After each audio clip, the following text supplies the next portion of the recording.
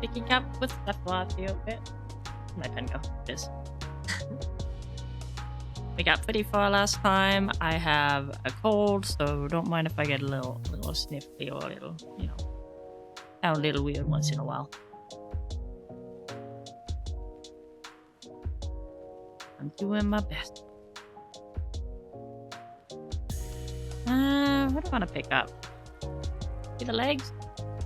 Oh, I also found a new place for my camera to go. See how the tracking is with that. It's been really hard to find a place for the art streams for my camera to sit. The game one's easy, it just sits on my desk. When I'm drawing, I have this big ass tablet in my way. Here's a little lap.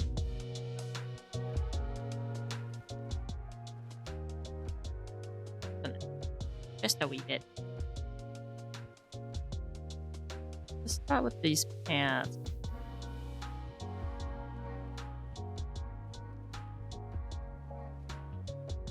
Figure out where they are, 'cause they're over top of the line art. Eh.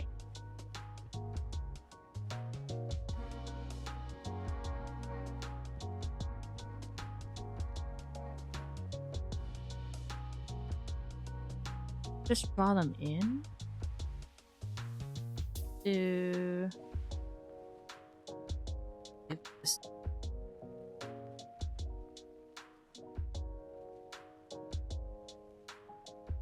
That'll do it. Alright.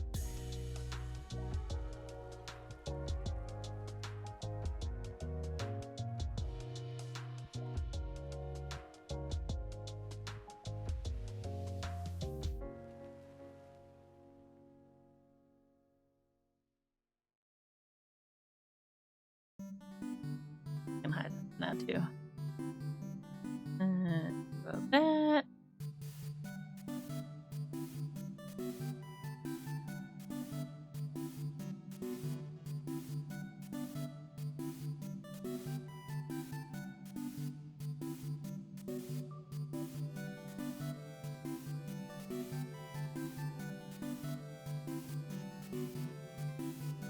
Oh, I went too far back? I did go too far back. Invert that again. There we go. Thought I had it all set up and then it just wasn't doing anything. What? How you doing today, Welsh?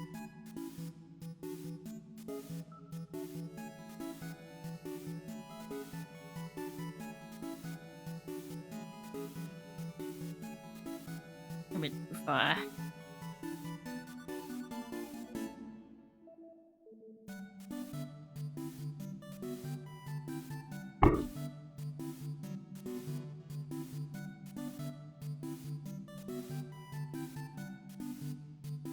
Nice thing is where my camera is now, I can move the tablet around a little bit and not have the camera move so much.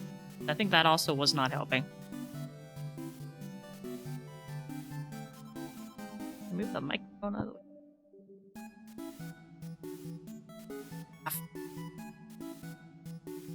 Half.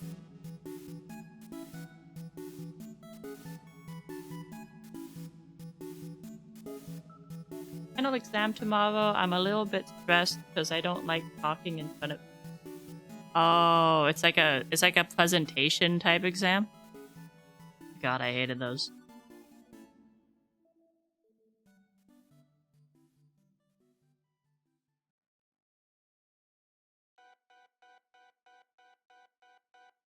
Anytime I had to present in front of like my classmates, it's like I would just run over exactly what I have to say in my head over and over again, and then I would just go like up there just like a robot, just recite the entire thing, and it usually worked out.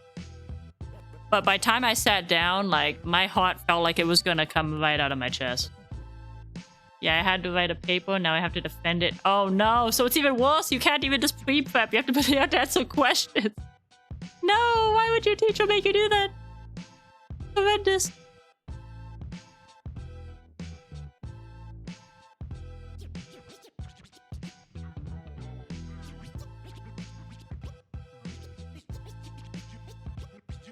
Sounds awful, but I'm sure you'll kill it. I feel good about it.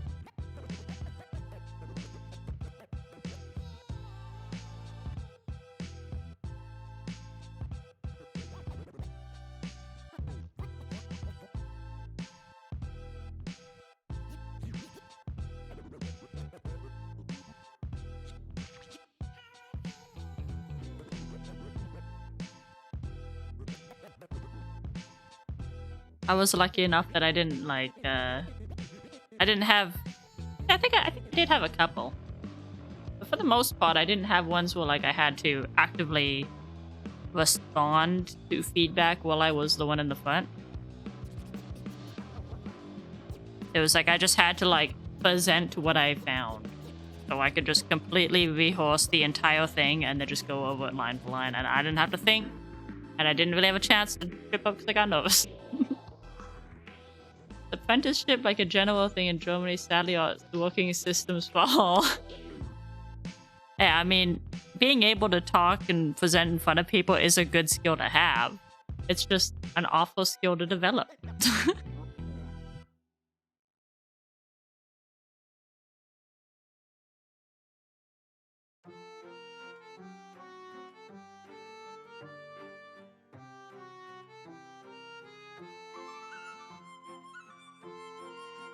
Real goofy. Hey. He's got a very baggy pants, so I can just kind of bag him out a little more.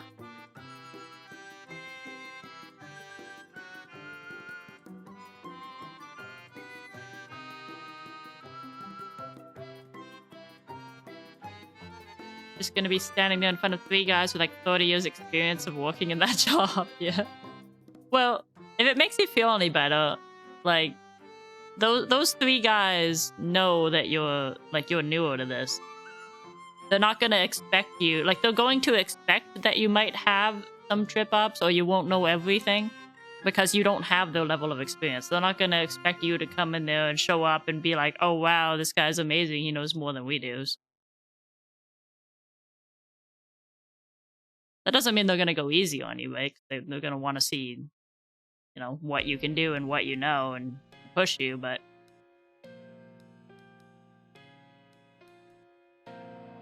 I wouldn't expect that they would be too harsh on like how they critique your performance.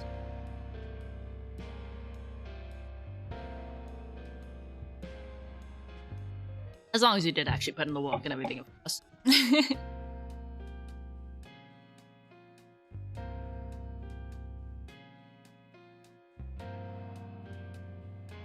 Yeah, no, that sounds incredibly nerve-wracking. It would destroy me.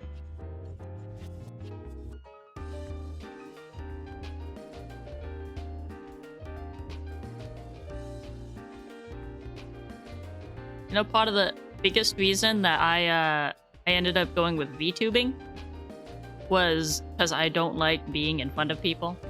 Like even when it comes to like pictures or video cameras, I don't even like being on camera.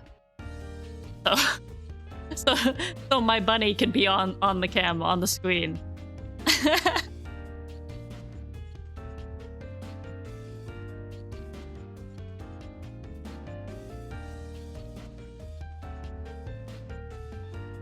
Where is... I feel like I'm losing the boots here, and that's why this looks weird. Where does boots be?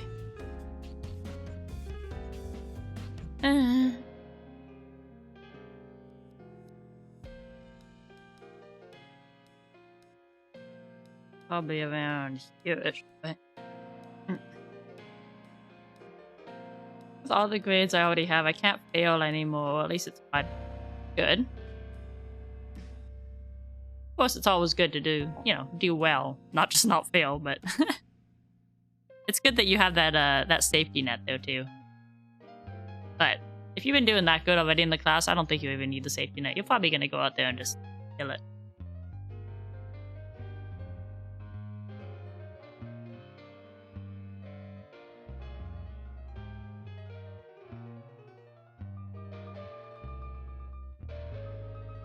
I'm redoing this Italian. This part's gonna be boots.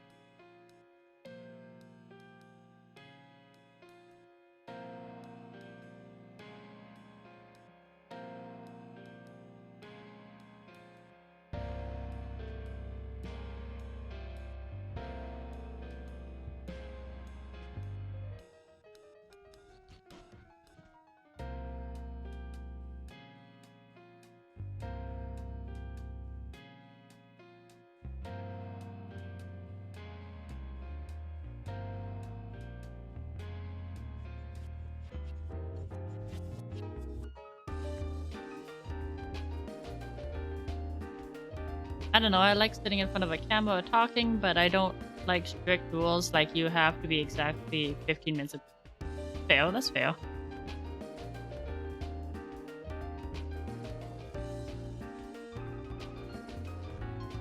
I guess this weird kind of pressure on you, like, and it makes sense that like it feels weird because nobody normally, like whether you're at a workplace or just like talking, nobody ever has like a time limit on their speech generally.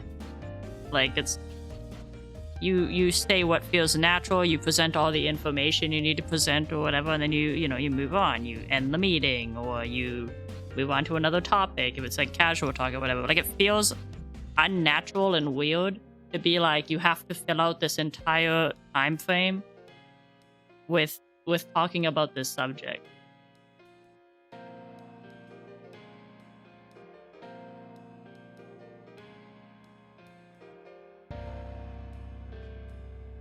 Well, it's like, oh yeah, meeting.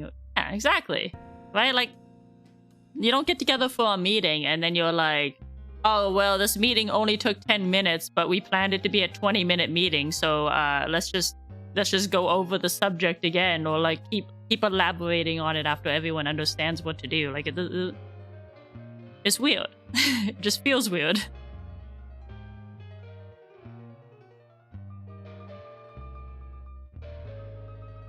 I think these pants are gonna like feel a little weird too, no matter how I draw them, just because they're so you can see so little of them.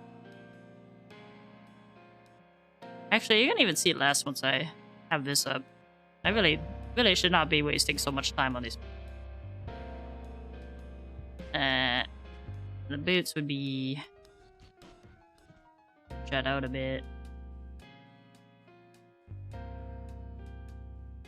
Just I'm not gonna waste 5 years on these boots that you can barely even see. Belt, as belt, more freaking belt. I love my 10-minute meetings where everyone is like, anyone else have something? No, okay, bye. Yeah. Those are the best. I mean, actually, what I like the most is when somebody wants to explain something to you or needs something from you, and then they just send it in an email. Like, a lot of the times it doesn't need to be a meeting. Like...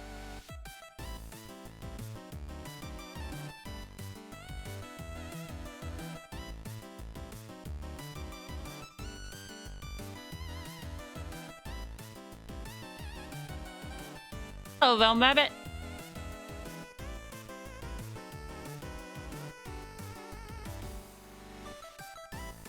Too many of those, yeah.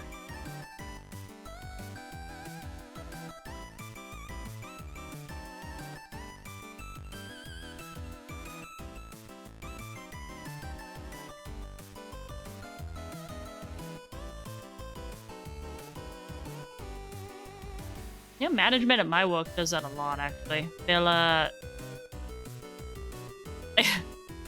They'll take really long excess meetings to like talk about what they can do to make the store run better.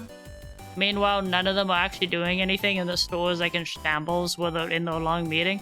It's like, wouldn't it be better to actually be out there doing things? Management's like, yeah. It almost seems to be the case, isn't it? Especially with like with middle management. I mean, like upper management is oftentimes really bad too, because they get so detached they don't know like what's going on. But middle management, it's like they have the skills of, or maybe even worse than the low level employees, but they like have the egos like the hot shit. It's wild. I feel like that's the case more often than it's not.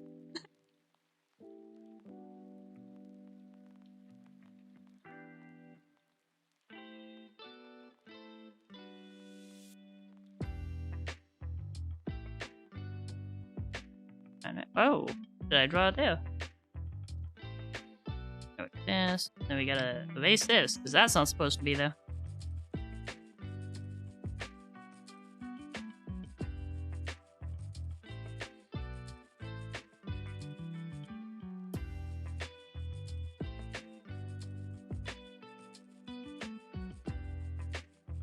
This feels like it's so close to being done, but there's so many little like doodads on his design that I still have to draw in.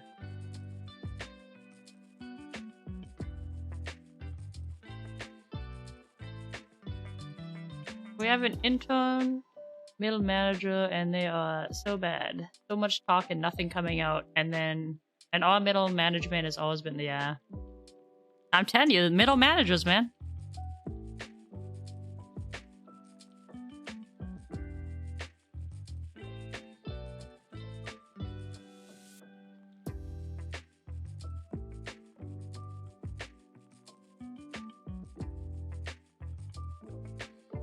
That's kind of like a thing though, right? Like a lot of times people will get like even like a little taste of power and it just goes straight to their heads. So in a sense, it's like middle management, like it's almost like a way of weeding those people out, right? Like I mean, I'm sure some of them do make it to like upper management eventually, but I feel like a lot of them just fuck up somewhere along the way because they're too cocky and they just can't.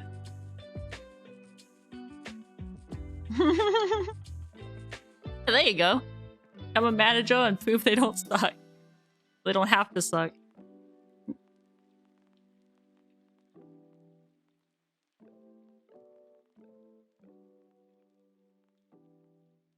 Also a problem when you get ones that are like they're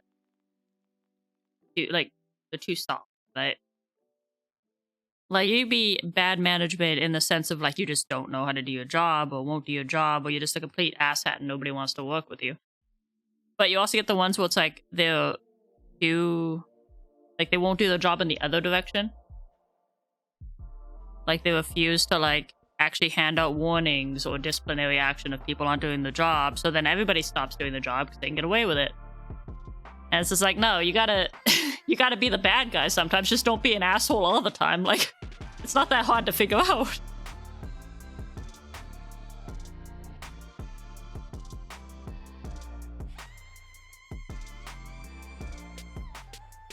The place I worked at before had some, like, really hard-ass managers, right? Most people didn't like them because they were just assholes. But they did do their job. And then when they left, the whole place went to shit, like, really quickly. Because the other management that was there would not, like, discipline anybody. So, like, everybody kind of just stopped working. So it's like, you don't have to be a jackass like those guys were, but, like, you gotta be willing to, you can't be everybody's friend either.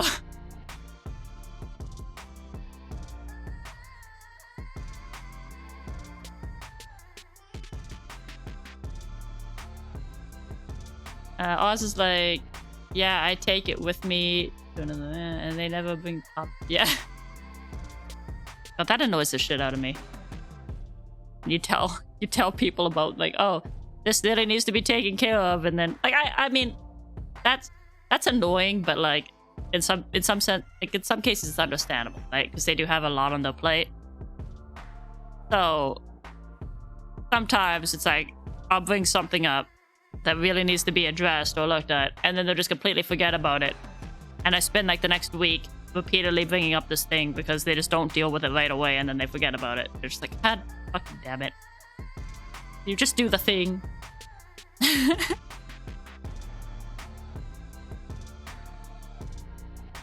But I don't get so, like, overall salty when they do that, because it's like, yeah, you're human, you forget things. But at the same time, it's like, if you just took care of it when I bring it up, you wouldn't have time to forget it again.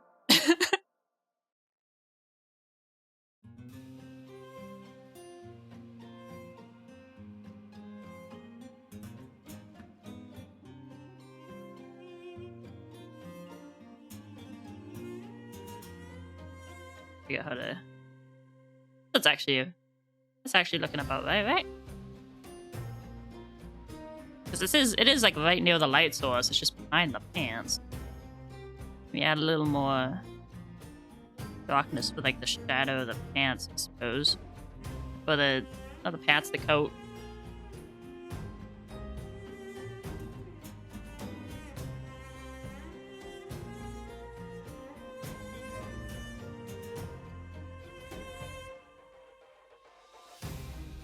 No.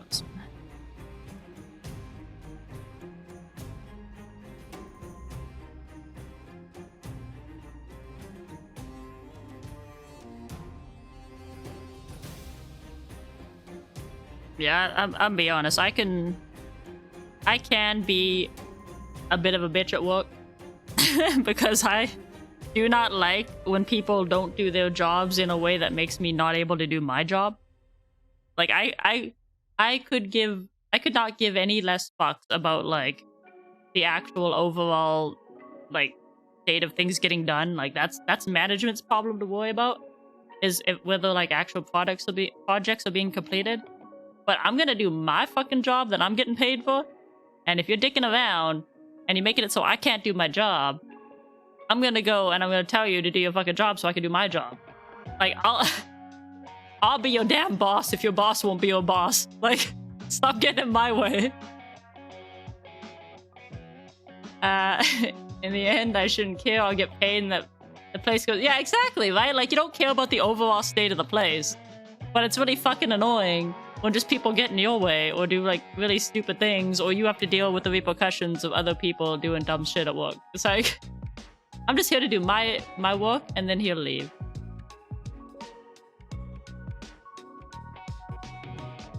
I would prefer to keep that private. That's alright.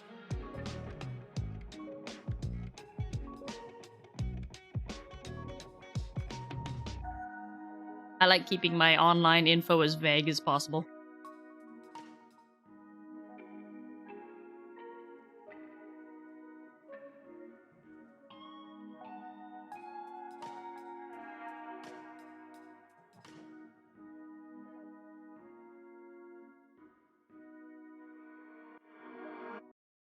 Which is actually, can I go off topic? I'm gonna go off topic a little bit. Because that made me think of like the whole I like never really understood the appeal that like some people have with like social medias.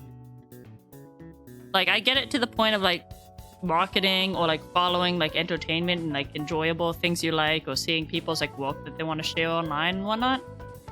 But like even when I was younger and people were like making like accounts on like maybe this is showing my age or whatever, but people were still making Facebook accounts, and then like there's people making Instagram accounts and all that shit. And like they would like everyone would be like pressuring me to try like, oh, you should make these accounts or whatever so I can follow you. And like I would look at it and it would just be a bunch of people I didn't like at school following a bunch of people that like I knew they didn't like either, because it would increase their follower numbers. And then like they're just posting about like their everyday life and stuff on the internet. I'm like, this seems really dumb and like a really bad idea. And I just never got into doing that. I actually made a jokey Facebook account once. It was a plastic skeleton, like a Halloween skeleton. I took a few pictures of it, like sitting there with like a bottle of like Fireball and all this stuff. I like, and then like I made like this whole little like bio like for its account page, posted a few pictures up, and then I just sent out a bunch of random friend requests as an experiment, and almost all of them accepted the friend request of this random ass plastic skeleton.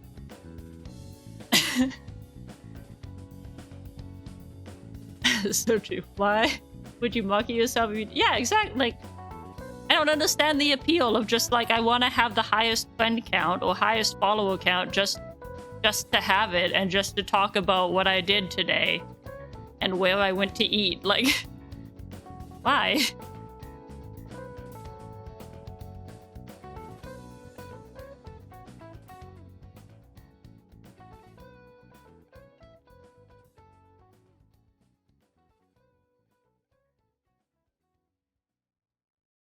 And then it's especially hollow when it's like people within my school. It's like they would become friends on like Facebook or on Instagram, and then like the next day they'd be fighting in person. Like, like you're not actually friends. So why what is this hollow ass bullshit?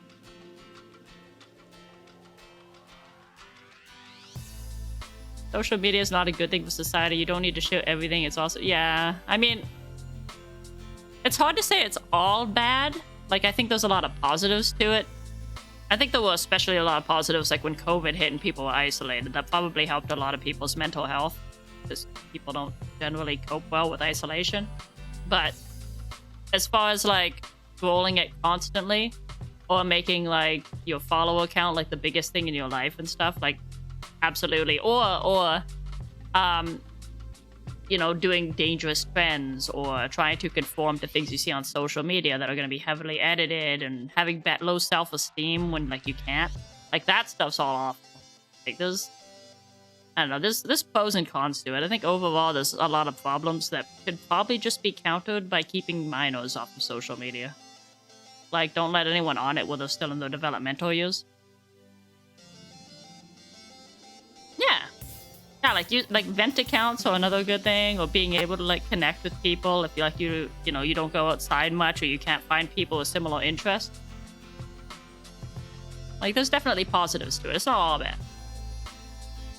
But I think for kids that are like particularly sensitive and influential, they probably shouldn't be on it. Like,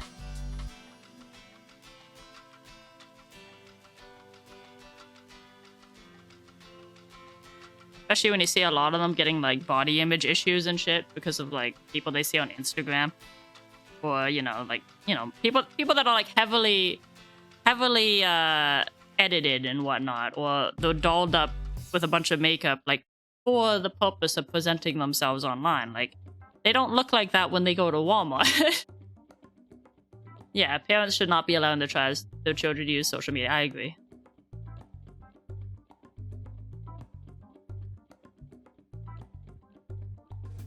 It is rather hard to keep them off, though, especially if you give them a phone. I initially got into Twitter just to try to connect more with some people I had a crush on in high school, but never used my real phone.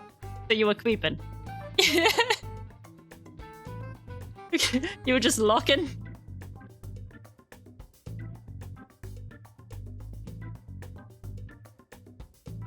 The Twitter lock. No, I guess he wouldn't be really. I guess it wouldn't really be. No.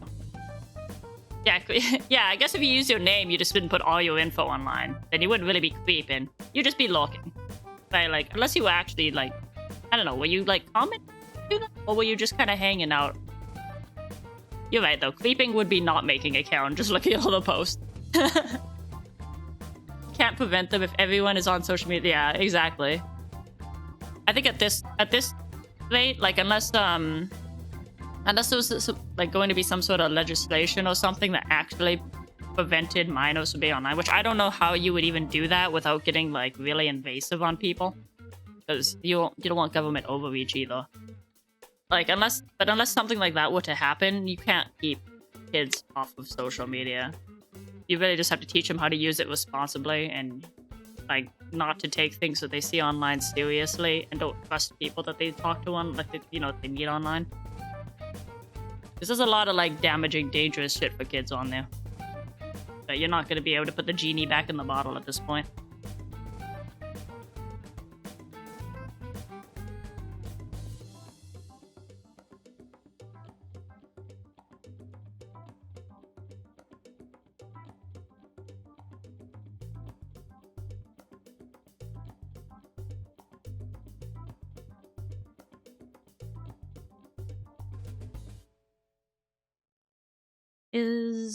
I have a this and I don't know where it is. What does this one look?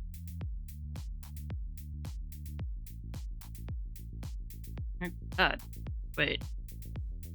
Oh, that actually. Okay, we can work with this.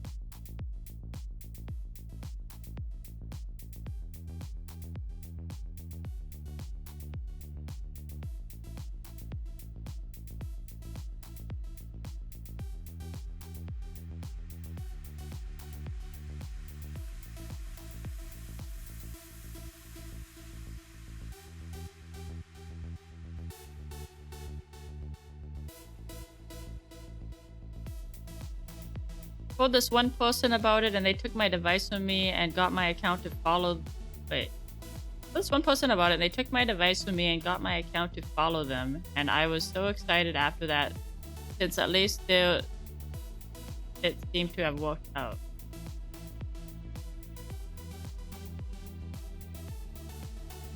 You mean like one of the people that you had a question?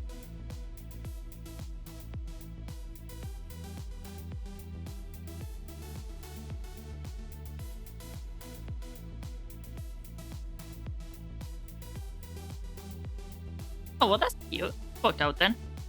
So was it like they were like trying to convince you to like open up a Twitter account then or something?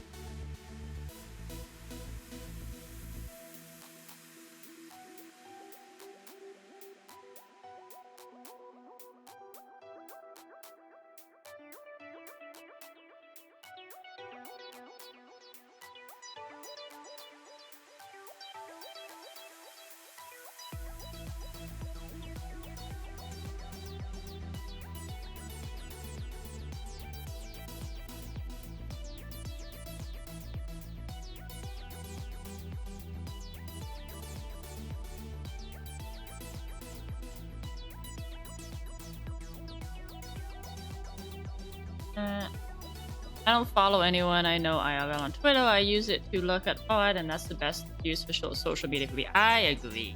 I enjoy looking at like art, videos, clips, like things people make. Although I also enjoy I think it's one of the best ways to get like news and stuff, like immediate updates or like just small things, right? Like obviously big events, there's like news stations all over the place you could get things from. But like small things like, oh, there's maintenance on like this server of this game I play. Let me go check that studio's account. Oh, okay, there's the maintenance schedule. Like it's just posted immediately, right? Like, or like news for like game releases and stuff. Right? Like small things that I want like immediate updates for. Twitter was awesome for that. Not sure if I did it on my own or maybe they brought it up to me initially. I told them I didn't have it. Pinterest is good at looking for looking at art. Actually, a lot of artists use it for they make their like collections on there for like references, and they'll just grab all like the little like images that inspire them or they think they can use as references for later pieces, and they'll throw them in little Pinterest folders. Pinterest is awesome.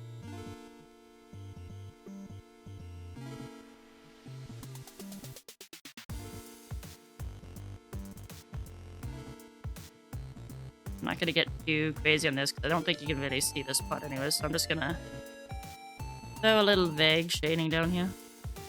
Some shape.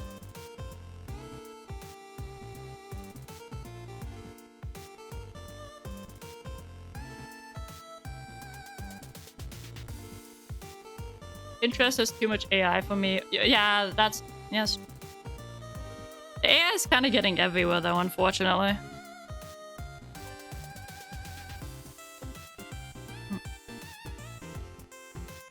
Another genie you can't put in the bottle, and I don't know what's gonna become of it.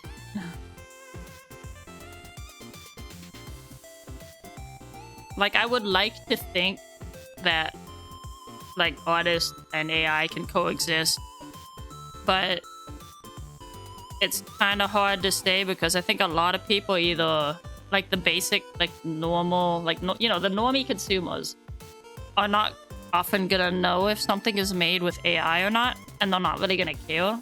They're only gonna care if the product is good. And then the company is only gonna care about the money. So... Oh, I had a cough there. I'm sick. Obviously from the stream title. Like, companies only gonna care about the profit. So... I'm concerned for the jobs of artists, right? Like some like people compare it a lot to the camera, which is silly to me because the camera does very different things from art, and they're both like they both take work. First off, to get like a good photograph, you had to put a lot of work in as well, but you use the photographs for different things, right? Like somebody doesn't go to a painter when they want wedding photos, right? Like they don't they don't really like overlap in what they do. Whereas like somebody who's hiring for a game, yeah, how do you I know, right? It's a stupid comparison. Like, but if you can get an AI to like roughly make you up some concept art or something, right? And it's like, oh, it's unique enough that like it's not infringing on some other like property that exists.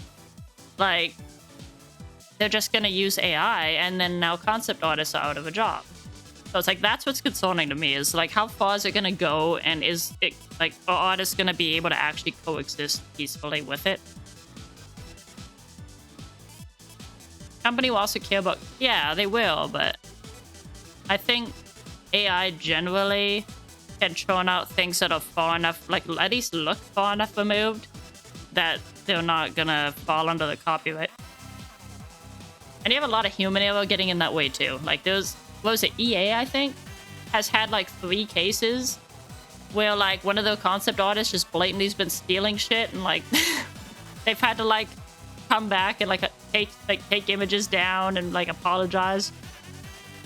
It's like, when the humans are fucking doing it, then it's not looking good. They're not, you know, it's like not making a good case for yourself at that point.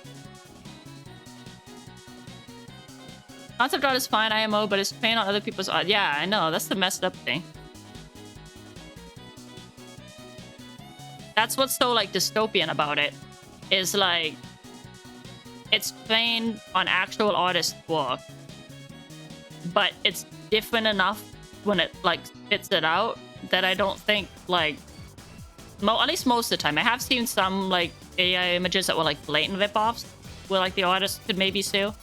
But in most cases, like, they're trained on artist work. They're different enough that you're not going to be able to steal over what they spit out. And then they're going to steal the artist's jobs out. It's like, it's fucked up. I don't know if there's like a world where like AI and artists are like coexisting well. Which sucks, because again, you can't put the AI genie back in the bottle now that it's here. Like, no, we're not gonna be able to fucking get rid of it, unfortunately. Much as I would love to. And you have AI creeping into other things too, like voice acting and whatnot. And it's really annoying. Like, AI was... Like, wasn't the idea of, like, automation to... at least the idealized idea, to get rid of the tedious, like, jobs that people generally didn't want to do or that weren't safe to do, so that people could, like, you know, live doing things that are more enjoyable or more creative pursuits. Instead, we're getting rid of all the creative pursuits so that we can, I guess, sit in offices and do paperwork. Like... or fucking go fucking flip burgers. Like, what is...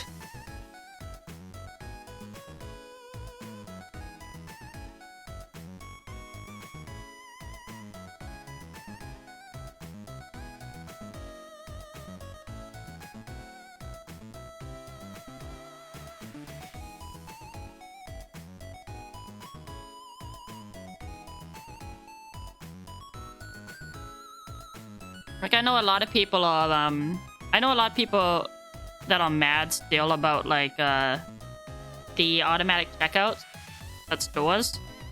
But, like, I don't hate those. Because, like, first off, you still need people to, like, come in and fix the machines. You still need somebody there to maintain the machines. And you still always have, like, 1 or 2 aisles open. That's a normal checkout. And it's like, yes, you have less cashiers on in any given day, because you have a lot of automated tills, but they're more convenient for the customer because they're faster, and who the fuck wants to live their life just being a cashier anyways? It's nobody's dream job is being a cashier. Like, find me the person who's like, I want to be a cashier for my whole life. Exactly. That's the kind of job you want to automate. And I'm not saying you want to automate, like, every, like, lower level job, right? Because people will need an entry point. But like I said, you still have some cashiers, right? And people who have to maintain the machines and whatnot. Those can be your lower level entry jobs. And then, like, you know, you keep some physical jobs as well, because some people don't want to be, like, doing creative stuff. They want to do physical stuff, right?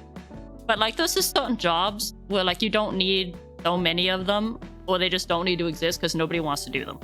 Like automate those jobs and the world would be a better place.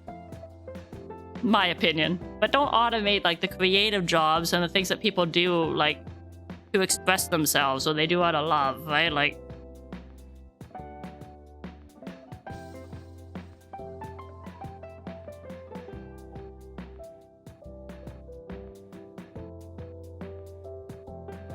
especially when you take something like, you know, things like acting, voice acting, like art.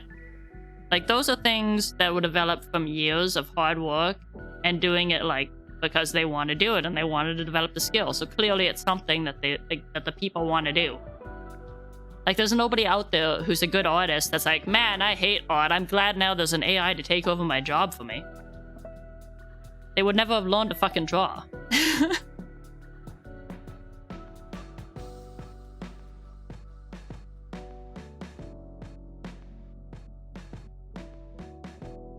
There are people out there thinking not needing to work anymore is a bad thing. No, yeah. That would be the dream, honestly. Like, if we could all just get, like... I don't know how exactly you would do this if, like... Because it's a weird scenario because having the government have, like, complete control over you getting this much money, like, every month, or you just get this amount of food every month doesn't usually turn out well. But, like... Let's just enter dream world for a second, right? Yeah, communism, yeah.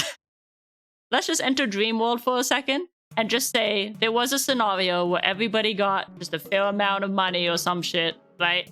And nobody had to work and you could just use that money to like live comfortably. You always had a house, you always had access to food, you didn't have to work.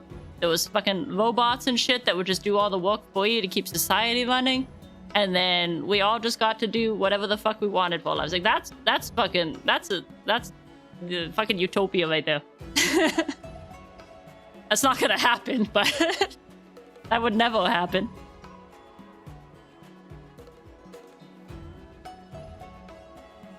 I feel like there's probably artists historically who hated art, but there's a lot of weird artists historically, true.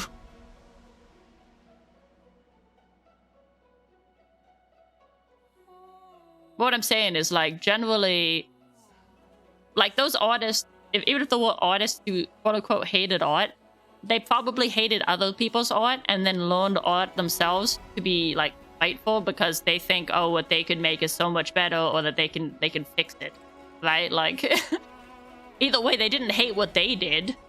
Nobody's gonna spend, like, hundreds or thousands of hours of their life learning to do a skill that they hate when they do it. Not after this end capitalist state, yeah. Well, I mean, I think the main reason that, like, something like communism will never work is because, like, people are just corrupt, right? Like, in order to have something like that, you need to have, like, a few people at the top that have all the power and, like, are handing out all the resources. And, you know, like we've discussed with middle management, a lot, like, the vast majority of people cannot handle even a little bit of power, much less that much power. It always, whether even, maybe it's not the first generation that starts it, but it always inevitably goes downhill. Because somebody's gonna get the veins that really shouldn't happen.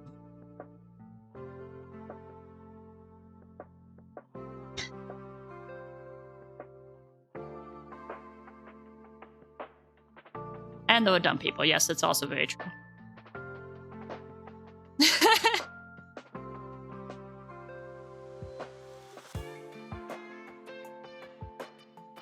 Oop, why are you tipping? Back. This is a too dark now. Unless I just have to darken the pot back here. Let me see.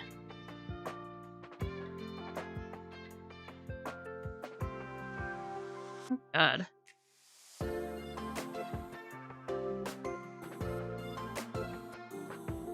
Kafka was a writer who wanted his work destroyed so he didn't want people to see it or something. He's just shy. Also, when you say Kafka, I can't help but just think of the Honkai Star Rail character. That name is ruined for me now.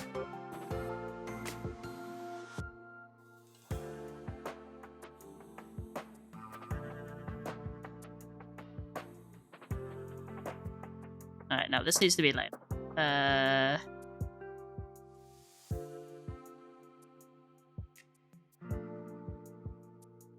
Degen brain rot, yeah. Yes, it is. Don't call me out.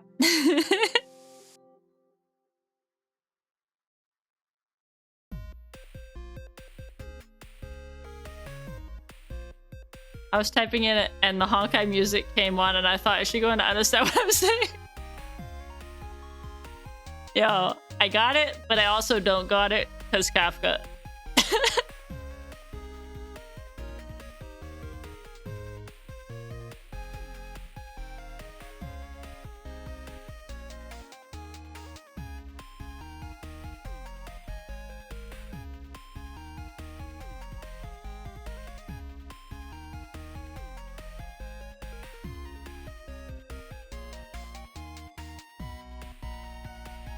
Yo, what's it?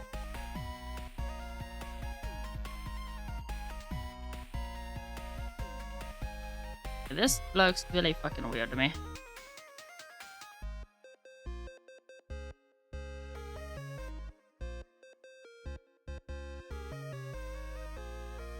Exactly, a lot of references for pants, baggy pants that are lit from the bottom.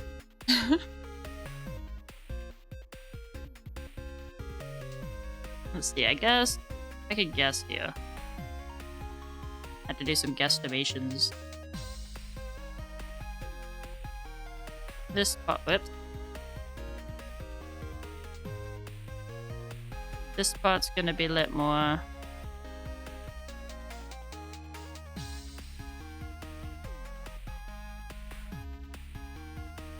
Alright. In the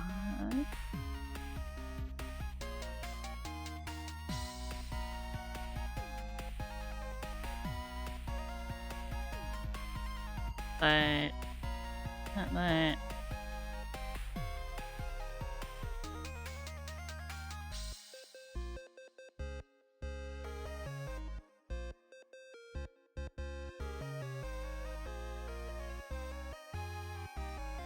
Another note on the AI thing, you can't even reference them for color or structure because they are complete mush. Yeah, true.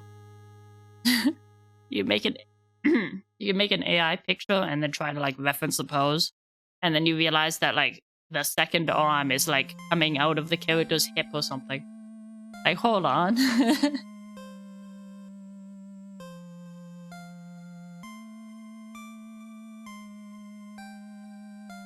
It is getting cleverer though, that's the scary thing. A lot of the times, I almost can't tell right away. Because it's like the deformities are getting more subtle. Right, like it used to be like an entire ass hand was fucked up. Now it'll be something small like, oh, the ear is a little warped or something.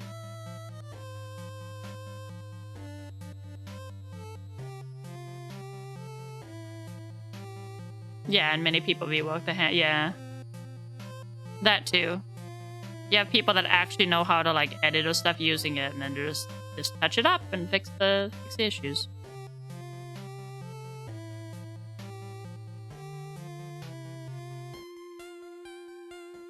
And now this is going forward too much. I think we're getting somewhere though.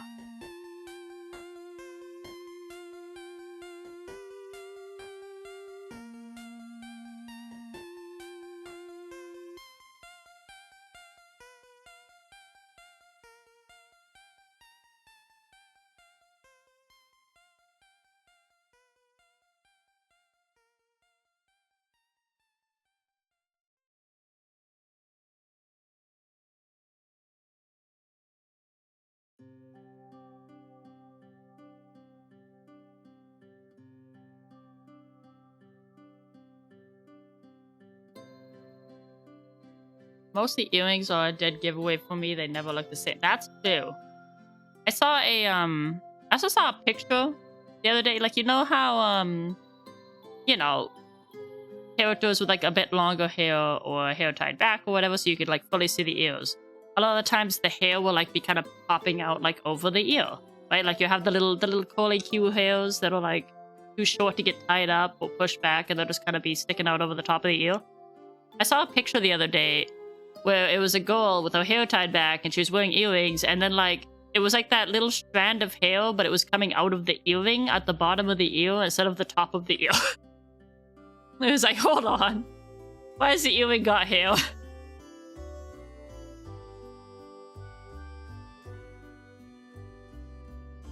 Writing is more secure than visual art because AI learns how to put the blocks together right away, not what the blocks represent. You can't get it making any new metaphors or meaning. There's no subtext. Visual art, one thing is, I think it's too difficult to get AI to generate very specific things properly. No, like, I mean, have you been, like, paying attention to a lot of the shows and stuff we've been getting recently? Like, they're written terribly. I would not be surprised if an AI could write, you know, as good of it or better shows than what some of the writers recently have been putting out. Not to throw shade, but yes to throw shade. And also a lot of, like, artwork does have, like, you know, meaning and feeling behind it too, right? Like, there are some that it's just made for work, right? Like, you know, you're working on a video game and boss says, hey, I need you to create, you know, an orc warlord who's also, like, proficient at using magic or something, right? I think I just described Thrall. But, you know, a real concept artist comes up with Thrall. But if you gave that to, like, an AI and just, like, had it spit out a bunch of things, you could probably just come up with something for that. But like, if you're actually trying to draw something that has, like, meaning or makes the viewer feel something, like, that, an AI can't do that either. If a shows would be good enough, I feel like writing is a... Yeah. Yeah, it seems that way, doesn't it? Some of the stuff that they're willing to put on TV, just to put anything on, though, I guess, as long as it spews whatever message we want to put out.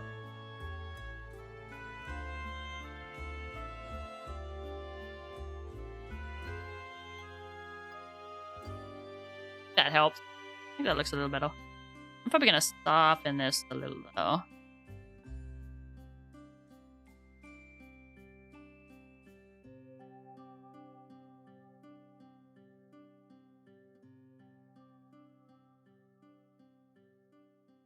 It's always the meaning behind it. Like, draw fan art for something, good luck that it not sucks. Yeah.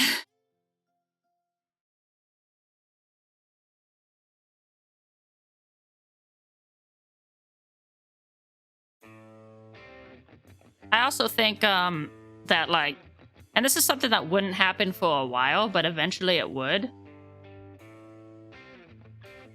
Let me calibrate this a bit.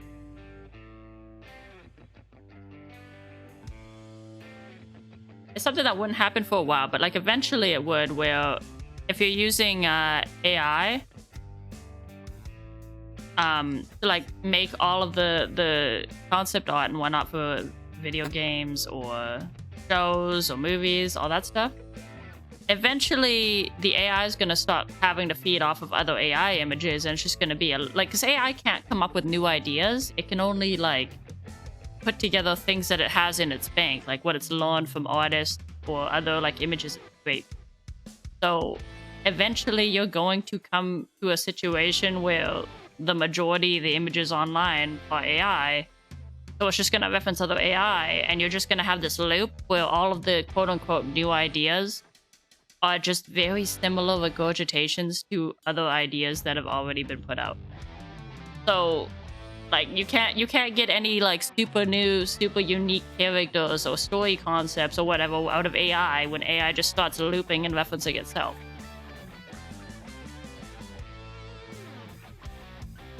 Obviously, that's a more far-off problem, though, because there's a shit ton of, like, human-made references online, and, you know, until humans start getting forced out of the space, you're not gonna really run out of that stuff.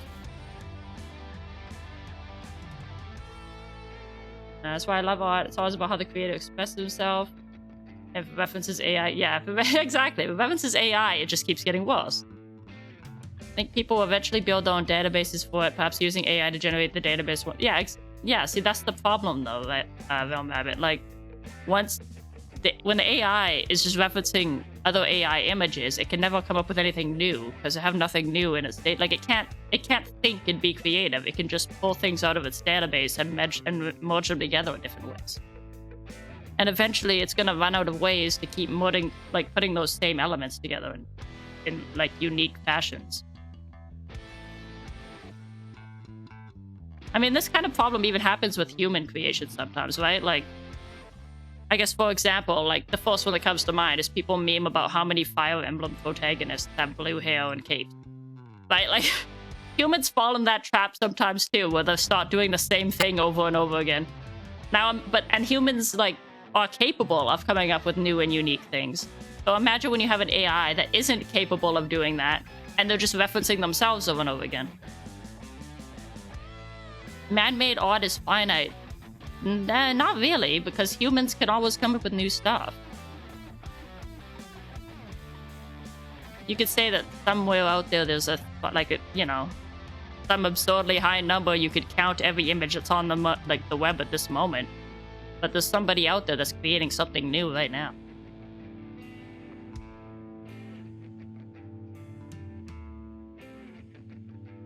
Yeah, everything that has been produced at this moment has a finite number of what's been produced, but more being made. I'm just saying that AI can never come up with a new idea. It can only reference what it knows. And like in the long term, if you forced humans out of the space, and AI just eventually had to like have its own AI-generated databases or just loop around and start referencing itself, you're eventually going to start stagnating on ideas and designs because it's just going to be able to reference the same things it's done before.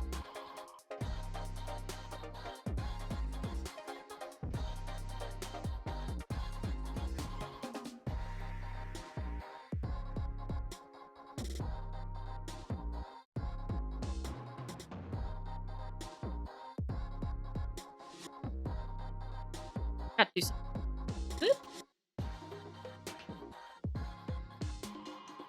turn that light on, that might help with my tracking a little.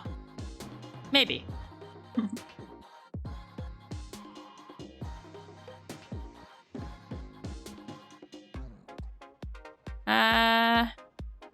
You think those pants look okay? I know, they're so close to the lights, but I gotta figure out what the hell I'm doing with them.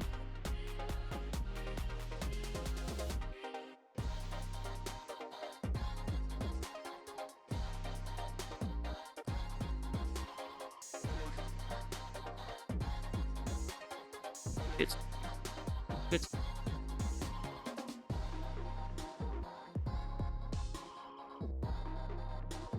I'm not sure if you had a large enough data set via a large enough hard drive and enough generated images. Eventually, it maybe involves so many images that you never notice any repetition. I mean, yeah, that's possible.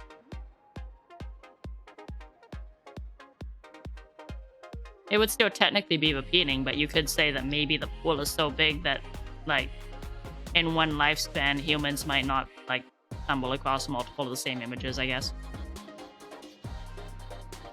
But again, that's looking pretty far off, too, to try and get to a place like that where there's that big of a data set.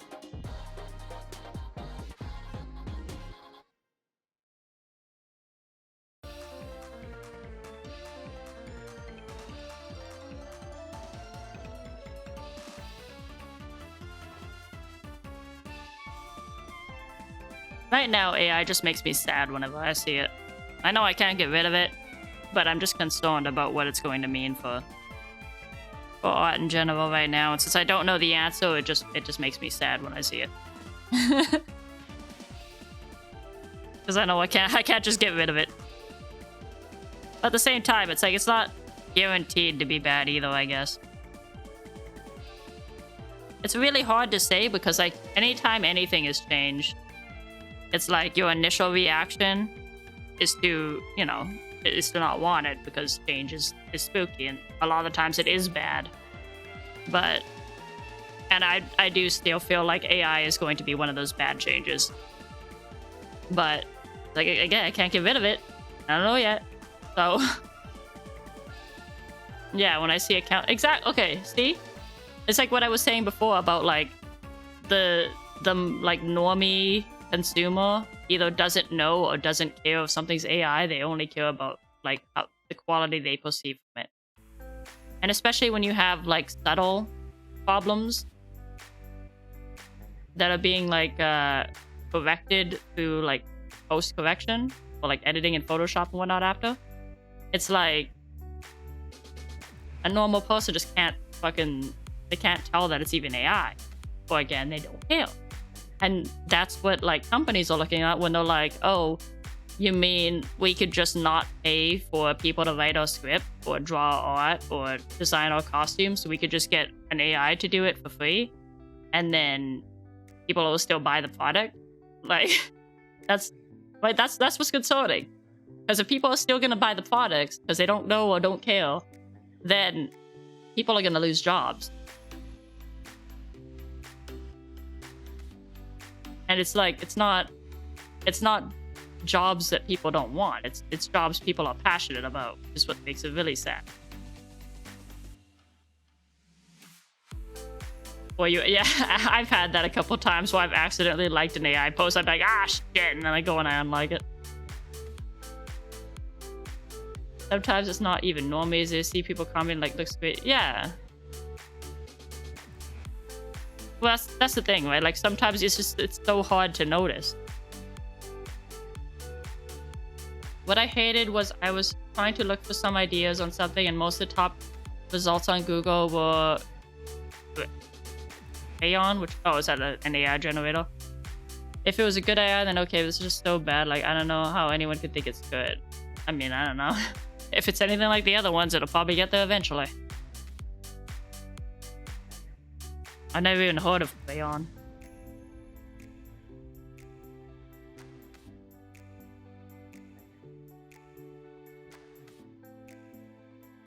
That's probably good enough, right? For the pants? I might have to go back to that later. I don't want to spend all day drawing pants, though.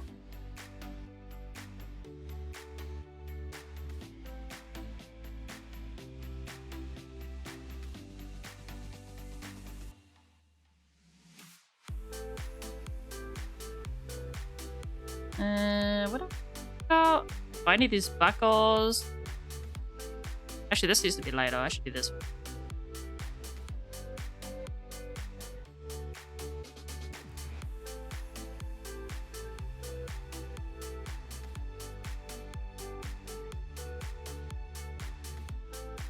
These are supposed to be like white.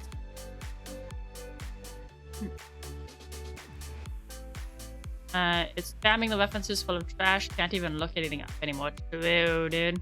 It's so hard to find a reference and shit that is an AI. I don't think it'll get there. Hey, I mean, people were saying that about the ones that are good nowadays, right? Used to be that they couldn't draw hands without them being complete blobs. They couldn't draw like body shapes without them just melting into other things. AI develops terrifyingly quickly.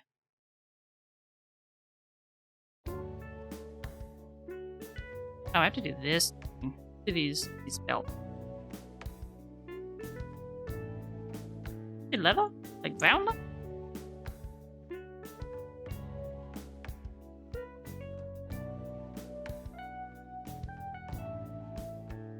They look black in this one. They look dark. Okay. Inconsistency. Let's go. They're either brown, dark brown, or black. Go with the dark.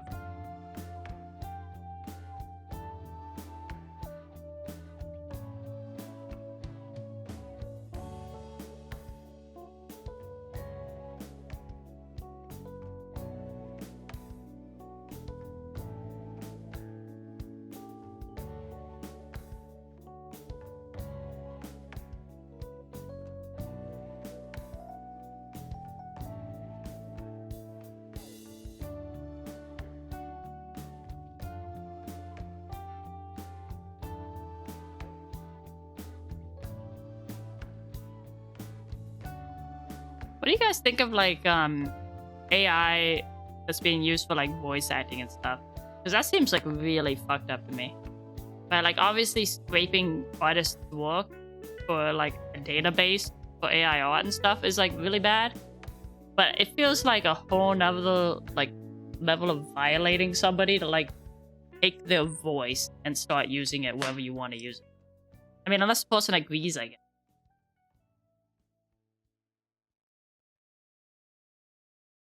Seems like a lot of the voice actors did not agree to such a thing, judging by how they're upset by it.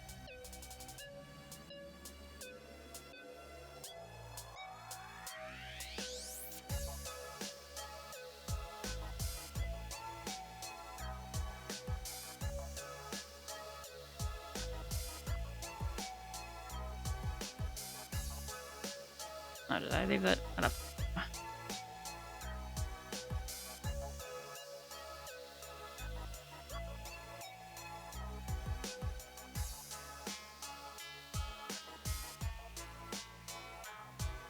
Yeah, I don't know how... I mean, again, AI evolves quickly, so maybe it will someday, but it seems hard to imagine, like, an AI actually being able to imitate a good voice. Because, like, the kind of, like, emotion and shit that a good voice actor could put into a character... Like, how are you gonna get that out of a robot?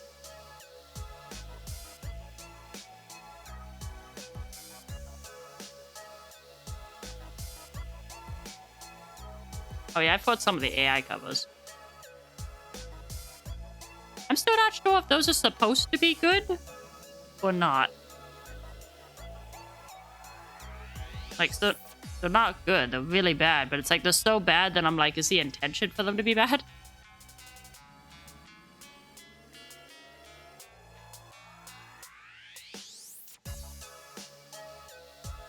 Yeah, they're just for fun. That's the thing. It's like I don't mind so much. Hey, my way. I don't mind so much like people doing something like that for fun. But when it's like you're trying to replace people's jobs with like really shittier versions of them voicing like anime and video games and stuff, seems like everybody loses in that situation, except for I guess the company. Like a lot of people use robot sounding voices for covers of songs of Japan. I don't know what about it, but it predates AI. I'm not sure. I don't think I've ever heard any Japanese robot songs.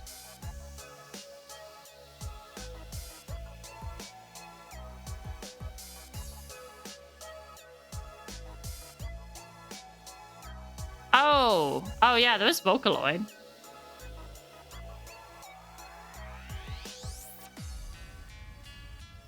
That's not AI though. What that is that's like they made this programs that like have different voices where they're recorded like making all like the different like sounds and whatnot.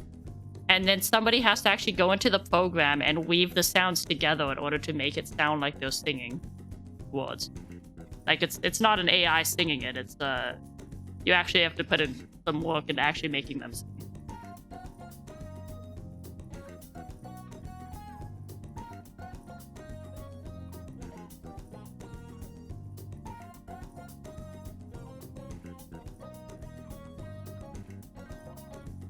Clicking on the wrong thing, damn it.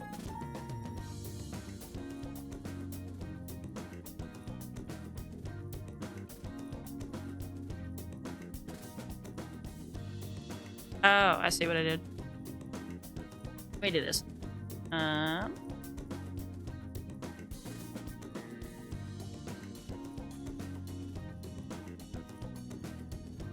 There we go.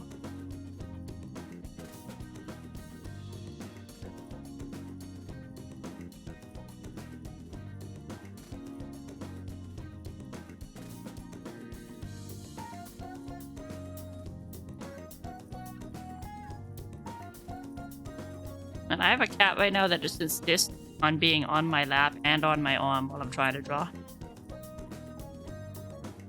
She's a very cuddly bean, but she's very much getting in the way.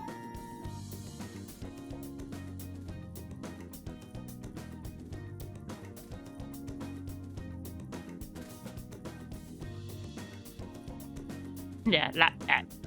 He has finally sat down. Actually, you know what? Hold on.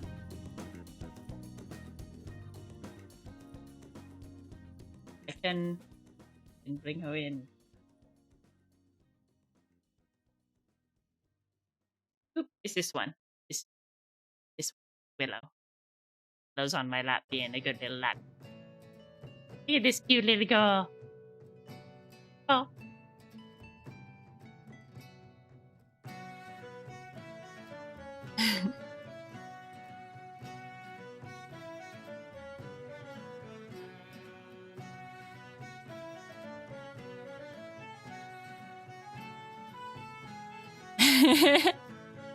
Oh, she's so cute.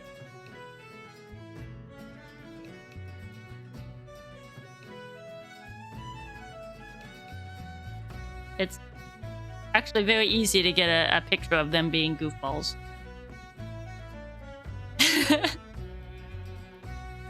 Just dragging them around. You know what? We can hold on. Gonna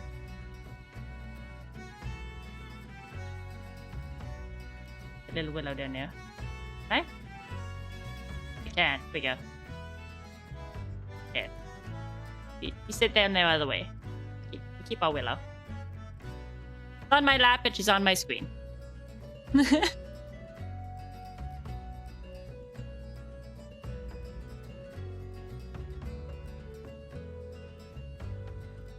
is going on with this freaking cow, man?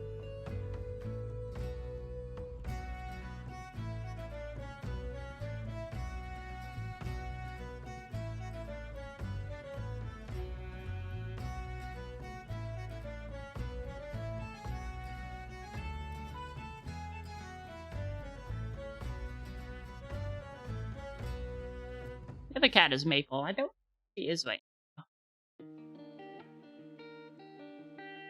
She's pretty goofy though too. She does so they have this tree, like a big old like cat tower tree, and she'll like jump up on like the platform on the top, but she'll jump on the bottom part and just hang them upside down. Oh, it's spider catting. And she'll just do it repeatedly. Like she'll jump up, she'll hang though, she'll climb on top of the platform, then she'll jump down, and then she'll jump up to the bottom of the platform again and just hang them again. I don't know why she does it, but it's hilarious. Just wants to be upside down.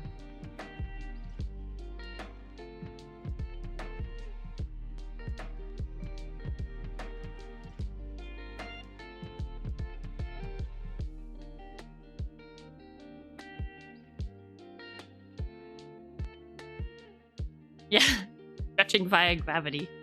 True.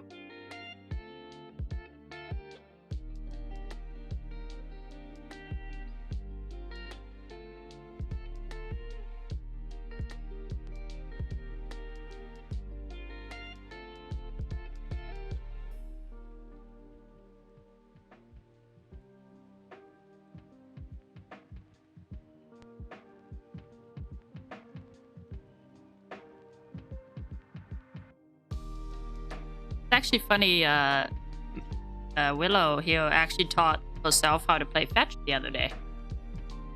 It was literally... Okay, I was chilling with a friend. We were catching up on all the episodes of Freeman that are out right now, the anime. And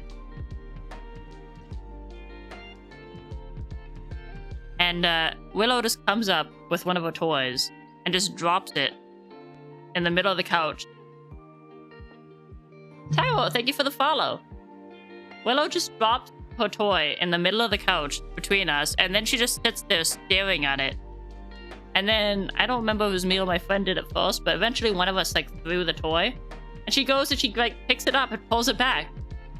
Like literally just straight up playing fetch, and then like we threw the toy again, she just keeps doing it. For like, for literally like an hour. While we were watching this anime, we were also playing fetch with this cat. I was like, yo, I didn't teach her how to do this.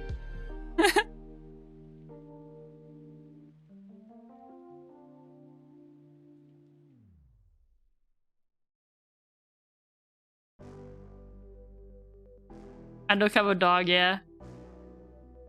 I accidentally installed dog software on my cat hardware. Didn't help.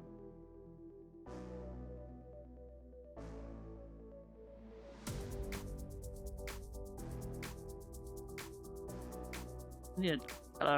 Yeah.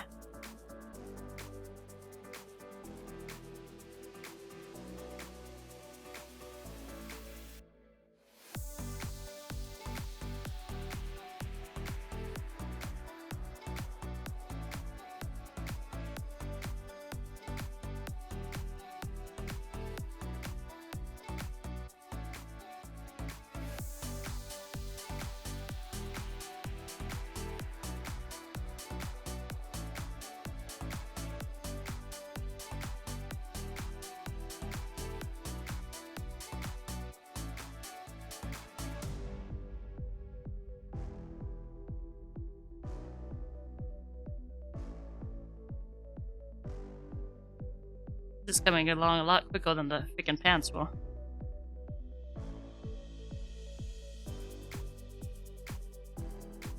Night, Welsh. Thank you for stopping by. Have a good sleep.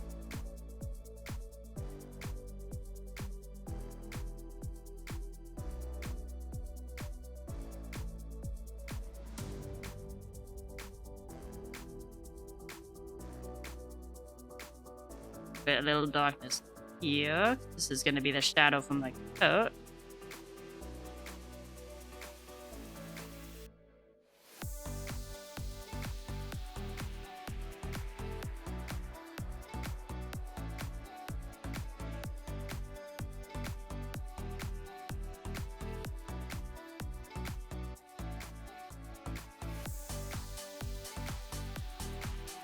We look in.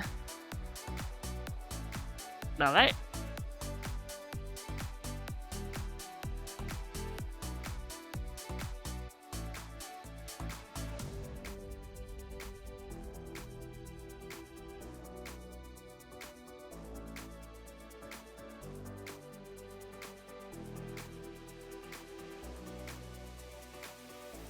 Probably I should put on here because I don't want to kill a cute bastard.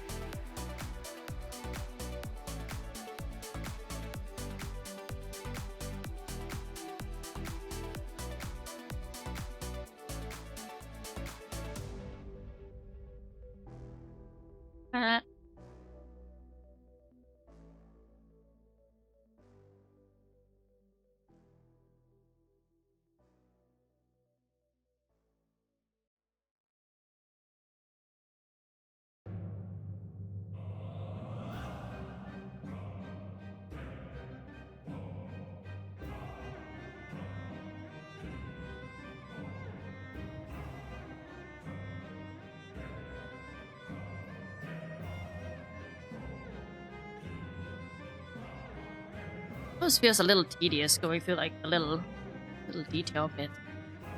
It's gotta be done. At least not as much as freaking shoulders. That actually killed my vest. I don't know who needs that much unnecessary detail on the shoulder pads.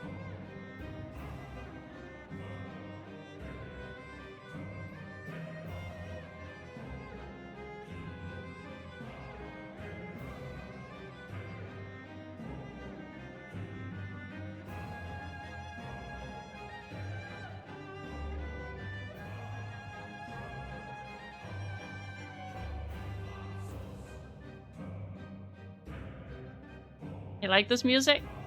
It's a good one. There's a lot of good music in 14.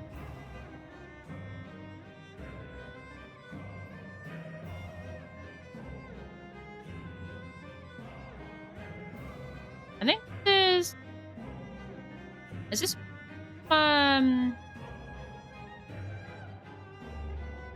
this one's from what the hell is that called?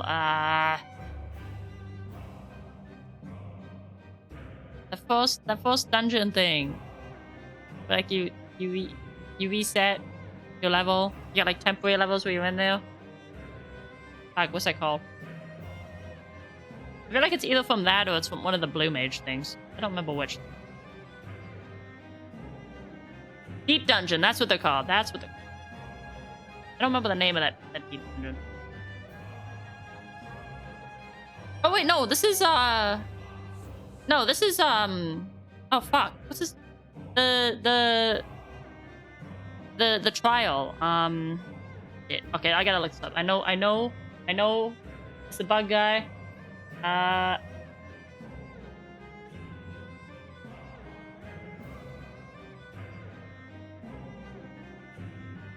What was his name?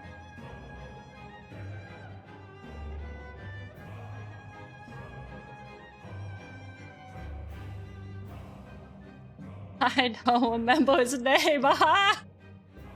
It's the bug guy with the dual swords and he does the wings.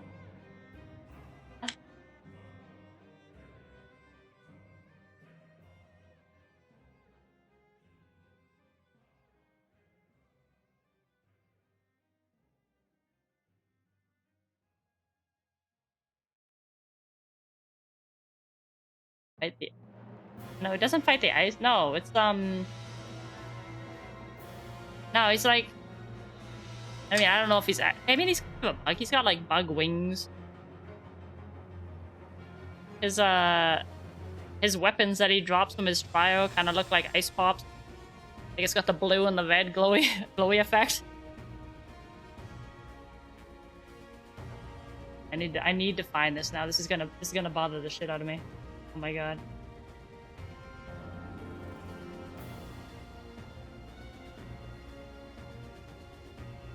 Just like a files and then it should be on the list.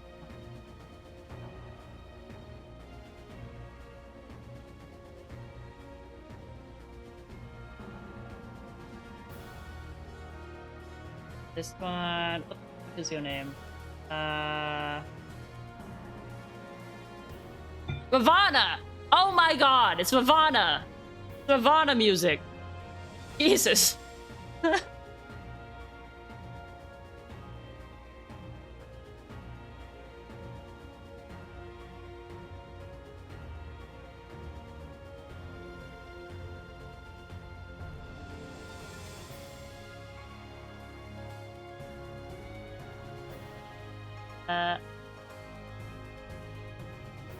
This guy. It's this fucker. It's his music, but like the armor no lyrics version.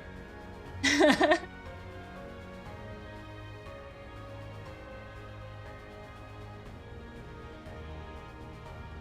my god, that was driving me nuts.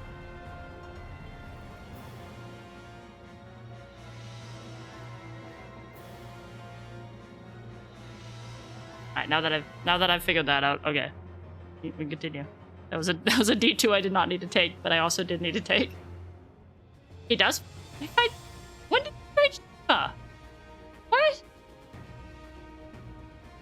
I do not remember him fighting Shiva.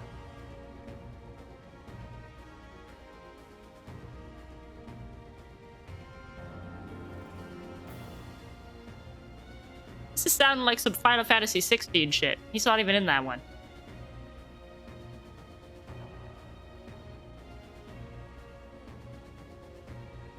I mean, I wouldn't be surprised if Shiva gets wrecked. That seems to be a recurring theme.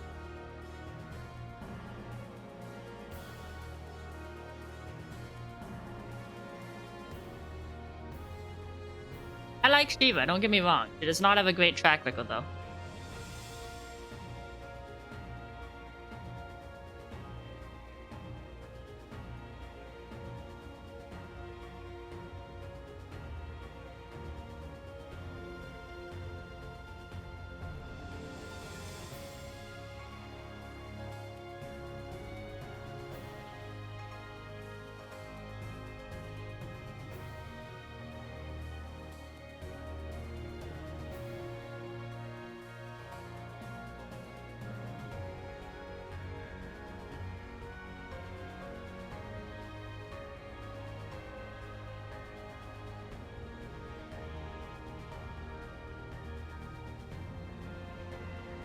What song I was thinking of when I was thinking of that deep dungeon though. I think I was thinking of the one that my car won't come out because I just wanted when I have that one out. Because I know that one's from the deep dungeons.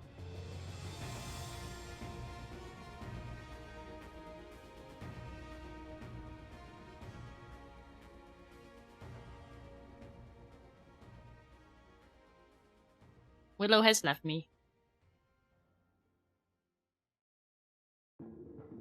No Willow. Decided she's got better places to be now.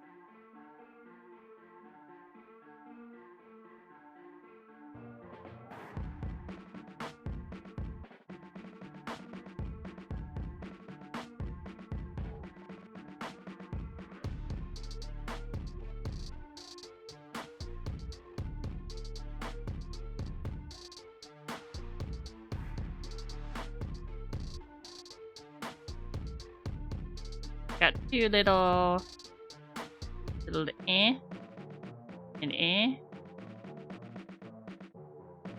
yeah.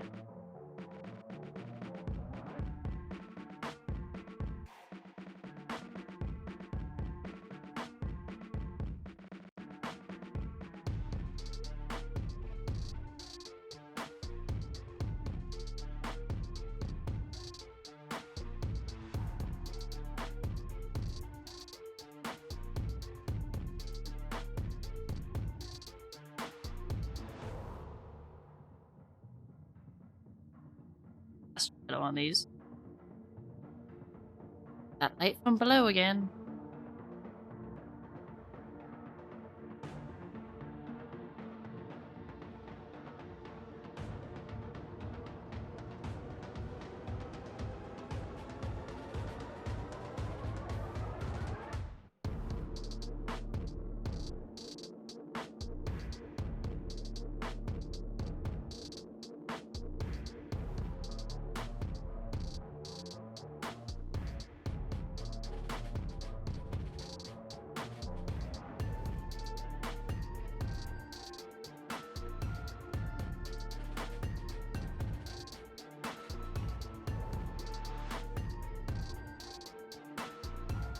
Been watching that anime, The Eminence in Shadow, a bit. The story seems iffy so far, IMO, but everything else seems pretty good. I'm looking for that one.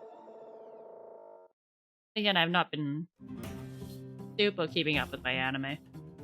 One of the main reasons I had to watch Frieren was because I've been seeing it fucking everywhere.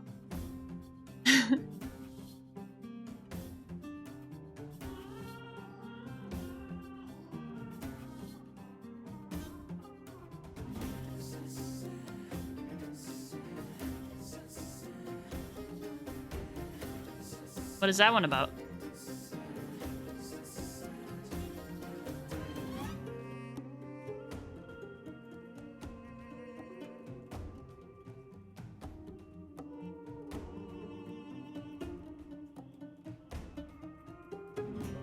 Big on that one. It is really good. It's not complete yet though, but it is good. It is good.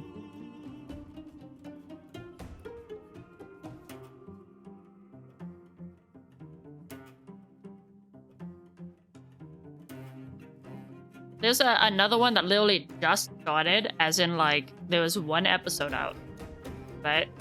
And I only watched. Actually, there might be two now. Well, the second one's coming out very soon, if not. But anyways, as of released, you know, the other day when I watched it, there was only one episode. It's that new, and that one episode already has me so invested. It's an adaptation of a manhwa. I probably butchered that, but like a Korean manga. It's called Solo Leveling, and oh my god, I want more episodes of that to come out so bad.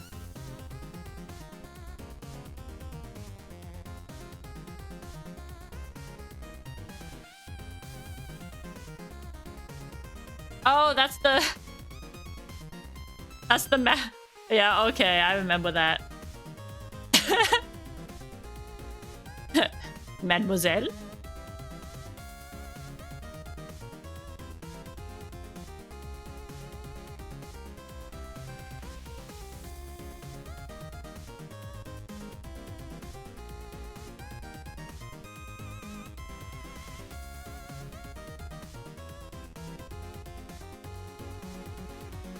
Looks pretty good, I think.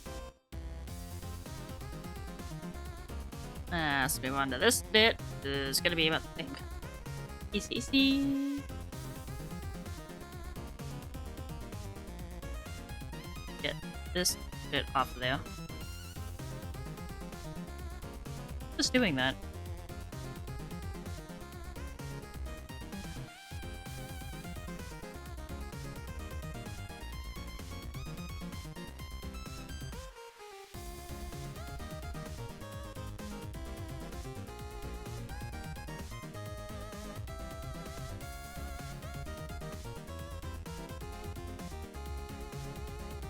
This is the problem when you have 5,000 layers and none of them are named well.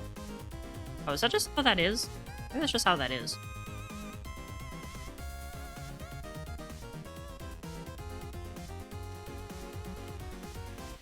Now. So then.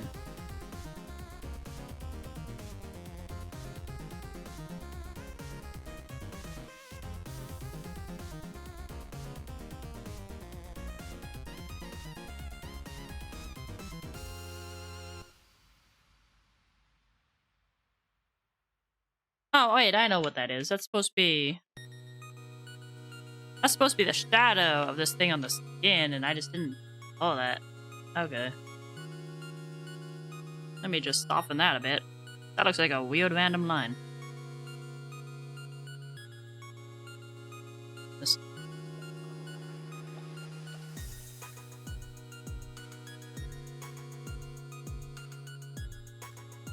Oof, I have no idea what the fuck I'm doing. Yahoo! Alright. There we go.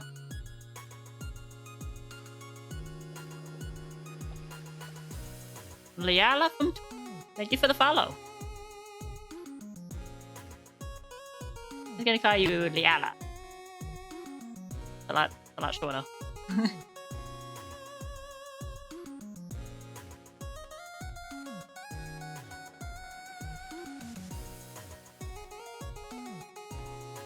I have that jutting out. Weird things going on here.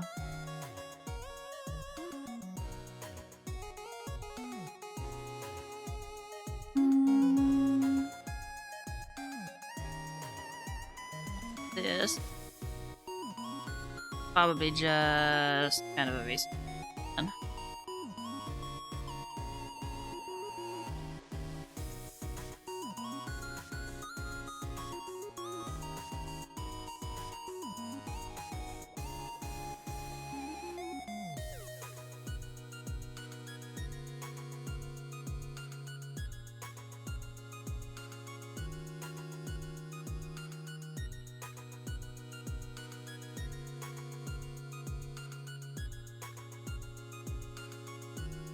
Why does my freaking...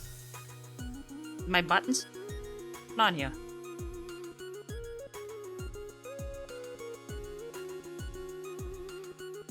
I'm not hitting the button. It keeps going to the freaking eyedropper tool itself.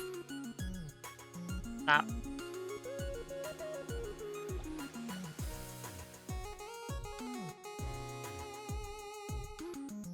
Maybe start this damn remote. When I watched JoJo's Bizarre Adventure, I thought one of the characters was Sephiroth. It could have been. The designs in that show are wild.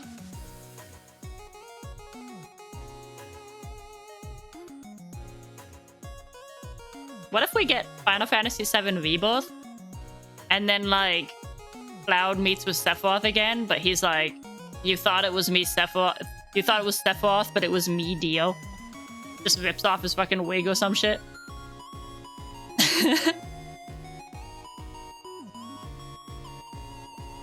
How about you? Are you gonna let me fucking draw? Bruh. Hey, doing this? Hey, what am I...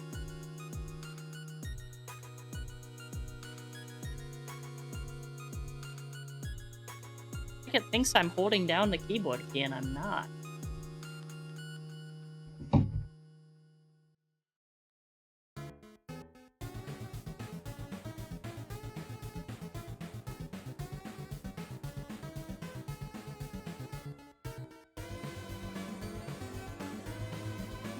Stop that goal and few and makes me think of Tsukasa from Hackstein. Man, that's a callback right there. That's an old ass anime.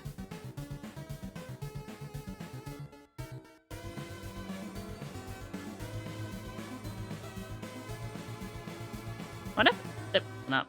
Alright, hold on. Technical difficulties. I'm gonna try to restart this fucking program. For some reason it's just locking me into eyedropper tool.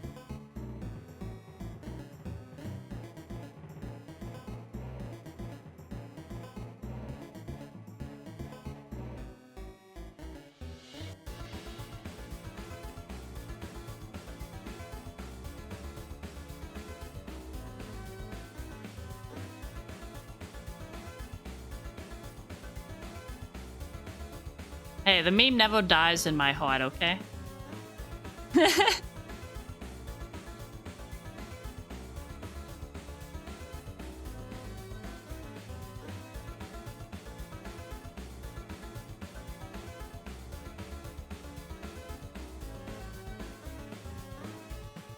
And drag that down.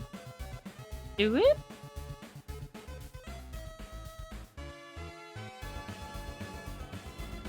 People, yeah, see? Nobody can tell you when you have to stop using a meme. Just like nobody can tell me I can't have pasta for breakfast. I do what I want, damn it.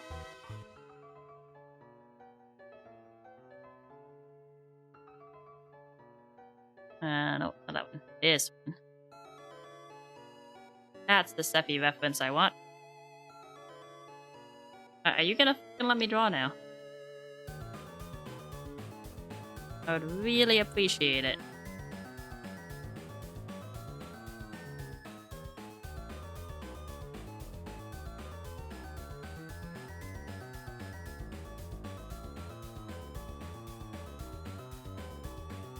Oh, it is awesome. Okay, so it was an issue with clip.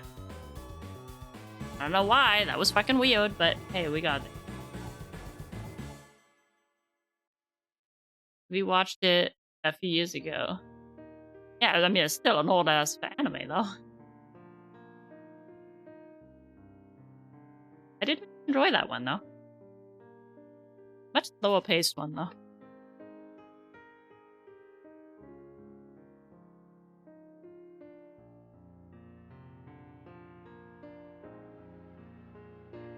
Oh, you know what else I watched recently that was, like, really fucking good? And I'm kind of late to this one as well. But I only just recently went through Oshi no Ko, and oh my god, that's a good one. Like my ears, cute. I knew I wanted to be a bun, but I refused to have small ears. There we yes. Fellow Oshi no Koas.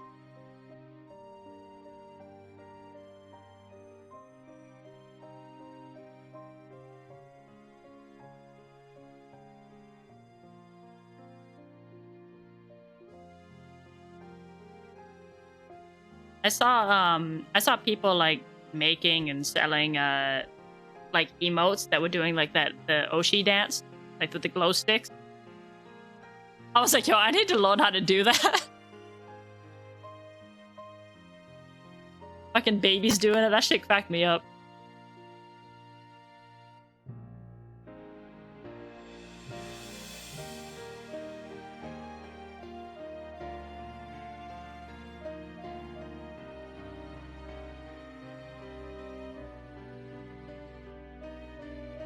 One of those. Oh, you make those emotes? Dude, those are so funny. I love those.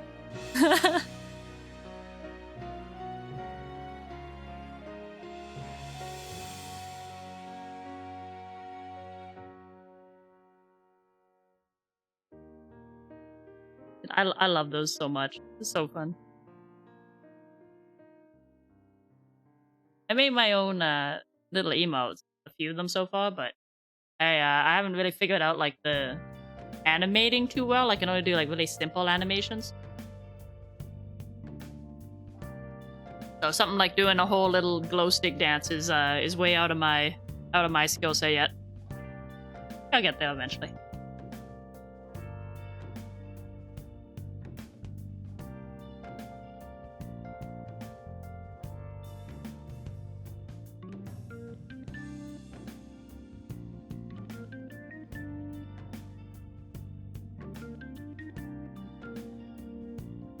Okay, Willow is back and she's trying to bite my stars.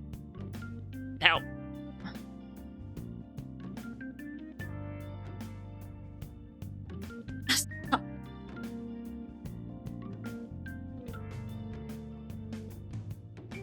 Just good.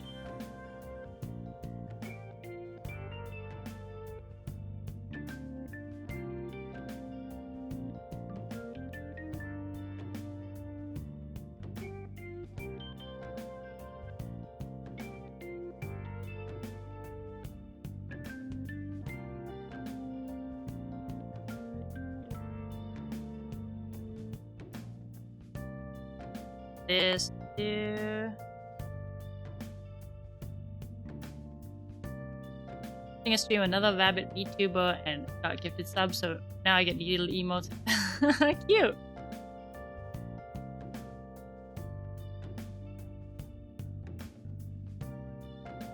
I do have a few little emotes from on my channels, but they're not animated emotes. And on Twitch you have to use BTTV because I'm not obviously affiliate or whatever on there. What do they call it?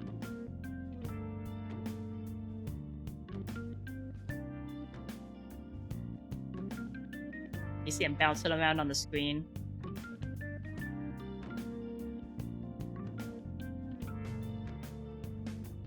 You do them on Twitch.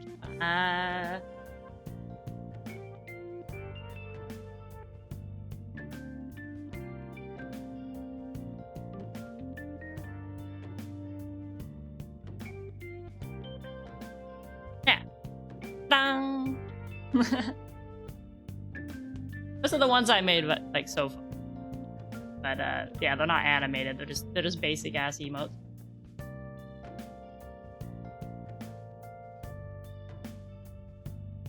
Unfortunately, though, since like you have to use BTTV, like the fucking Twitch ones don't bounce around on the screen or whatever, which is basic.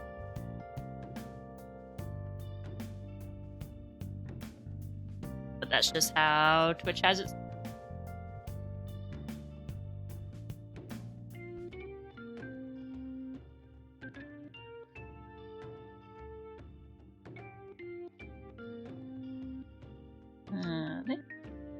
Maybe not that dark.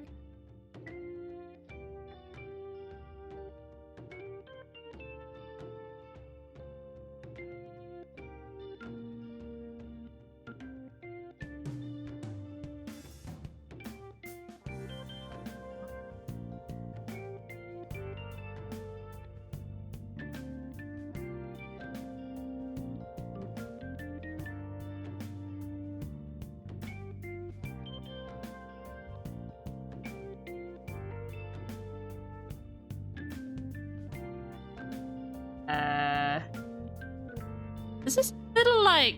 Hold on. What's going on here?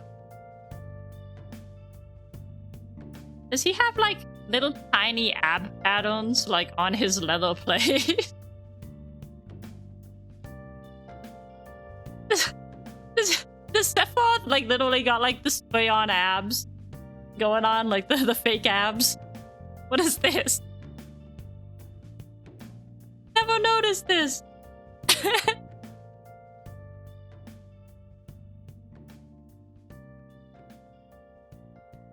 don't think the older one had that.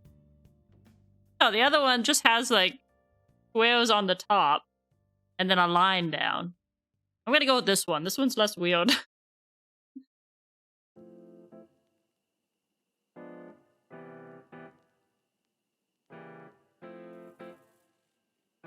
Multiple iterations, I could pick which one I want to do.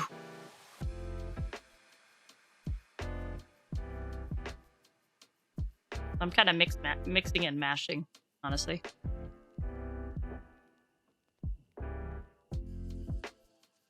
One winged angel by day, Spartan by night. Yeah, he's got that Spartan armor.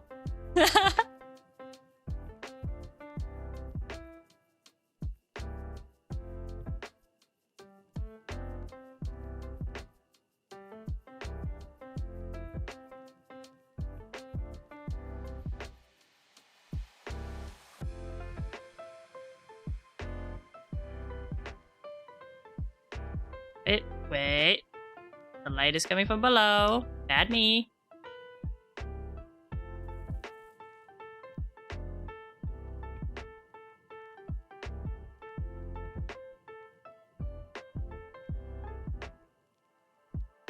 This is a very awkward shape I made to try to do here.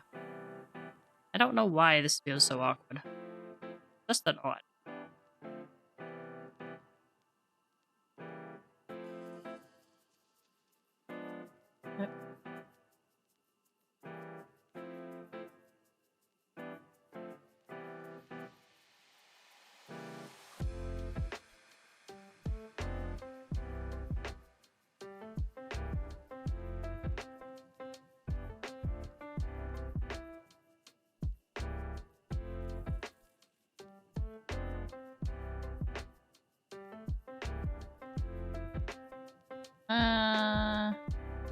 Put a little shadow on it.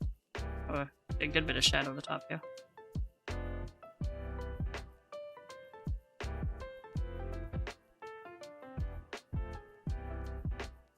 Top chunk's not gonna get much hate.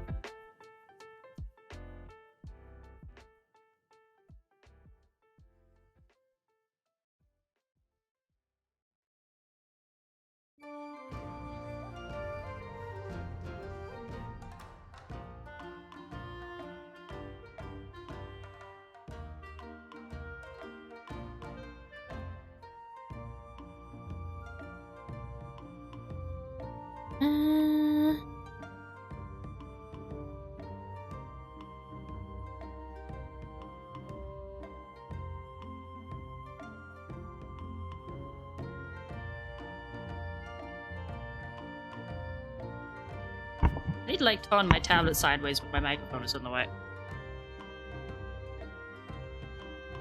I'm like trying to turn my body sideways instead.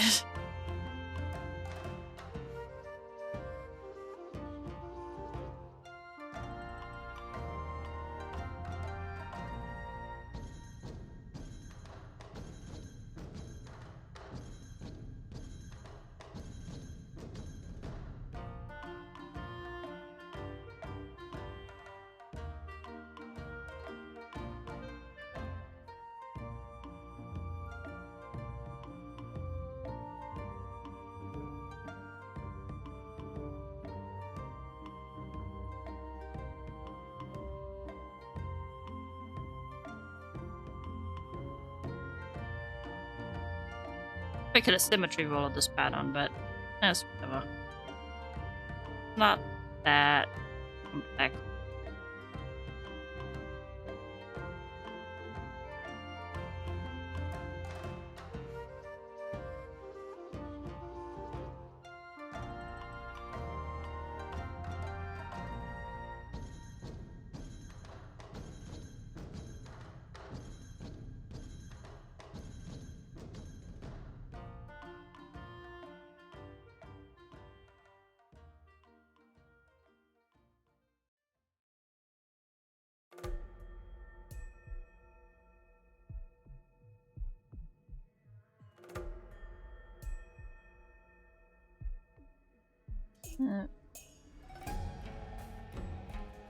Line across here.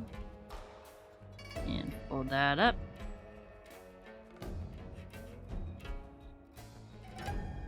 Line across here.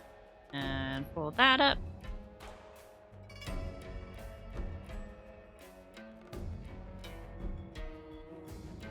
What does this one look? Whoop, nope. That's good. So many brushes that sometimes I'm like, yo, what did this?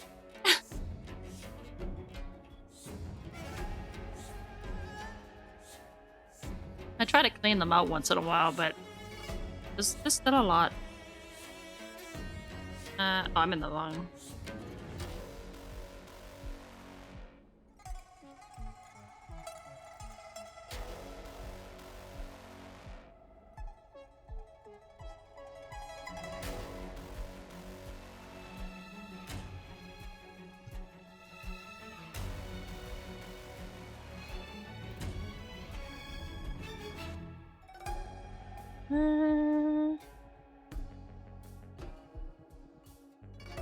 Oh, there's much I need to do with that beyond now the light. It's pretty flat object.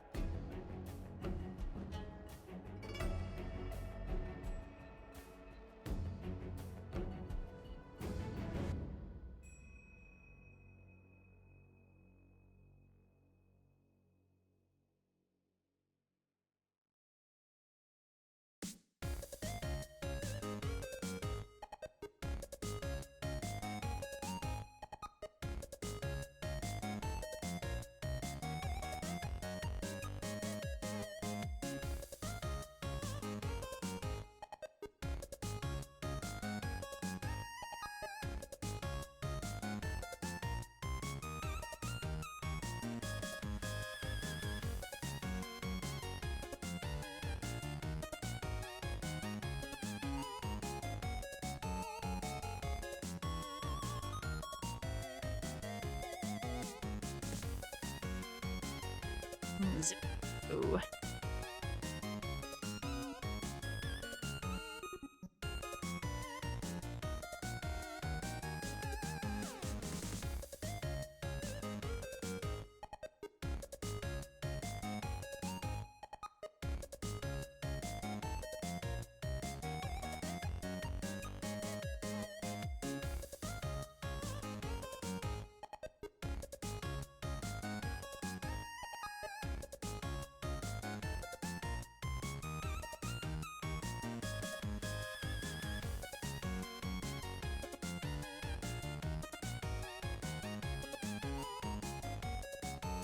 This should be probably darker here. What actually goes into the vid.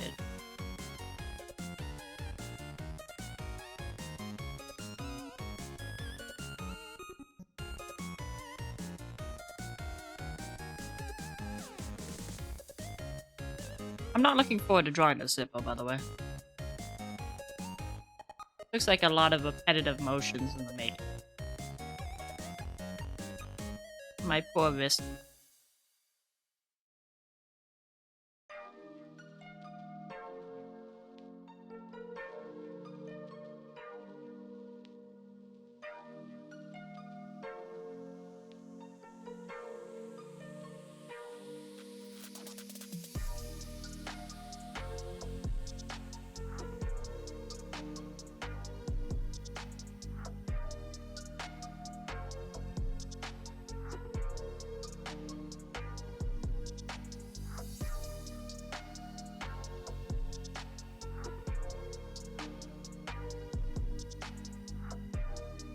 Alright, then that's like this.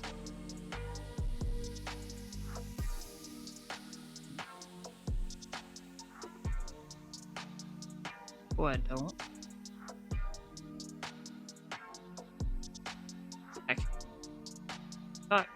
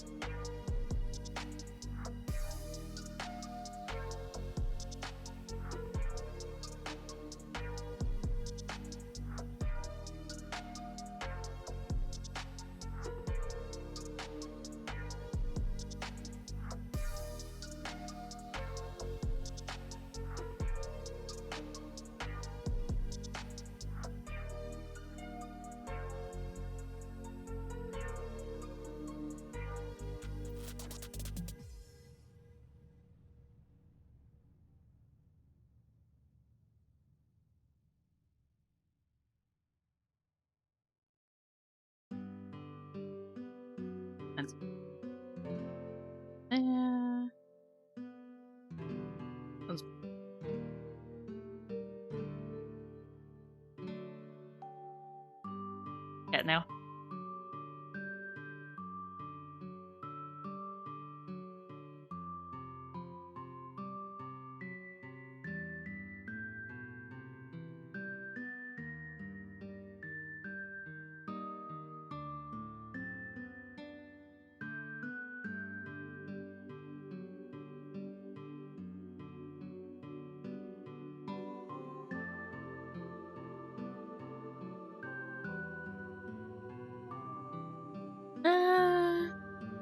I need to just do now.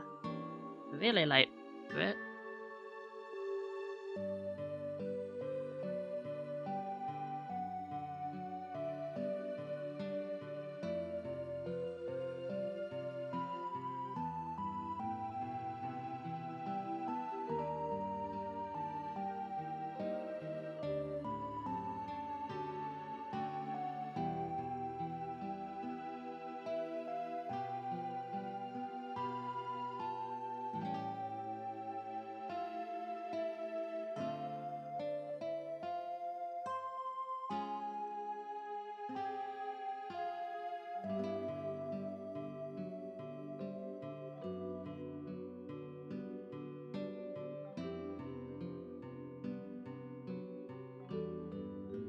To be honest, I just really want to finish the shading and get to the coloring. The coloring's the fun part. It's also the last part. I love when I get to add in the color though. It's like you gotta get the rest of the image figured out first. Or at least I do. I have an easier time not fucking up my values if I just do the values and then put in the colors.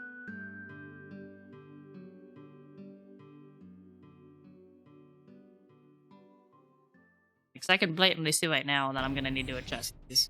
It's very easy to tell. And then I can do that, and then I can add the colors in later. And it's all good.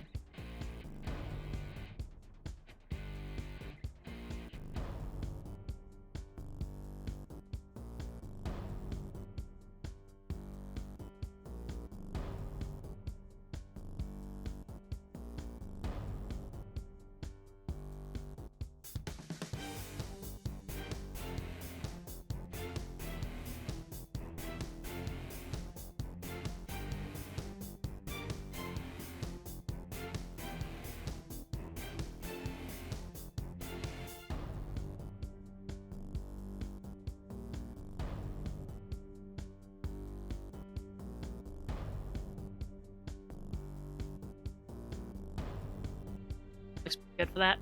Alright. I put a bunch of contrast in the middle of it since it's quite flat.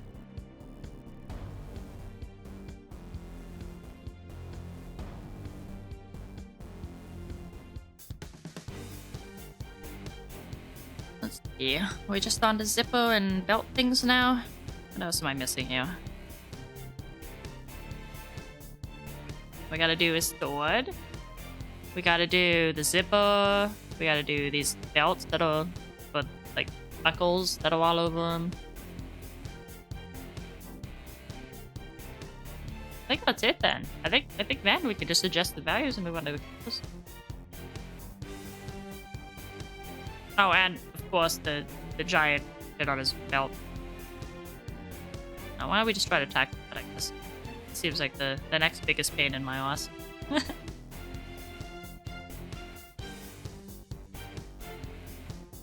This is the only reference it has. Okay. Ooh. Read the hand. Yeah, you can't really see anything there. It looks like it's the same. Looks like it's the same. I don't think that's changed. Yeah, that's about the same thing. Yee! Easy enough.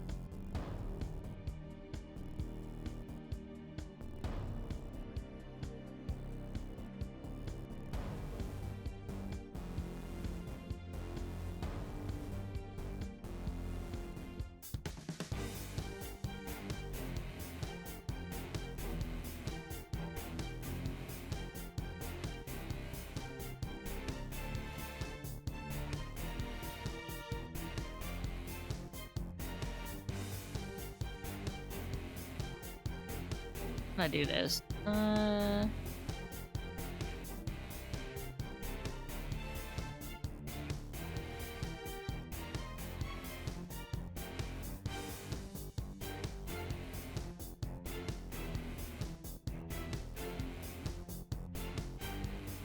I connected these two.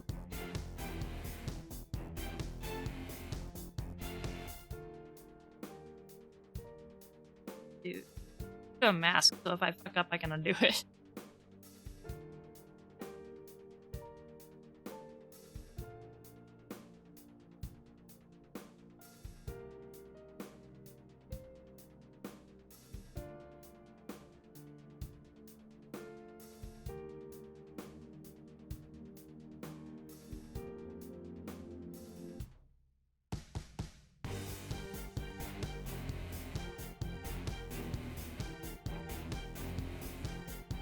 That'd be like that, and then like this.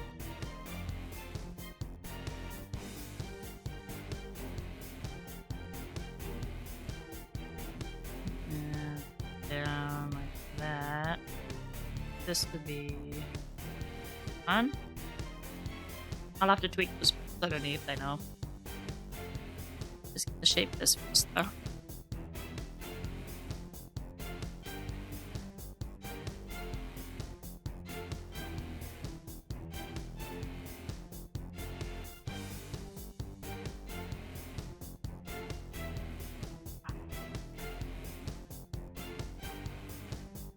Under the belt, and down. And then it'd be like, whoop. It'd be more than that. That's also just like a little stalk side of it.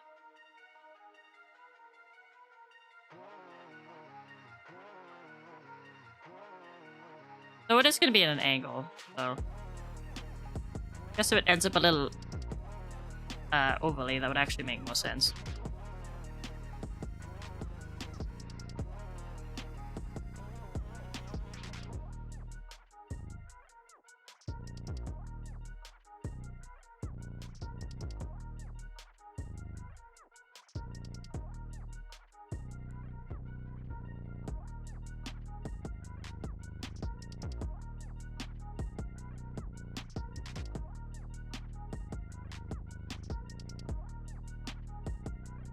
Come down. Then it would jut out a bit.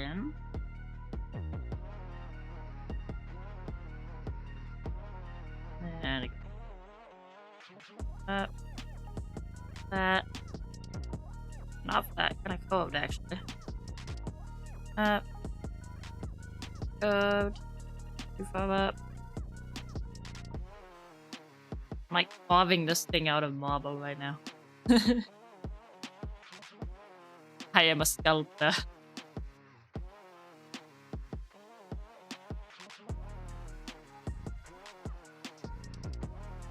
Like that. This one's too far forward, actually.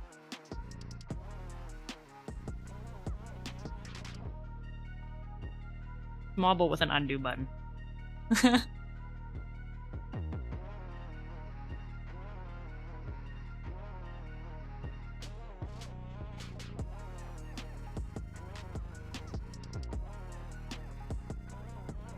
Probably draw this out a little more.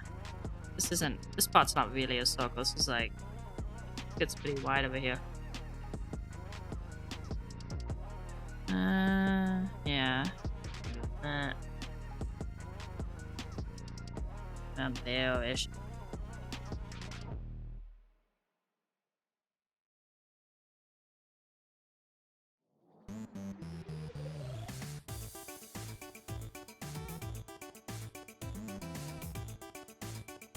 I'm gonna have to make this belt thicker and move it up somehow.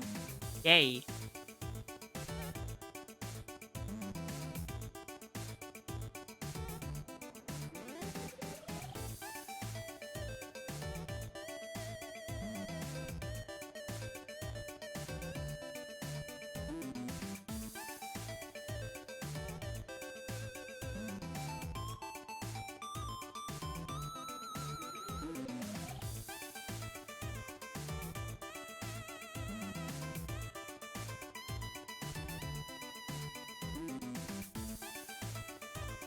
I might just be able to...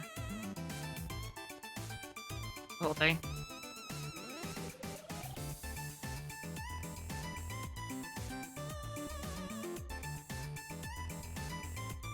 There we go. Now I just have to make it thick. That's a lot easier than trying to move.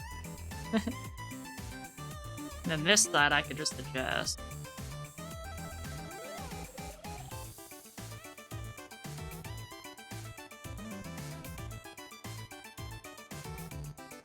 I want this to come out a little more too. Am I on that?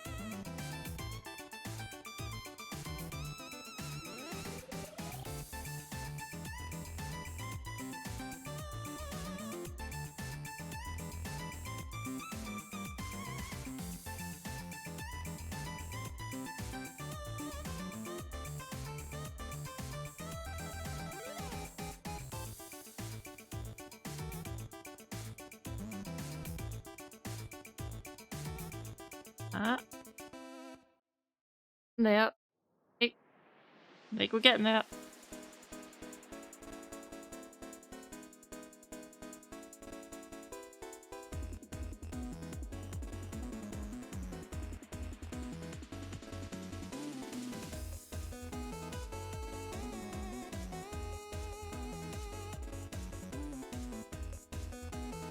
Yeah.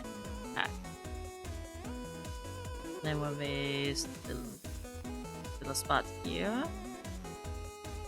I like. Oh.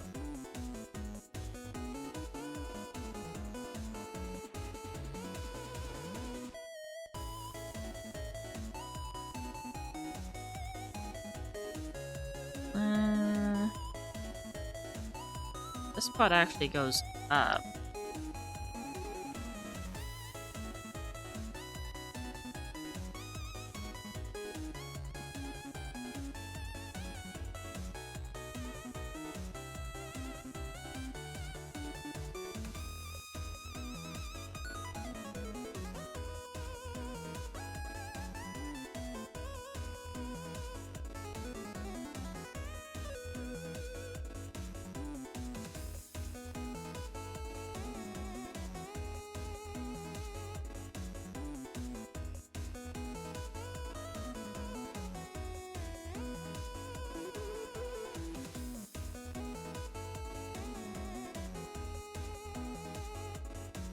I gotta figure out all this, whatever the hell is going on the inside.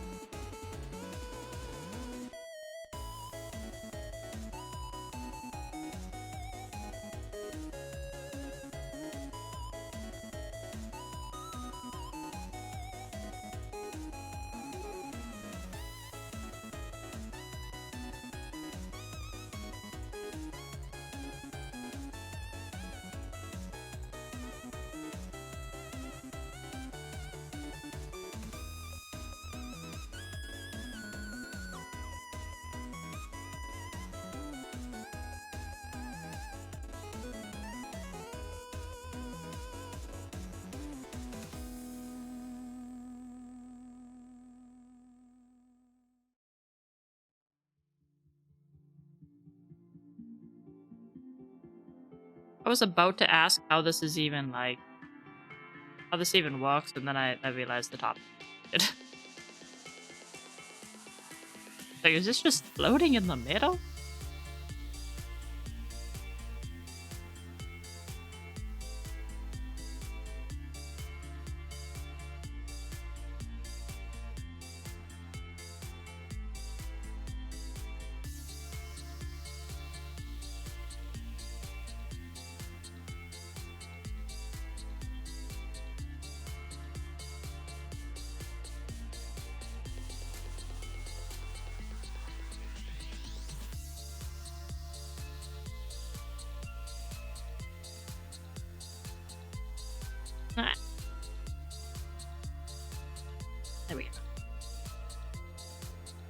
Slowly but surely.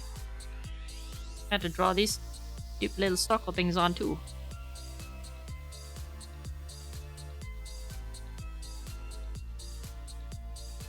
Maybe on this side, right?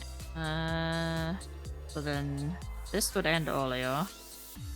In the middle of that. Kinda bulges out. Gotta. Oops.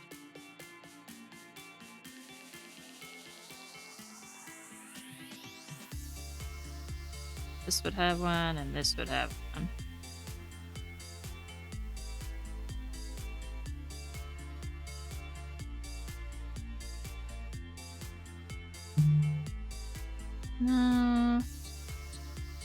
That and that. But then there's like a little line that comes down and it goes to the circle. Little line in there. Another little line that's got just vibe in here for some reason.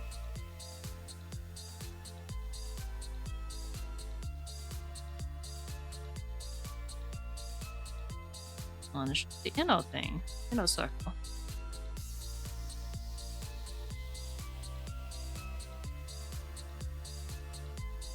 It's so uneven. My god.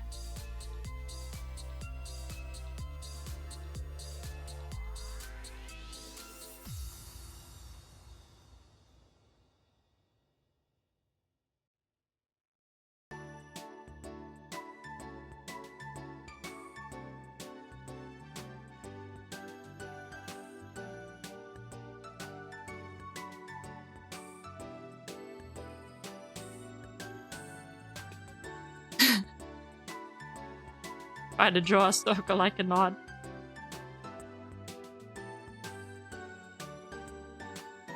Not. Hello? I was so depressed by my attempt at drawing a circle that it just decided it wasn't gonna let me draw anymore. Fail, you know? Actually fail.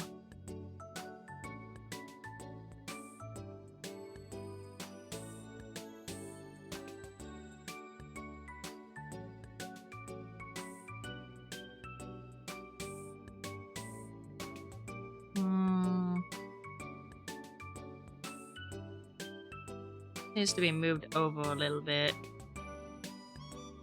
It's leaning this way. I think so, right? Yeah.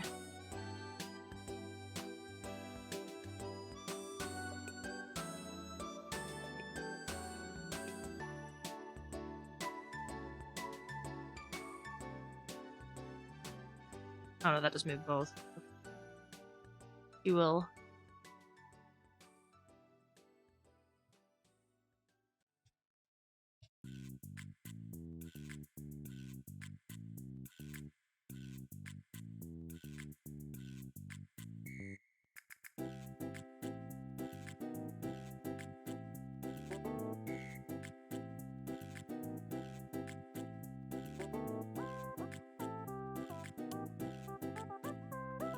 Oh, this back. That back. And fix it.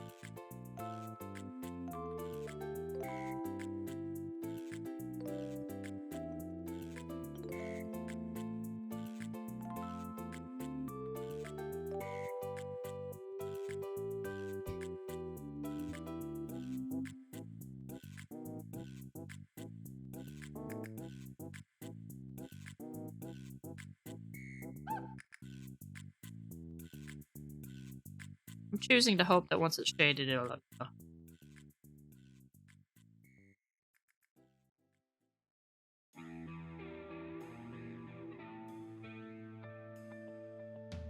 Well, at least nobody knows how fucky it is once it starts shading on it. My true devious plan. This needs to go up. Alright. Boop. And then it goes up and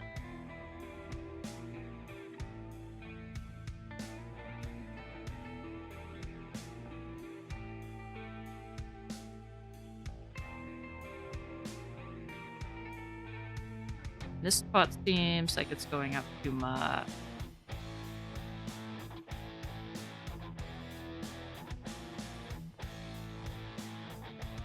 Just too steep.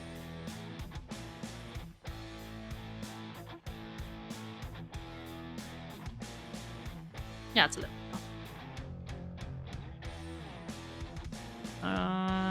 Okay, so this circle does have to go all the way around, and it has the little lines all the way through.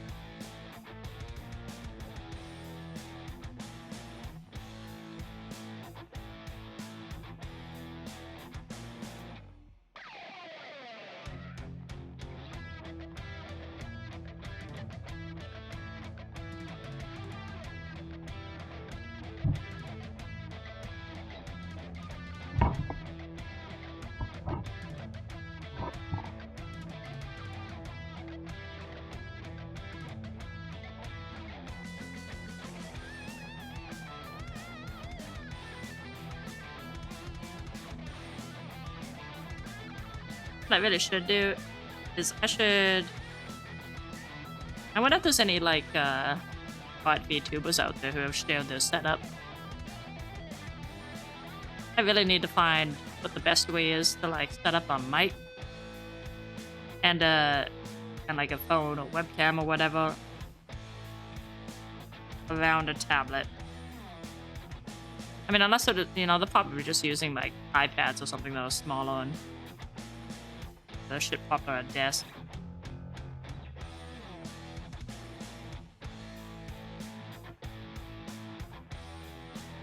Man, trying to get a setup that works with this big tablet on an arm is it's being a struggle.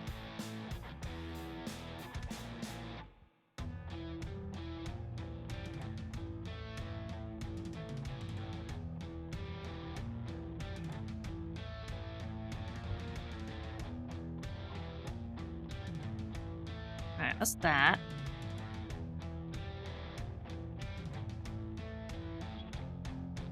Yep. Now we just gotta do lines all through it.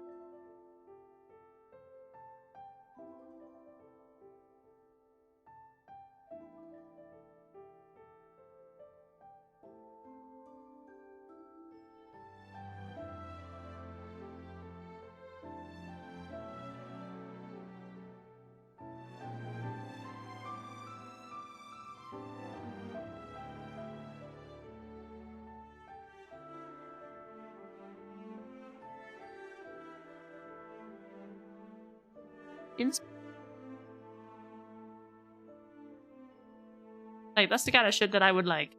I would turn my tablet around for, but I literally can't spin it like that, or I'm gonna just hit it. Last song has a kind of Enter Sandman vibes to it. I know that's intentional. I'm not sure. I'm pretty sure it is a royalty free one, like a stream song. They very well could have been inspired by Enter Sandman.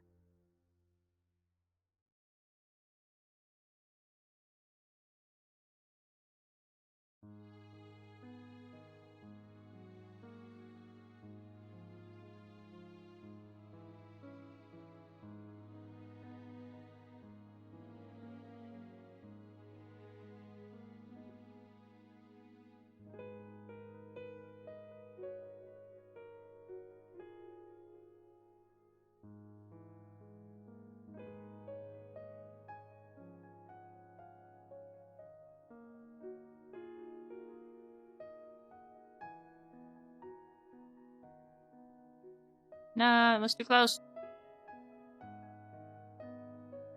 There is... I think maybe just a little...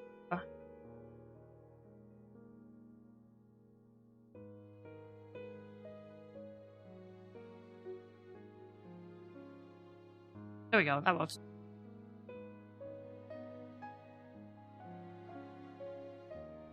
Yay!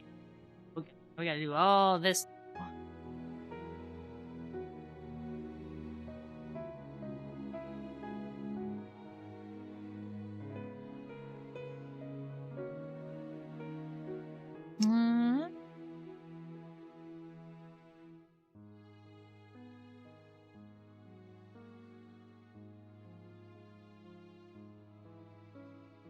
Guess I'll just start with making like a rough stock, and then I can kind of draw in the design.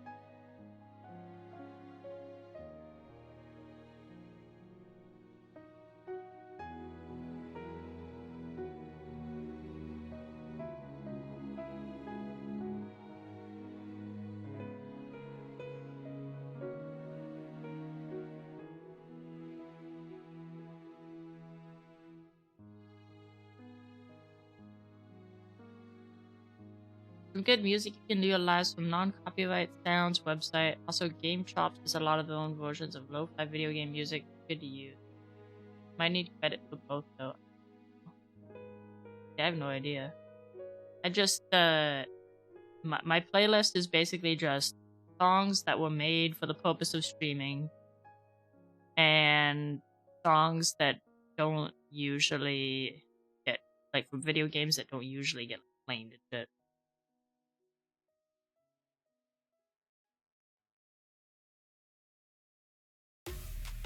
Like as far as I know, you're pretty much like you're free to like use the like Undertale music and whatnot in streams, and you can use a lot of like Feuerverse music as long as like there's not vocals in it that like the singer's gonna claim.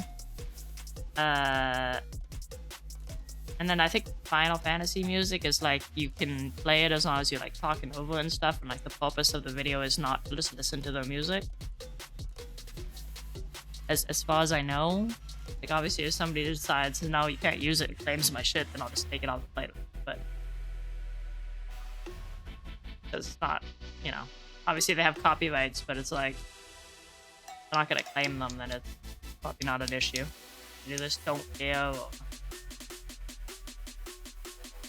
But yeah, I do like putting in just a lot of like the stuff that doesn't get claimed in general.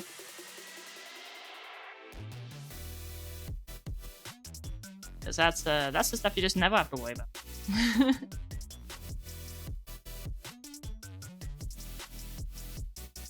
Undertale, it's a bit rough right now, I heard, so it's like Toby Fox is totally fine with it, but let someone else handle the licensing and such, and I think they started using it in a way that Toby hates, like claiming stuff. Yeah, I did hear something about that. Wasn't it like it had to do with like the Undertale music was used in like a fan game, and then like the licensing company doesn't like you like playing the fan game with that with the music or something?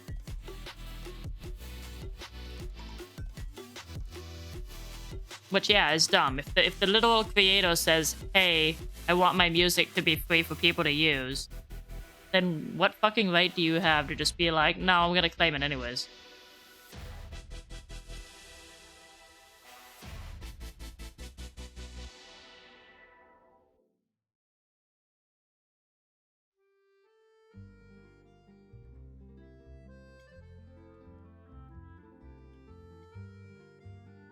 Very cool of Toby Fox, by the way, to just be like, "You guys can use it and listen to the Undertale music." Very, very cool. 10 out of 10. From my experience, it's fine with videos, but I don't know if it'll stay like that. I hope it does. I hope it does. There's some really good bops to have just in the background from this game. Maybe from his games plural. I don't know. I haven't actually checked out Delta.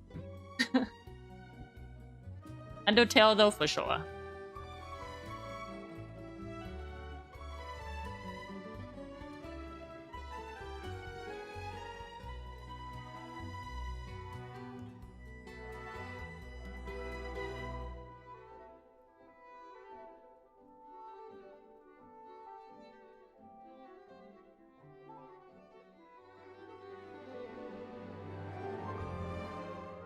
just paste all of this for now. Brought back in where we want it.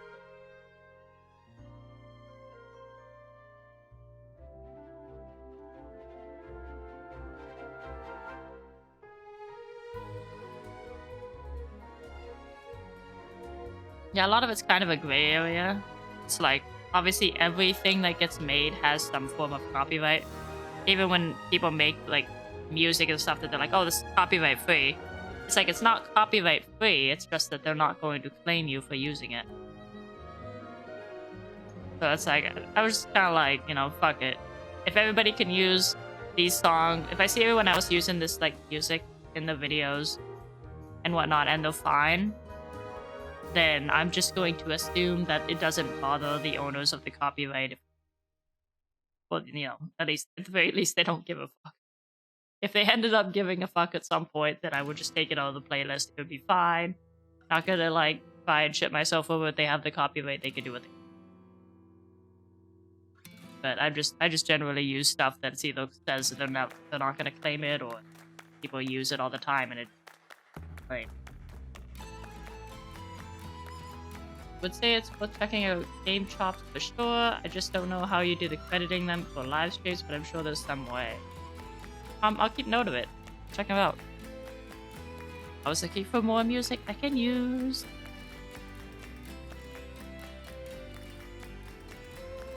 Is there stuff on Spotify though, or is it like a YouTube thing?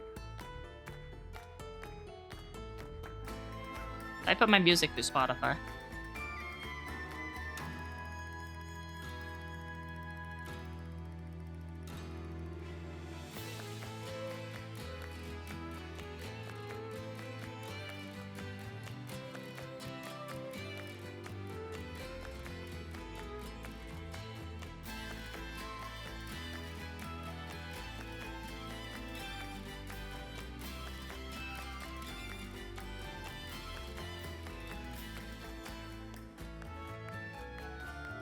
YouTube and Spotify. Okay, not possible then.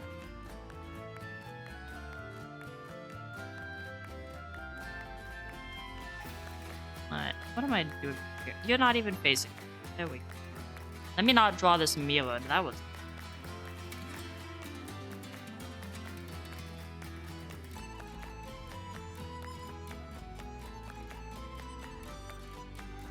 Something like. Down, dip,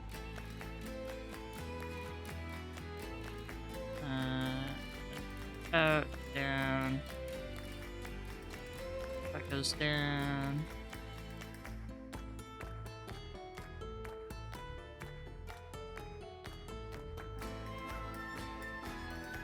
nope, let's do.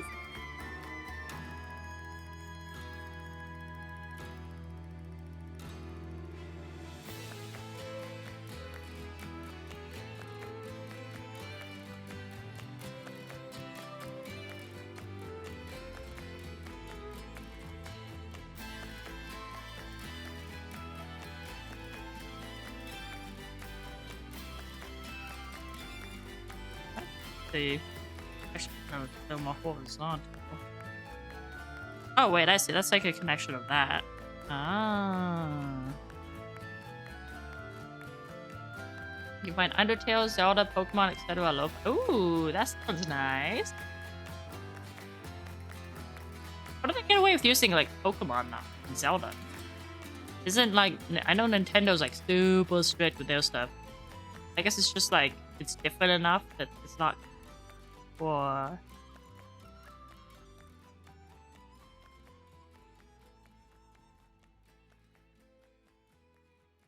Nintendo does not like to do that.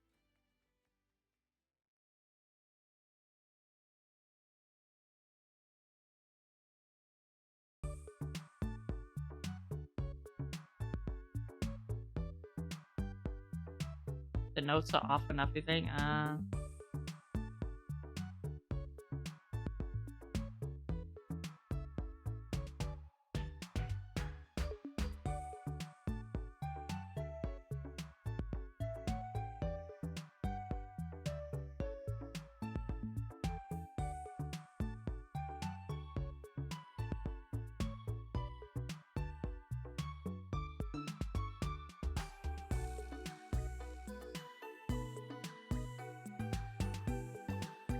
One's from a movie. It's also a good game. That one's a sad one though. It was a sad game.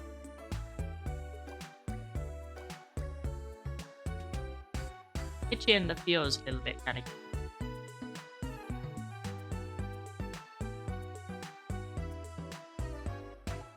I think there's a one-winged angel. Oh, that's cool.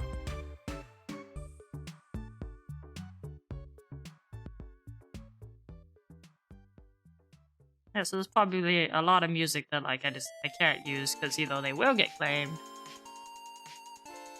or I just can't find. Like, if I'm allowed to use it for a stream. I don't know, I'll have to look into it.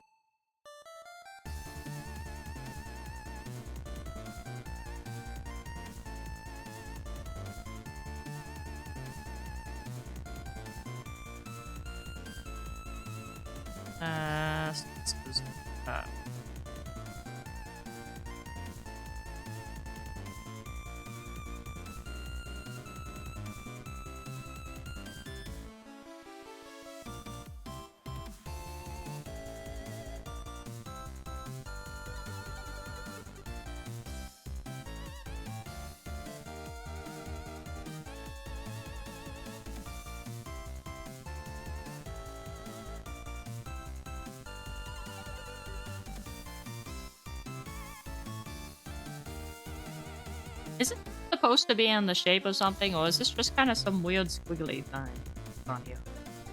Like, what is this? Like, I'm just drawing lines in weird shapes.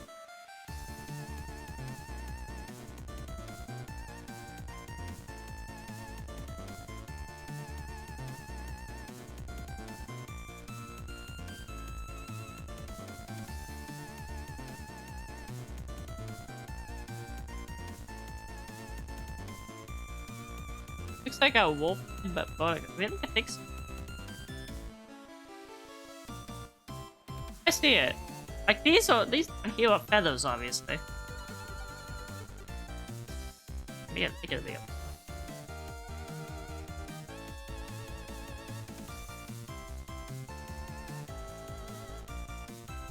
Is it?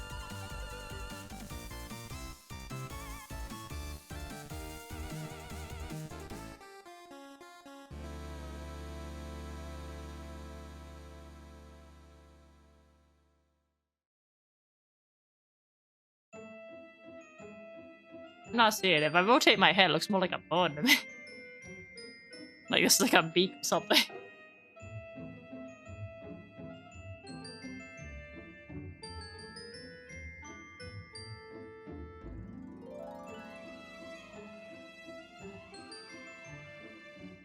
Like looking at ink blast. Mama. Yeah. Yeah, right? It just looks like weird shape.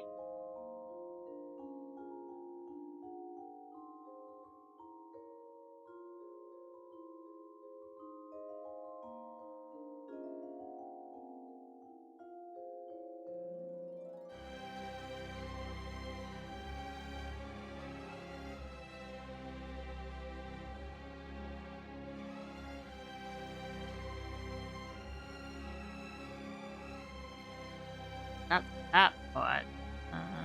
And there's a little deep one.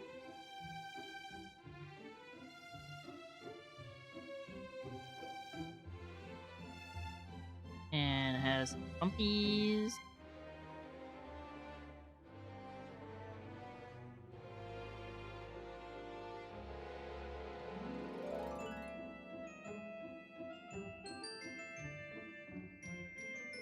This was the one I was thinking of actually earlier, by the way. The one that's this is the one that's from that deep dungeon. And I only know that because it plays when I ride my Bunko Mount. That said, I don't know why the Carbuncle Mount has music from the deep dungeon on it, but it does. It is very whimsical.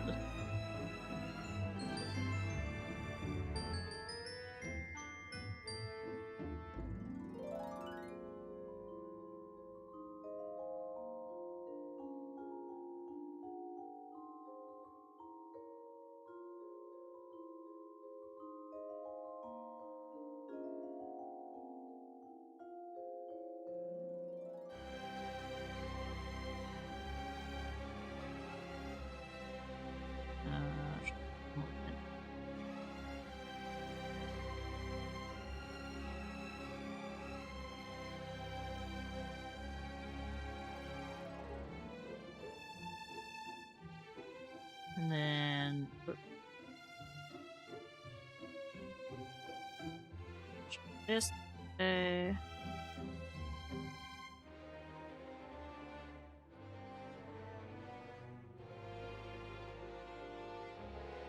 This is too wide. It would actually be.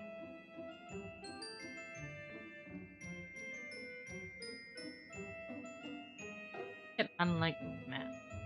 And this would be the maps.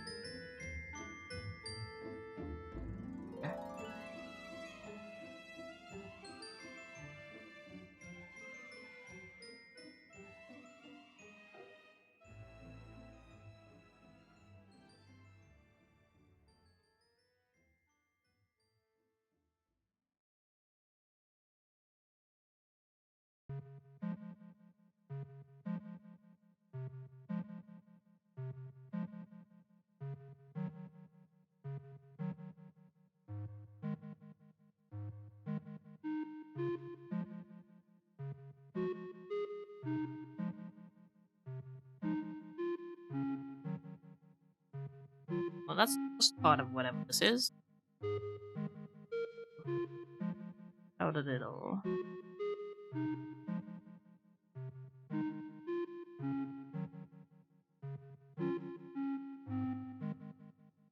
Probably focus on destroying it all in the first place.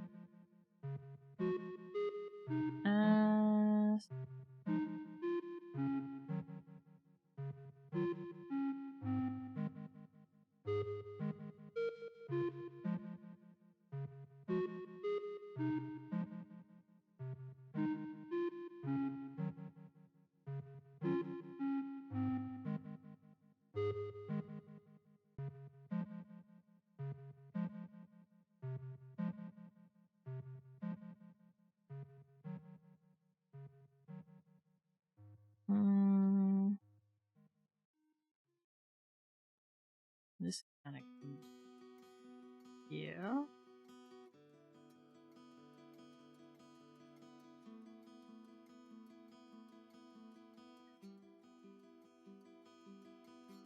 Are you caught up? No, you were playing it. I saw you had some videos on it. Not sure if you played all the way through it yet or not, though.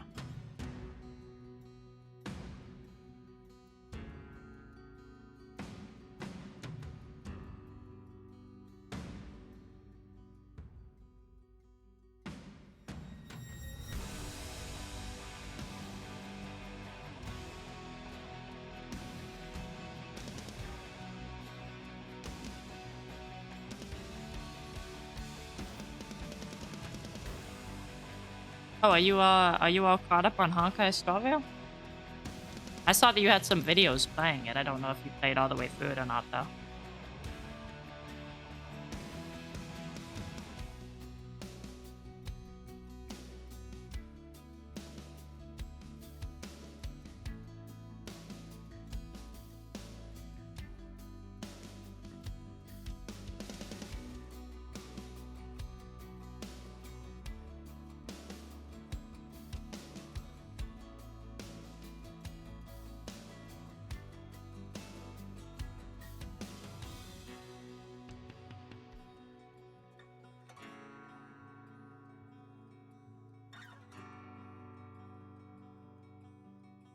Oh, look at the website.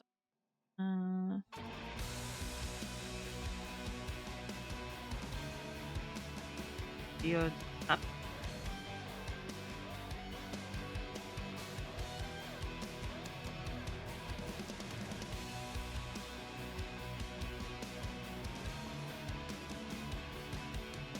No, I was thinking of revisiting it. Like I needed a break. Just got a bit repetitive. Oh yeah, I did. You got not a fan of the turn-based combat.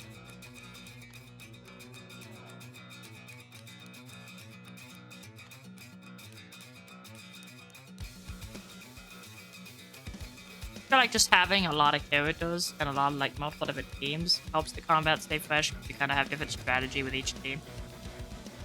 But at the end of the day, it is turn-based combat with like 3 buttons, 2 when you don't have alt. So yeah, a lot of people are gonna find that repetitive. Just too much the same sort of fights. Yeah, that's understandable.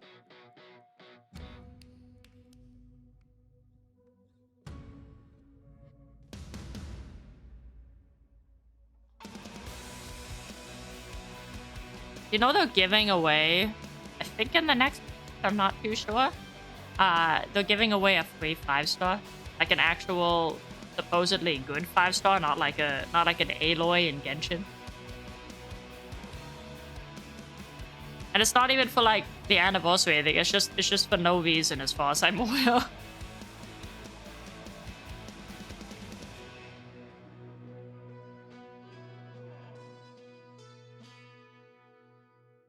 That shit kills me. Like, Honkai's like the golden child, and Genshin is just getting nothing. Genshin players, man. It just ain't fair.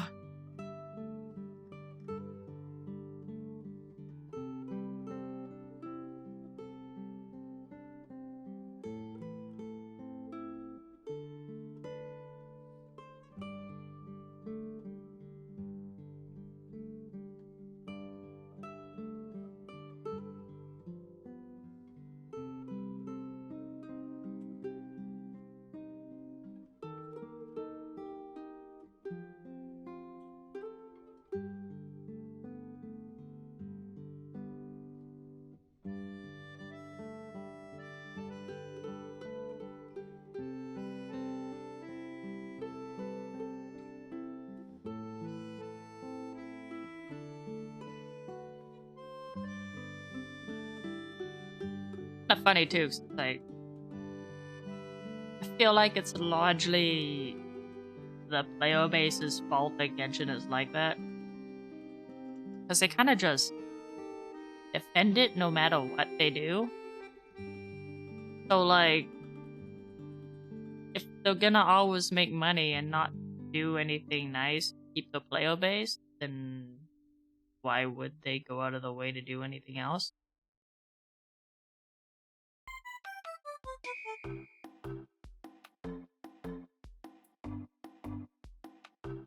Because like that's the only thing that makes sense to me. Because Genshin is like far and away the cash, like the golden goose.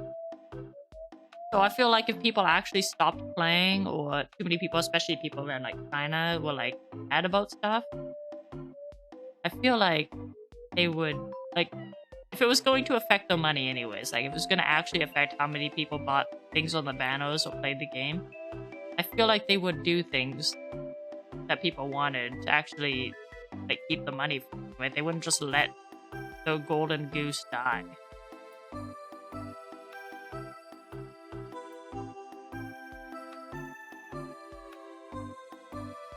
I don't know, maybe that's crazy though.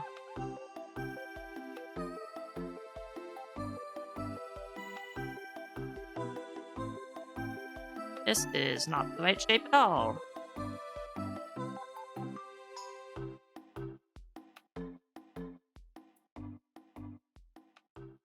I guess it also doesn't help though that Honkai probably has a lot more direct competition as far as like being a turn-based gacha game. Like, there's more open world gachas like coming, but so far they've had to compete with like what, like Tower of Fantasy. Tower of Fantasy's fucking ass.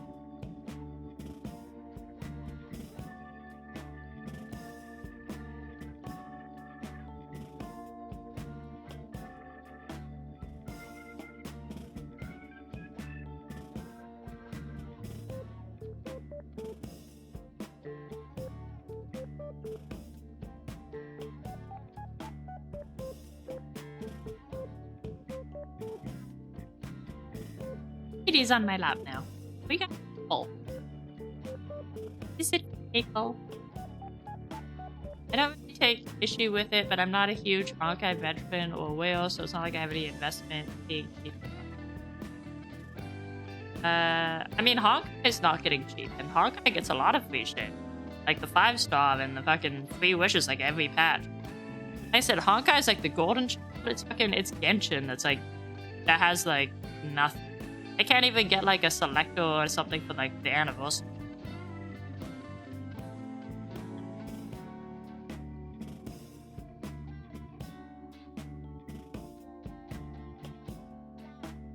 Yeah, Genshin, yeah, that's the thing. It's like get announced for Honkai, and then Genshin players will get upset, but they only get upset for like a couple days, and they'll still play the game and buy the banners, and they basically completely forget about it. So nothing ever happens. And a lot of times people even defend, like, I saw a post when it was announced that Honkai was getting Dr. Ratio. There were posts like on the Reddit and whatnot that were actually copium, like, don't be mad about Honkai getting a free five star. Remember, guys, we got Aloy. It's like, well, Aloy is worse than the 4 stars. What do you mean? Like, if the players are just gonna play the game and buy the things, regardless of what you do, then why try, right? That's what it feels like to me anyways, because I see no other reason. Like, if Hoyo actually thought their game was in any danger of losing money, like, I can't see a world that they would just let that happen. Like, Genshin makes so much money for them. There's no way they would just let that actually die if the players were actually going to do something about it.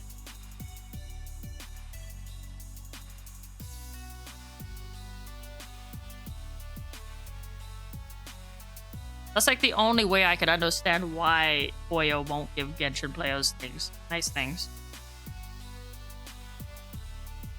Or if they do, it's at like a drip feed pace.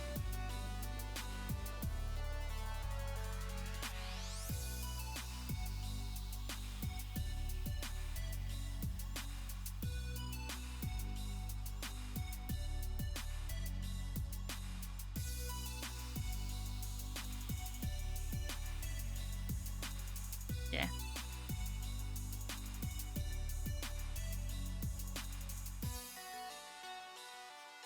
Oh man, this thing is a pain in my ass. Last piece.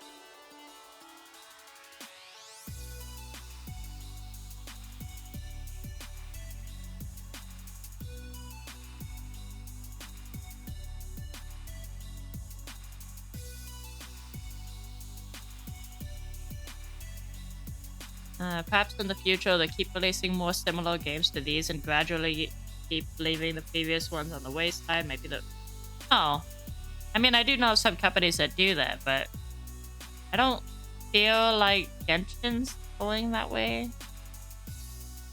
Because, like, the thing is, right? The thing is, to replace Genshin, they would need to put out another game that appeals to those same players, or at least the same whales, so that they don't lose that money. Because it's hard to lose the Genshin player base once they're, like, especially the whales, once they're, like, monetarily invested. Like, they've been there for a while, they spent so much on this game, they don't want it to end, kind of thing. And they're not going to want to even try other games. So, I don't know about that.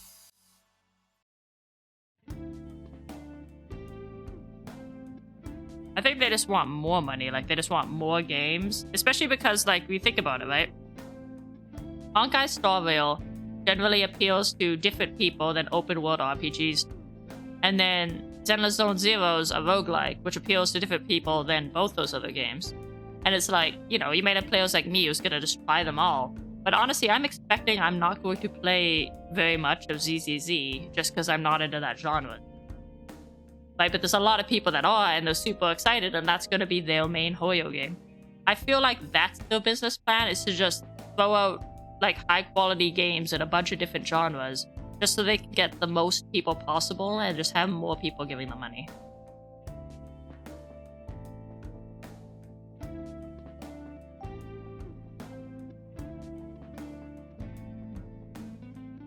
I think though, if the players, especially the Chinese players, don't like demand more like nice things for Genshin, I don't think anything with Genshin's gonna change unless maybe, and this is a very big maybe, if one of these other open world games that are coming actually manage to put a dent in Genshin's popularity. Like I said though, people who play Genshin are really into it, are so invested in like the characters and the story, or just like they put so much money into it, they're not gonna leave no matter what, no matter how good another game is. They're just gonna stay there and convince themselves that Genshin's the best game because they do not want to even look at another game at this point. So it'd be really hard for even competition to come up and Denkin numbers.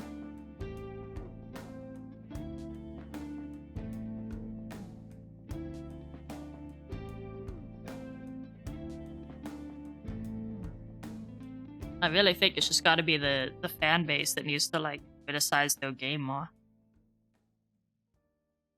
Like if you really like something, you have to be willing to criticize it, or it's not gonna get better. Obviously, you give constructive criticism, right? You don't sit there and be like, "Oh, this is a garbage game. I'm gonna flame it on every website." Blah blah blah. That'll show them. Like you give them constructive criticism, but you give criticism.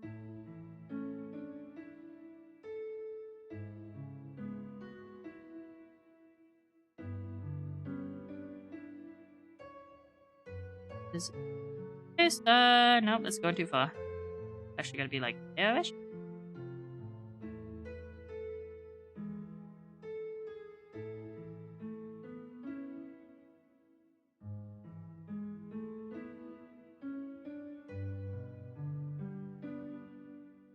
The first company that jumps to mind for me when you're talking about releasing games and then like jumping from one ship to the next is actually Hi-Rez.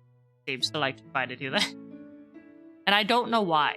Like, so they have Smite, right, which is their most popular game. And they do try to like milk it for what they can, to be fair. But they also keep making these other like little like side games that never get quite as popular. And it's like, and then if they don't get popular, they just abandon the game.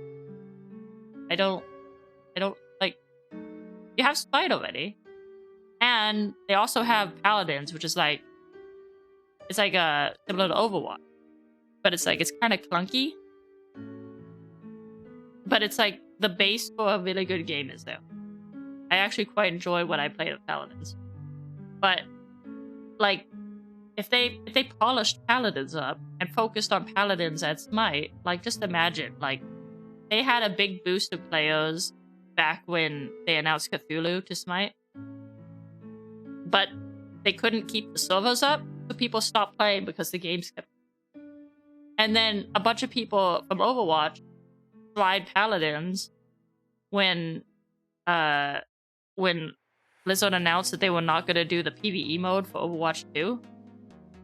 But the game is so clunky in comparison that they didn't stick around. So it's like, if you stop making new games that you were just going to abandon or put on life support and focused on your two biggest games and made them actually really good, you could probably just blow them up. So it's like, it's odd to me. But I don't know. I'm not a game dev, so I don't know what the hell is going on with it.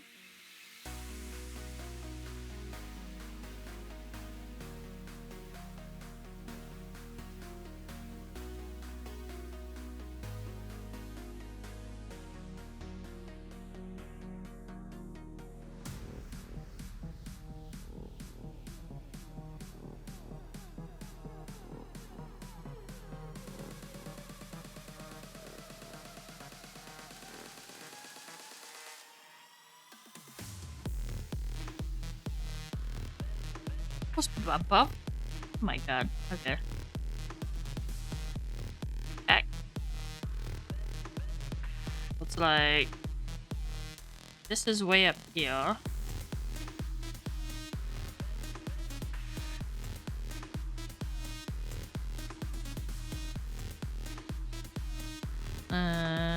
This is like around here.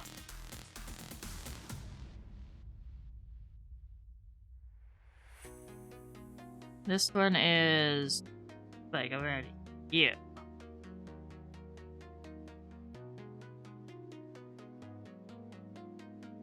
It'll shut out. And then it goes that. And then actually I think it's more crossing back. And then straight down to the bottom here.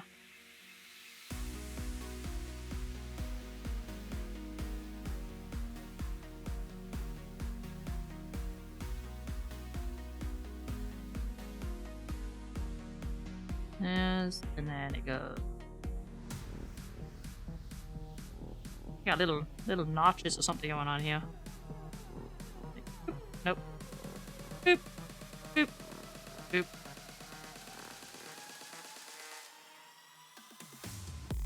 This initially got crushed by Overwatch. Blizzard timed the release for it to happen, if I remember correctly. That probably made them not want to invest, cut their losses. Yeah, but that's the thing. Like, Paladins is still has like a fan base of people who love that game over Overwatch, and there's still the baseline, like the foundation, I should say, for a good game that's there. And when Blizzard dropped the ball so massively on Overwatch 2, they should have climbed in and be like, yo, now it's our turn to kick the shit out of Overwatch. But instead they were doing like I don't even know if this game is doing well or not. It's like I think it was like a Super Smash kind of style game, like a brawler game.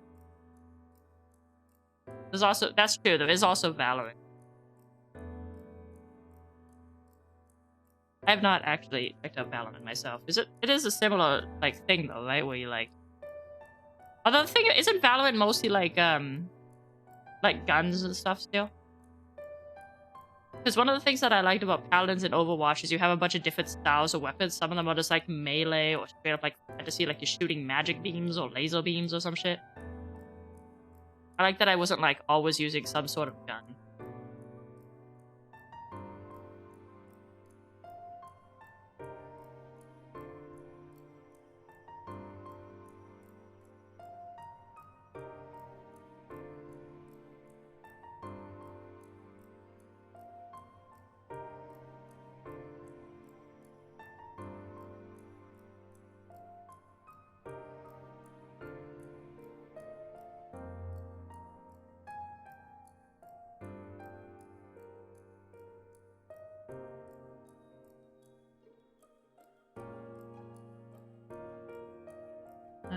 Similar to Overwatch, pretty sure. I've not looked into it, so I've been thinking of streaming it at some point.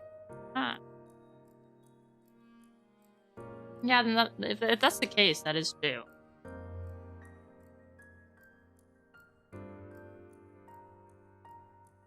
If you're thinking of checking it out, you should stream it. Let me know when you do, and if I'm available, I'll pop it.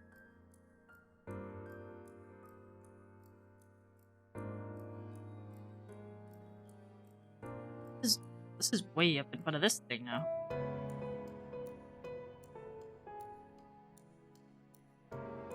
And then if I watch you play it, I'll actually get an idea of what it's about.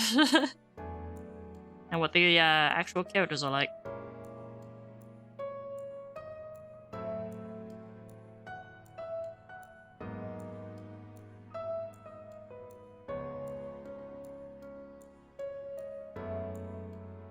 That's the other thing too that was nice to me about Paladins and Overwatch was like the different types of like playstyles and weapons and whatnot made every game like a little more unique. Cause like and I could never get into like shooter games like Call of Duty style games because like they just feel so repetitive to me. I need a little like extra spice to mix up my magic too quickly. I would download just getting some stuff. Nice.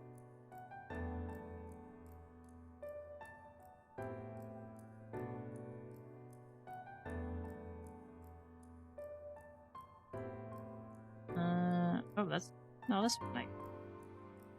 And I have a long boy going towards this dip here.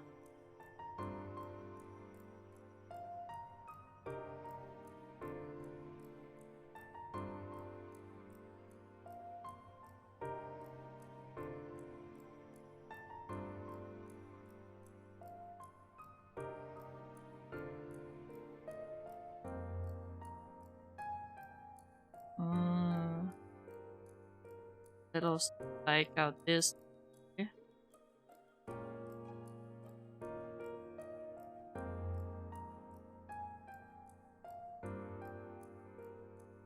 God, I knew this thing was going to be annoying to draw. That's why I put it off for so long.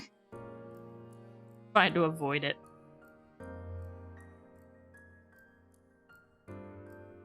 Yep.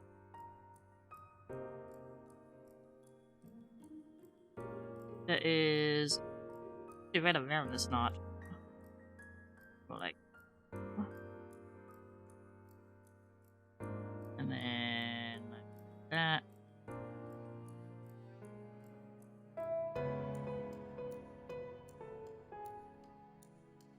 And like that. And down. Down? No. Goes up and then down. Maybe like there-ish.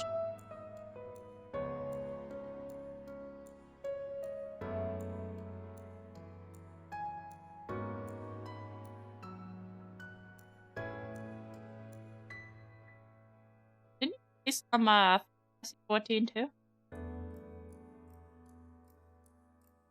Or did you never really get into that one?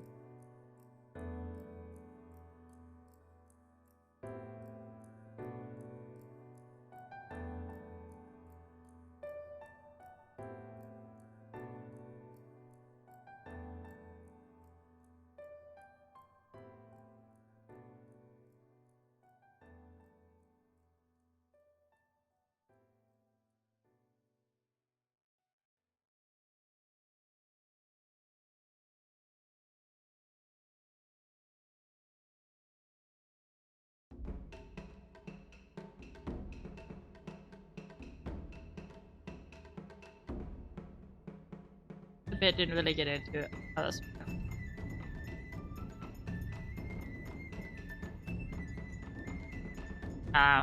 That's fair. Some money does add up.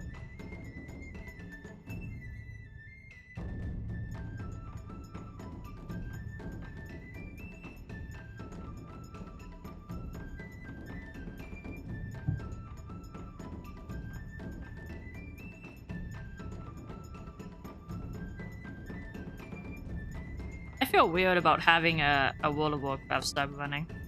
Because, like, I don't like Blizzard, and also I'm not even playing retail well. Like, I haven't even opened it. I haven't so much as gone and looked at my old characters. I literally only want to play Season of Discovery. But I need the sub to play it, so...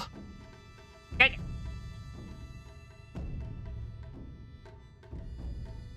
It's weird though, because like it feels like having the sub is like I should be looking at retail, but it's like I just have no interest.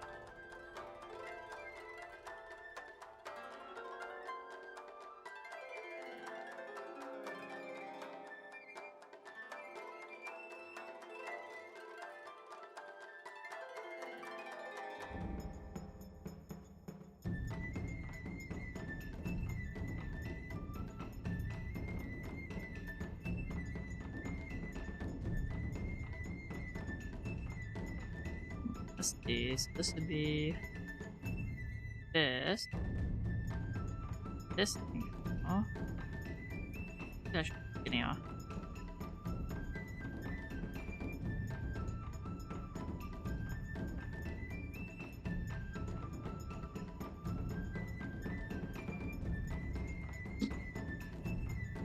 I remember I resubbed to WoW one time after a long break and I just flew around Azeroth for a while and this felt super nostalgic. It's been pretty good vibes, like running around in Classic, honestly. Because like first off, I never played Classic back when I played. I started near the middle or end of Burning Crusade.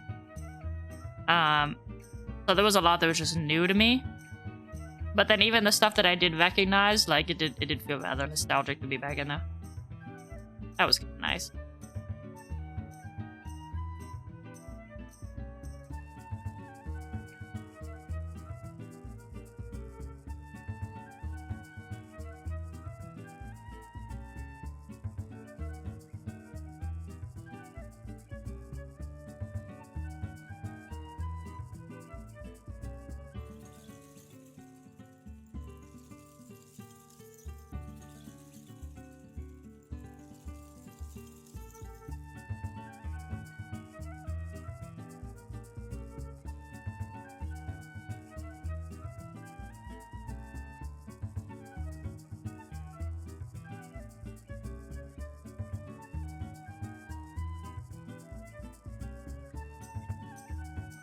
I'm still a little mad though about the final, because I kept my sub running even when I wasn't playing for final, because I had a house.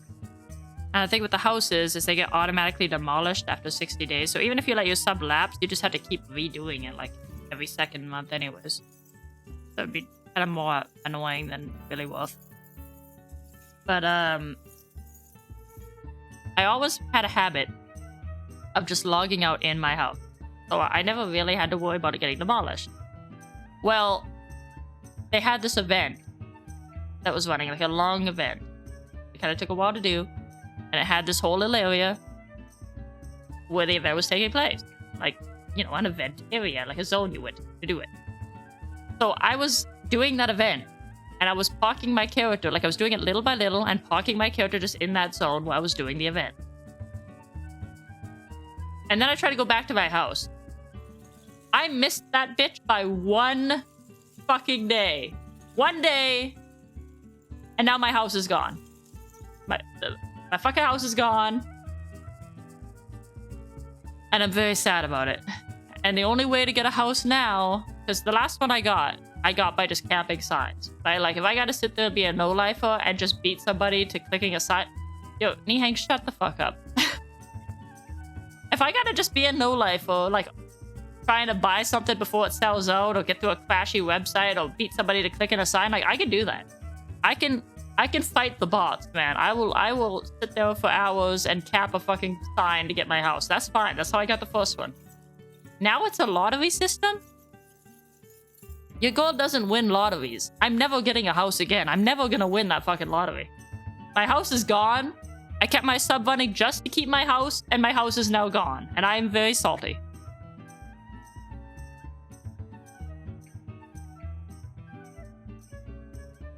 Pretty sure you played a bit before me, and there was that patch where they decreased the mount level the first time at TVC.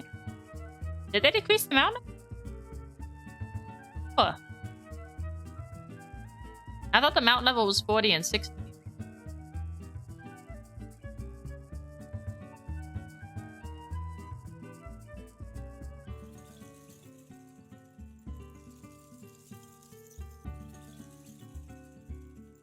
Then again, on retail, I've been over the mount level for so long, I probably wouldn't fucking know.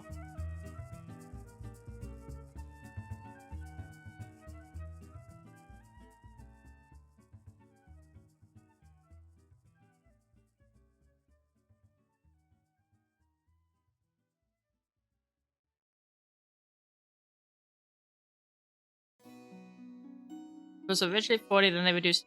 It was reduced to 20? God damn.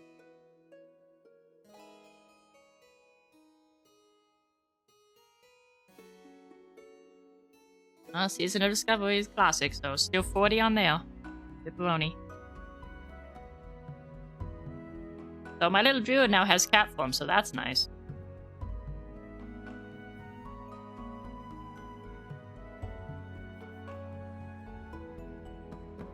At least something.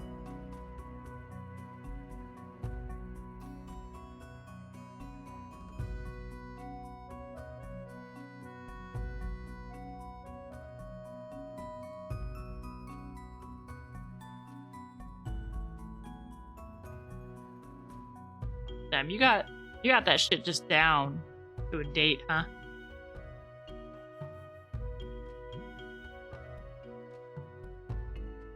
Goddamn. Yeah, man. I'll take your word for it.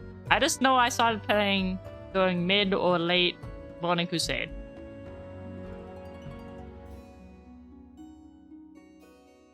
That does sound about right. That would be mid-late Burning Crusade. I guess it would actually be late Burning Crusade. Which is still about right.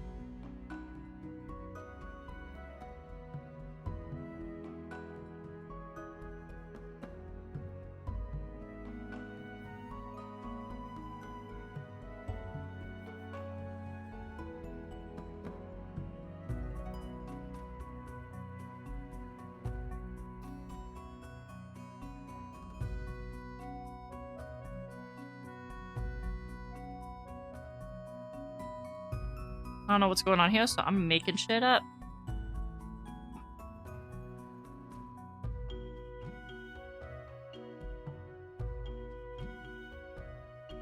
I remember, I think, people being upset because WoW was becoming casual. I don't know. It wasn't really... That chain was a good experience. I don't think shit really started going downhill until, like, Cataclysm.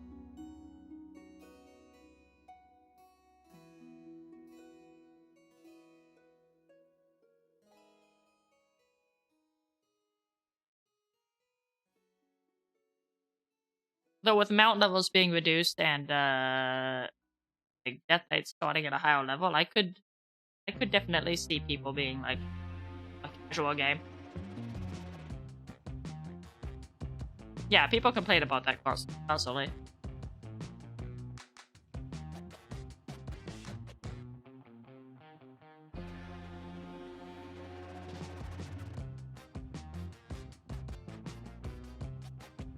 Wrath was 100% one of the best expansions, though, so... In the end, it was all good.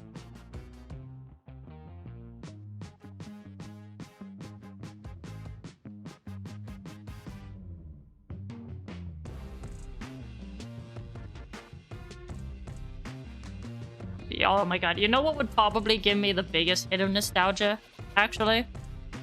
Would be, going back into, like, Icebound Citadel or Naxxramas. I spent so much fucking time in those zones.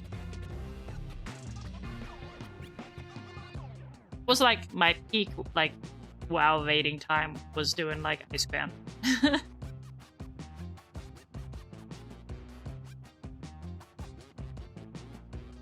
Bath was great, but also the speed of WoW's downfall when he raised with heirlooms is... yeah. That's fair. I mean, I don't know. Heirlooms? Aren't heirlooms just like you can twinkle your alt? Draw mounts, though, 100%. Draw mounts were just like the stepping stone to the shit they have now.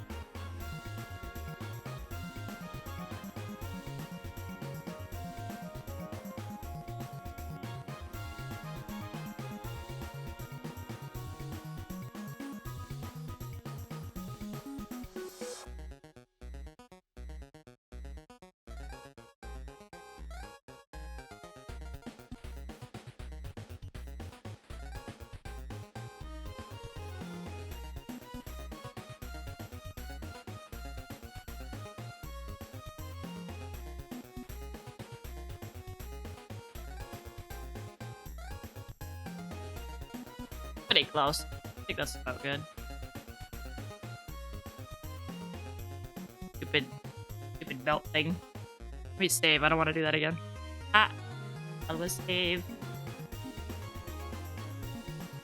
Wrath heirlooms existed but were difficult to get compared to now. Also difficult / annoying since you couldn't use them across all your alts easily, and there was a pain swapping through characters and mailing them around. Also not really... yeah, oh yeah. Cross action, like, trading and stuff was added way later, I think. But what I'm saying is, like, are heirlooms, like, a problem even now? I don't know what the state of them is right now. They're just an item that you acquire by doing stuff in-game, and then you trade them to your alt. To just twink them out. I don't really see that being a problem. Unless it's like they're just stored on the shop or some shit.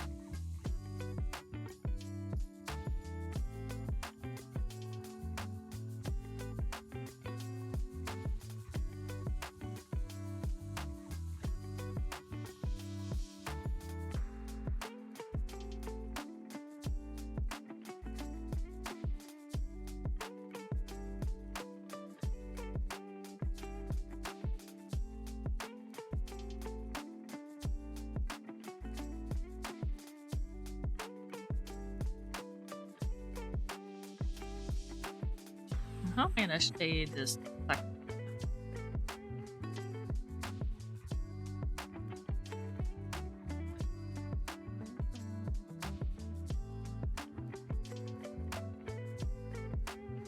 Oh, I guess I should probably fix his belts first.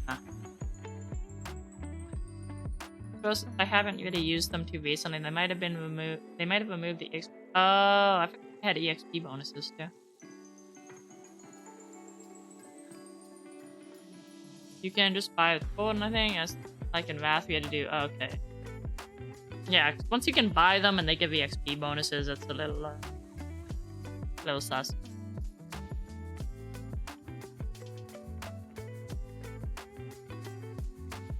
That's my main problem. Like, probably one of the main reasons I could never get back into retail WoW is like the integrity is kind of just gone, right? Like anything that you can buy with gold now, especially with the WoW token like sanctioning it, anything that you can buy with gold, you can buy with real money. Like there's nothing sacred in the game. It's hard to like have those kind of like achievements anymore where like, wow, somebody actually owned this. It's like, did they own that or did they just buy it? Because if you bought it, it don't mean shit.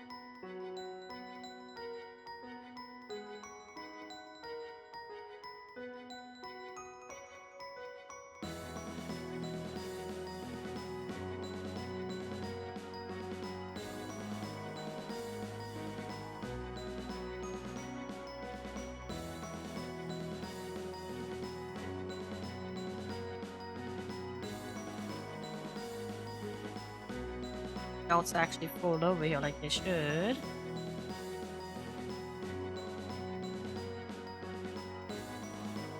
More like down and then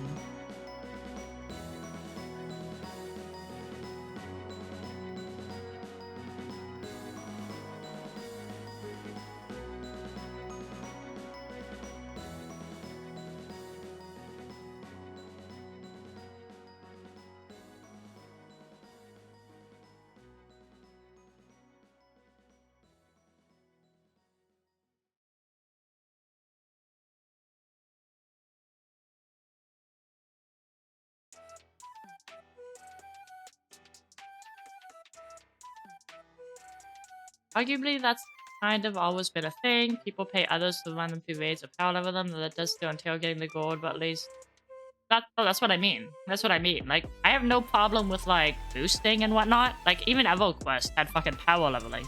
Like that kind of thing is fine. The problem is you have to like you should back down on OMT, not encourage it. Right? Like if OMT is illegal, like against your TOS, and you're actually fucking I should say illegal. If it's against your TOS and you're actually cracking down on it effectively, like banning people who do it, then people are generally like most people will be discouraged from doing it. Right? They don't want to risk losing all their shit. So you can assume that the majority of people who pay for those boosts are doing it through money that they grinded in game. And I have no problem with it. Like if your goal, like you find some good way to make money, like some efficient way to make money, or you just grind your ass off, you can spend that gold however the fuck you want. You get a boost, I don't care. That's fine. But when like people are OMTing and you're not banning them and you somehow can't even ban the bots, and then you go and you sell gold yourself so that people who are like, oh, I don't want to get banned can still just like be like, but if I buy gold this way, it's okay. Then it's almost like you have to assume that all gold is dirty gold. Because anybody's just going to buy gold. it fucks with the economy. It makes everything just seem illegitimate. Like nothing feels earned anymore. It just ruins the whole thing for me. It kills any interest I could ever have had in playing that game where that token is there. And where the fucking modding is, like the GMing is ineffectual.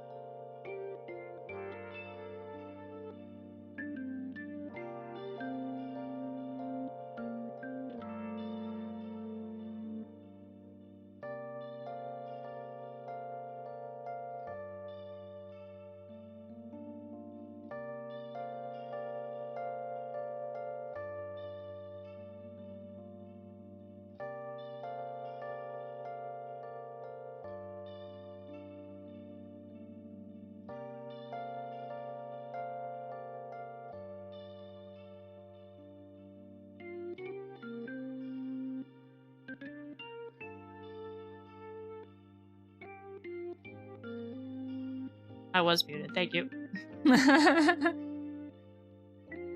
I said, thank you. I'm glad that this weird belt buckle thing is coming along nicely. I keep having to like mute my mic whenever I need to like sneeze or cough, so I don't just like do it in the microphone. I forgot to undo it then.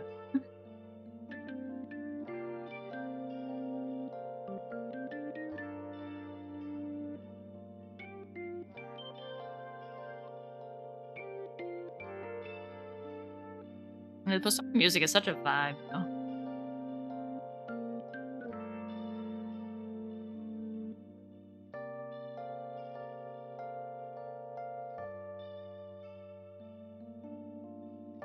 It's probably some of the best video game music just to go to.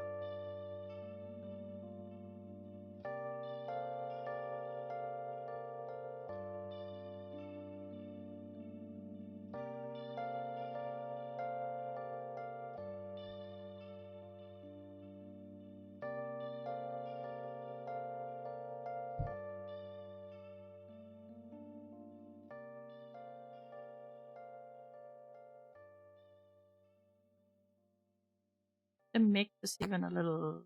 Yeah.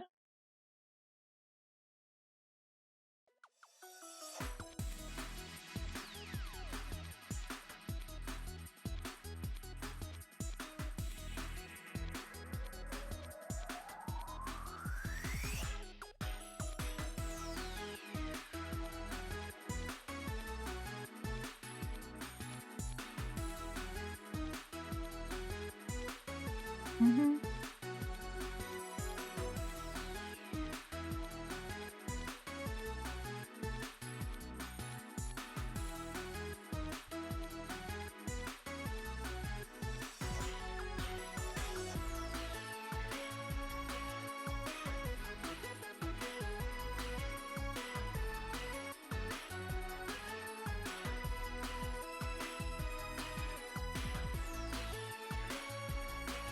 I wonder if they're gonna actually tell us anything about, like, what's coming in the next phase of Season of Discovery.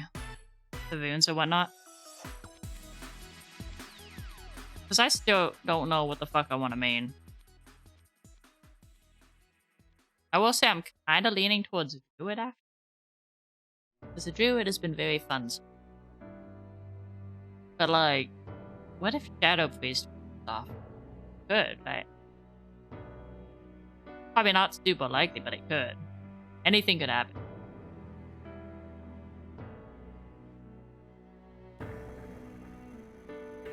I also don't know where they're gonna go with, like, Warlock tanks. That could be interesting.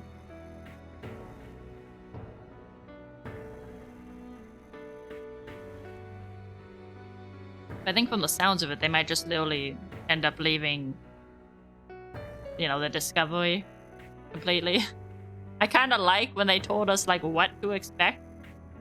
Like, oh, somewhere in the game there'll be, like, tank runes for Warlock, and then they left us to figure out where. Because then, at least then you have, like, some idea of what's coming. But I don't know if they're going to do that this time or not.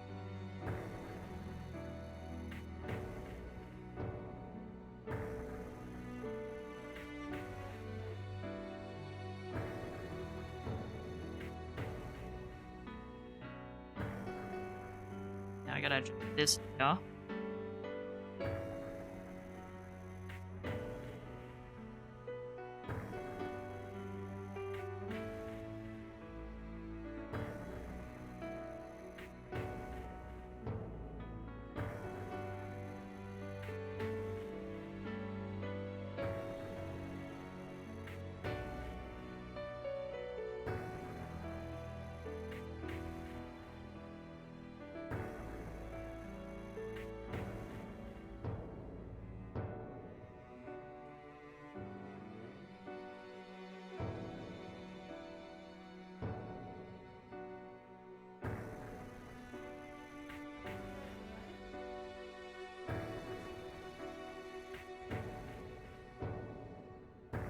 All of this for freaking belt buckle, man.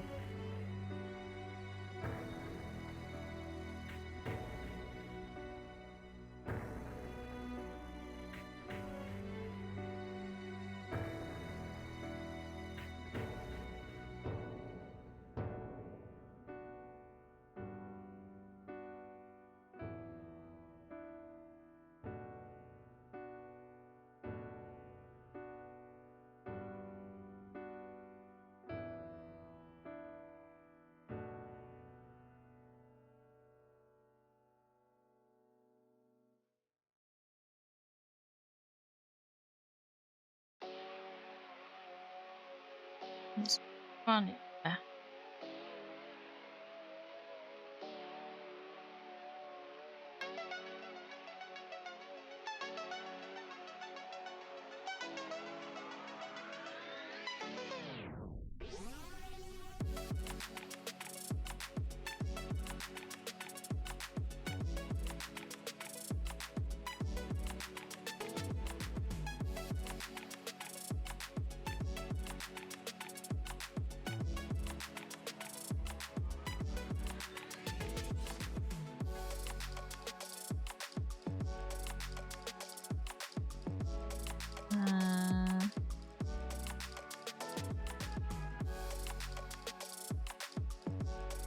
Belt feels weirdly light, but also it's right in the front, so maybe not. Hmm.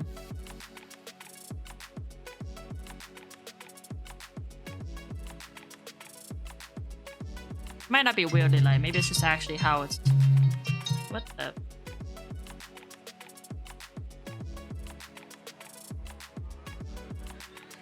Hold on, lot. Maybe.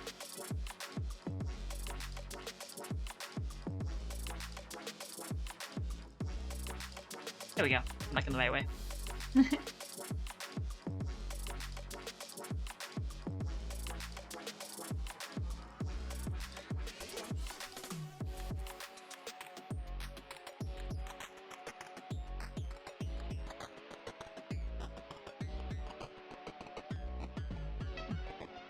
Pointed out how late it is already.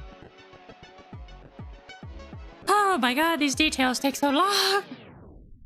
And the little thingies. He's... He belt. Ah, whatever. Finish this up at least.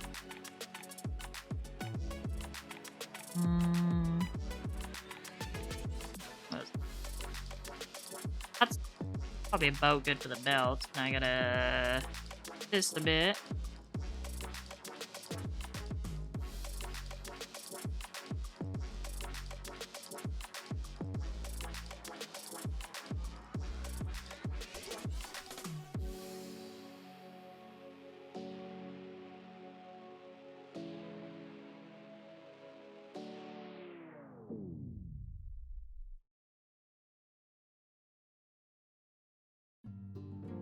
There we go. Okay. This actually probably should be even a little thicker, but I'm gonna roll with it. Close enough. Don't need to nitpick. As good as I am at it. What even shade this? This doesn't even look like it has like. It kind of just looks like one block. Like, is it literally just like metal shine? Shading on top? Look maybe in the left.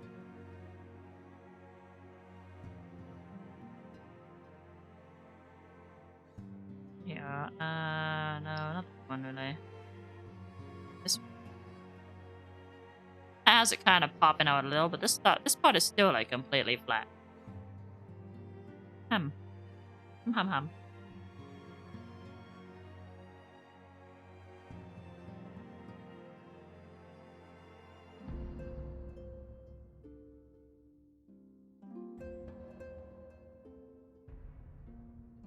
We'll kind of go with then. Now this part kind of popping out a little.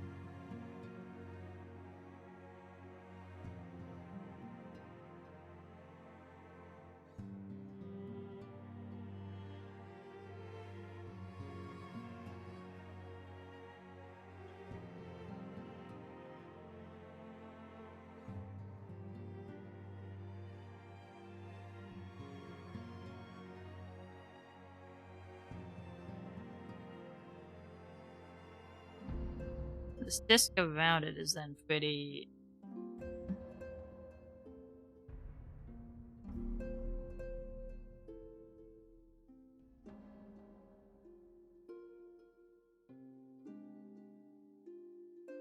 Just do up here. Oh yeah, this is stuck too. This is stuck. These things.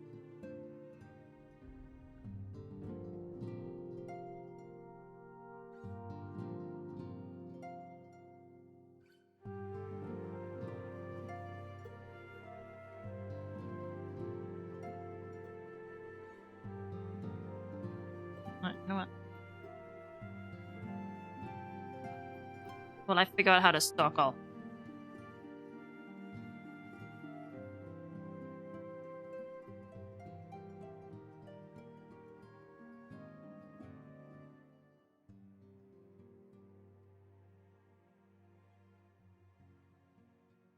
This is sadly not a, but it's close enough to us that I'll let it.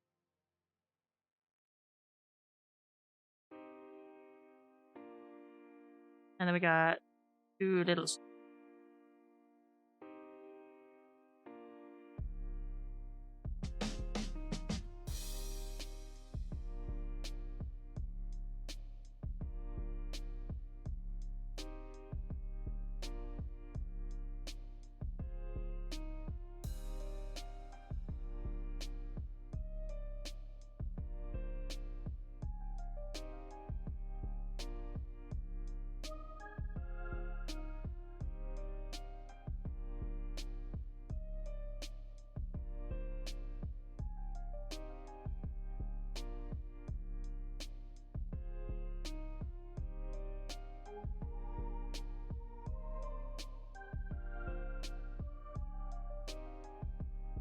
Now.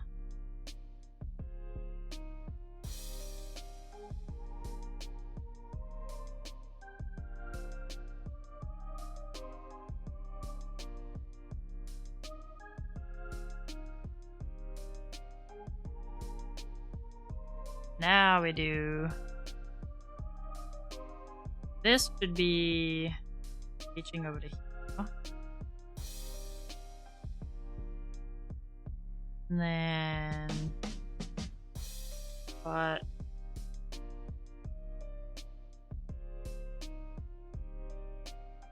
Oh, that goes over to. Like. So.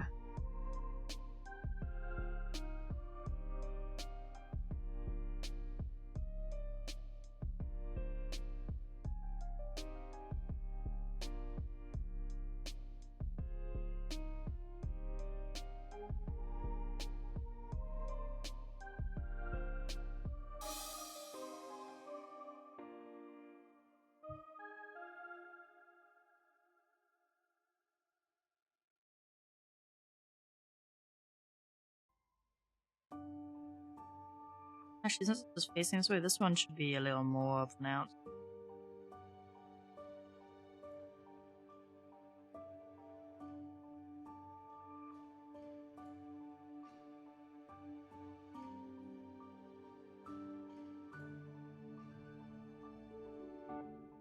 Uh,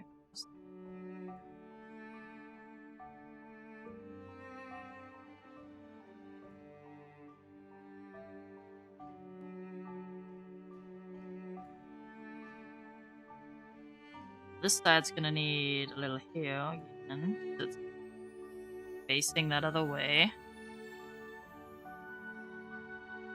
I'm gonna have to tweak this a little for the bottom lighting, but right now I'm just trying to find the. I'll worry about the bottom lighting after.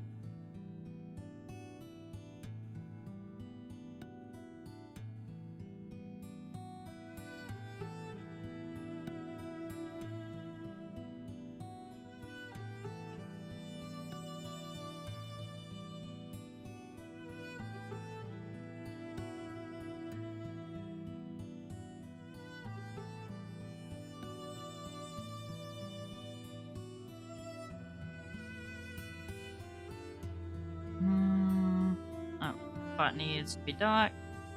All that shit. Top part needs to be dark.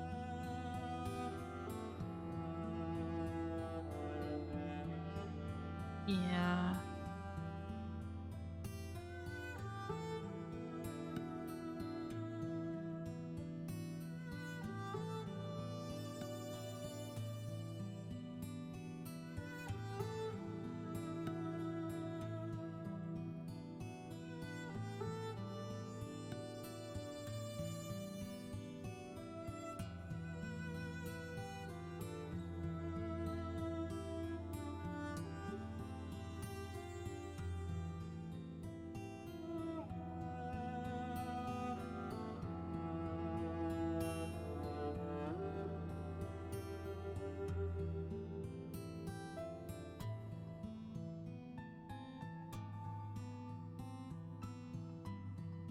Really dark spot.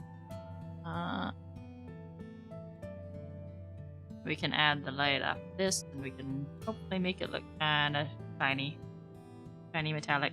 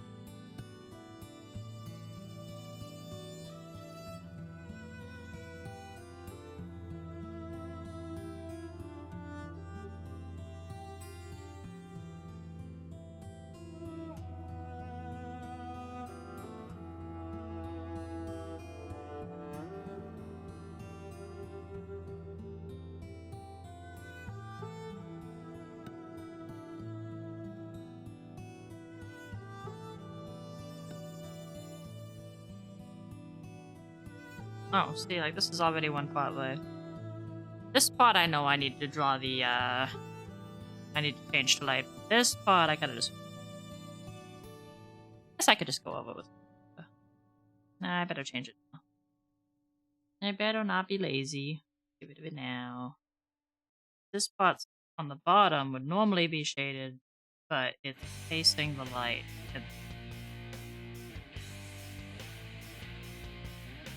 I'll just leave that. Save this for now.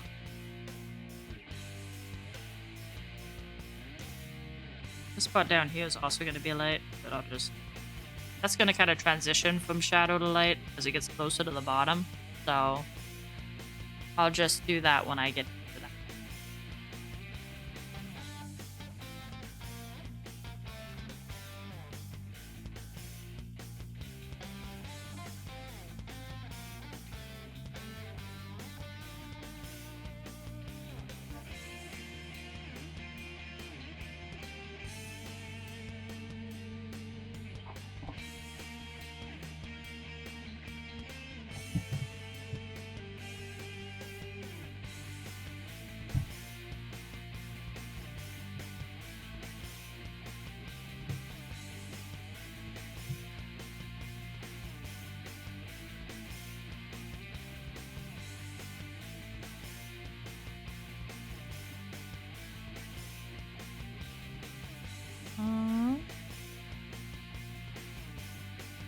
For now, let's see.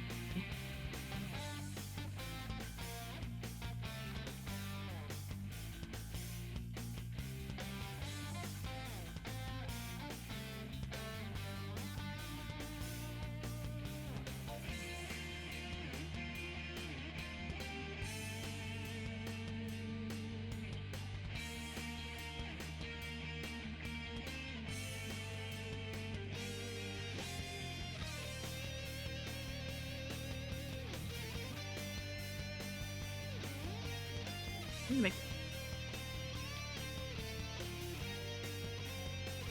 God. Wasn't drawn before. Now it's stupid.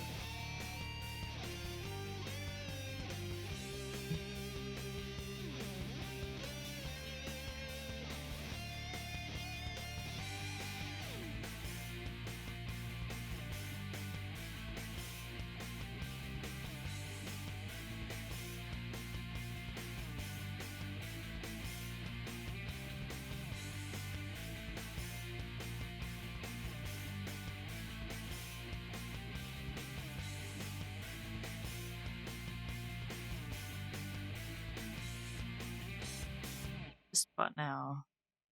The lights on the bottom has to be light when it would normally be dark.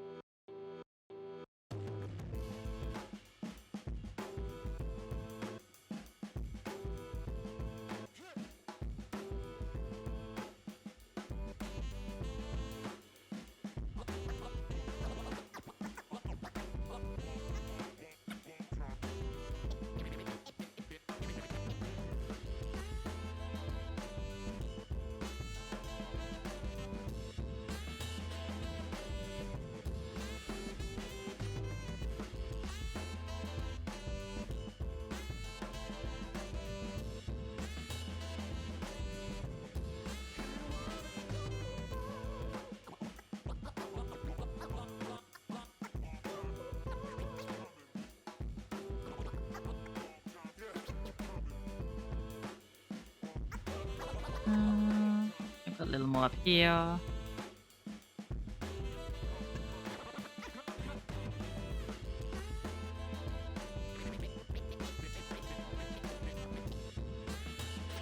Coming down here, definitely.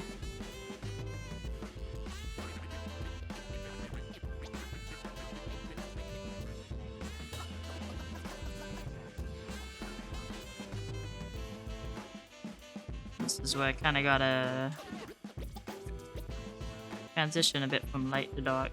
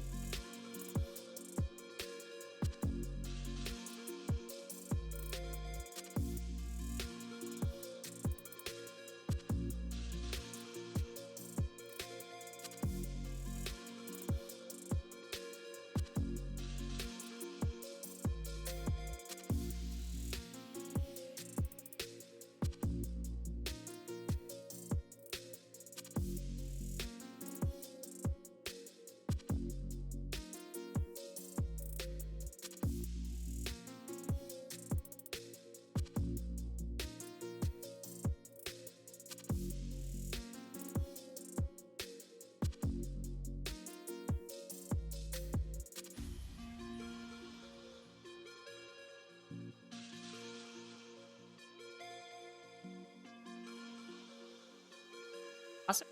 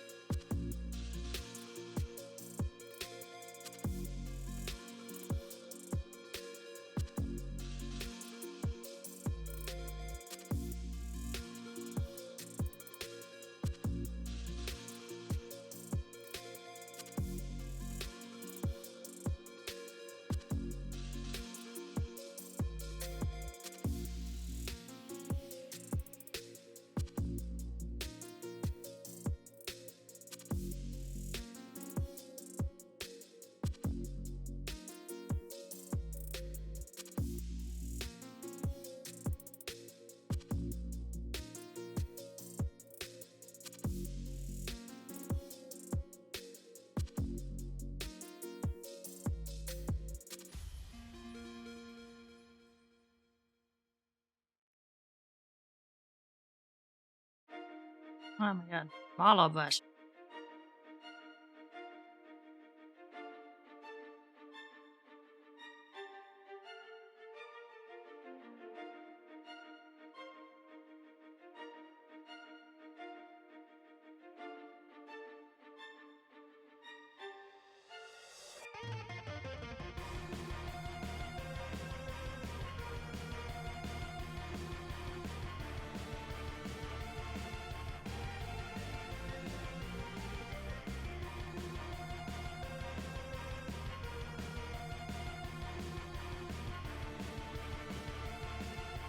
I'm using some implied detail for the shading here because I don't want to die.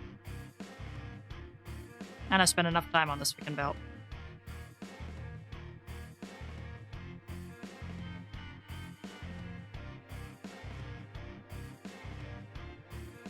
And to be fair, that is what I did on the freaking, the shoulder pads too.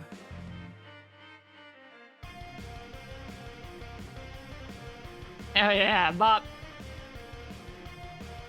There's such good music from that game!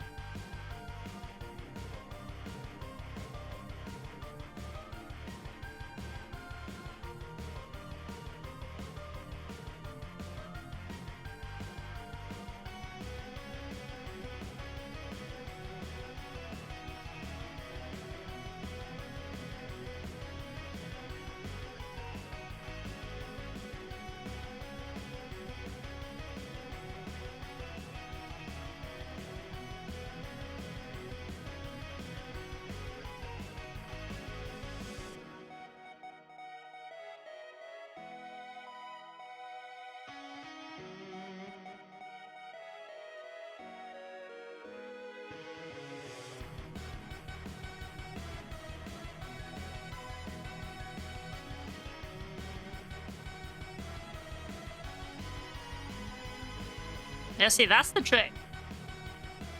Up close it's just a bunch of dots and scribbles. But they're in the right place. So when you zoom out, it's like, wow, look, it's metallic layers. Detailed, oh my god.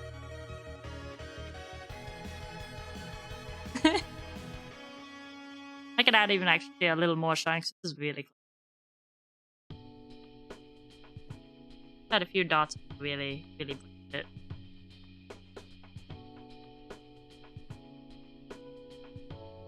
We're in the bottom, of course. Deep latest.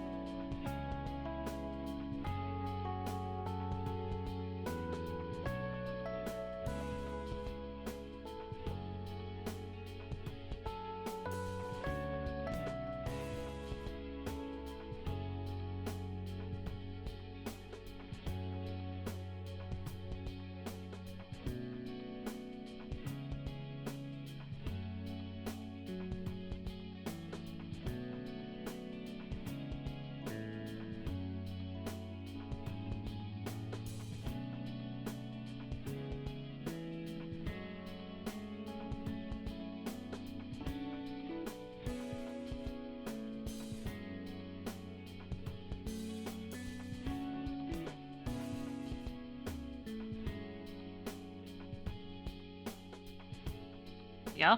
And that looks pretty good, right? That fucking buckle was absolutely awful. I think I'm gonna need a little more shine on the leather here and there. I'll have to add that later.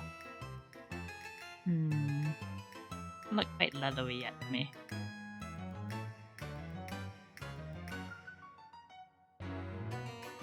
Actually, let's gotta do this too before we forget. It needs to have a little bit of a. Otherwise, it kind of just looks like it's not on there. The belts need to be casting a shadow on it.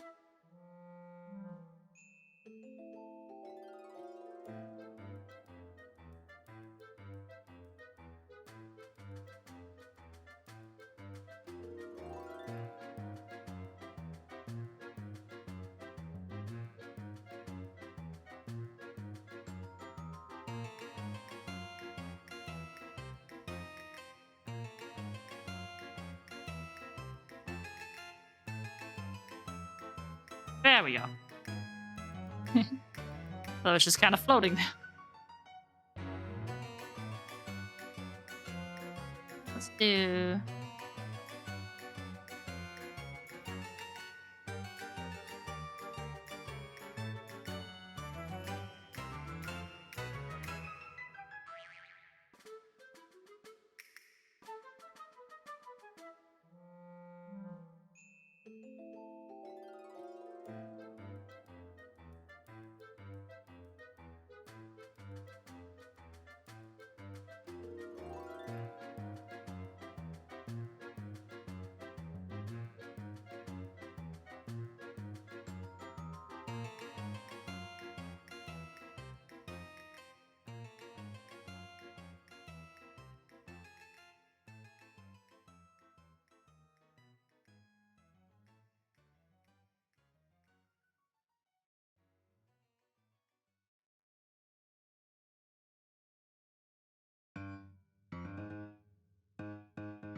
It ain't now.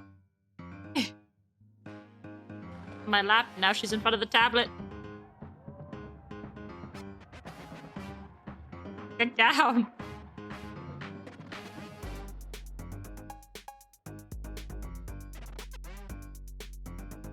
Give me.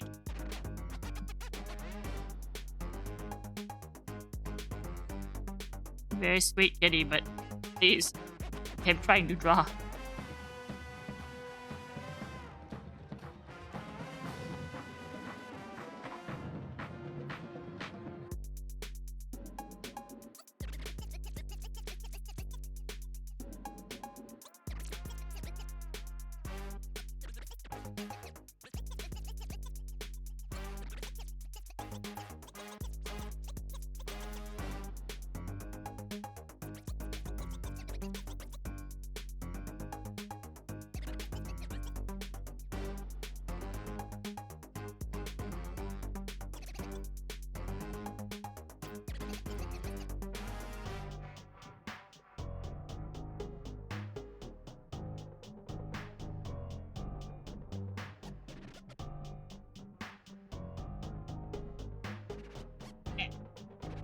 Down you go.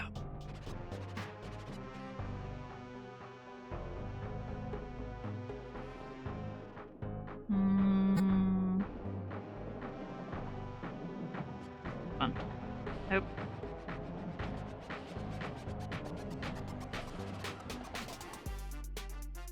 Oh.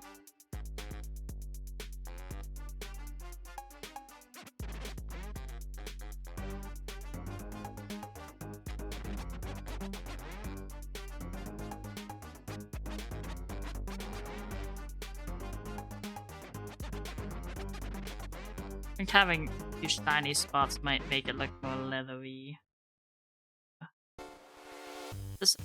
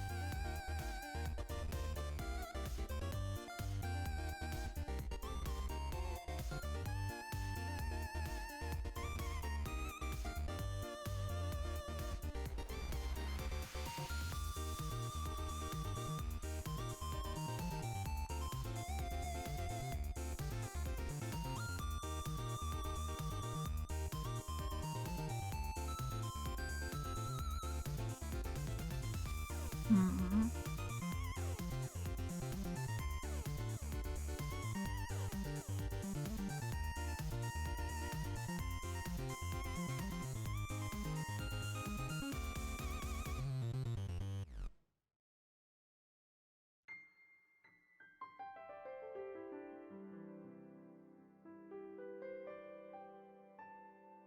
Still too dark. I don't know.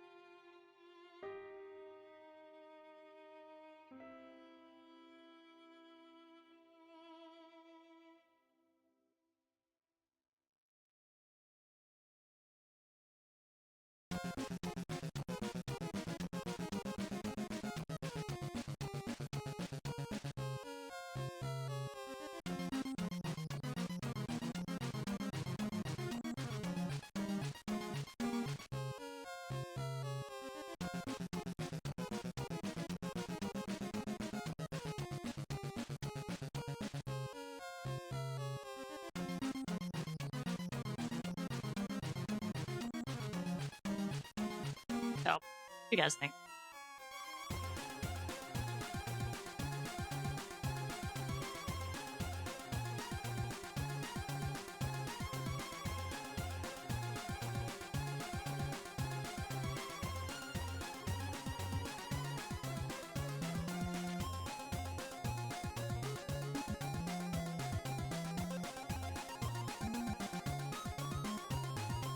I don't think he was looking too bad before, but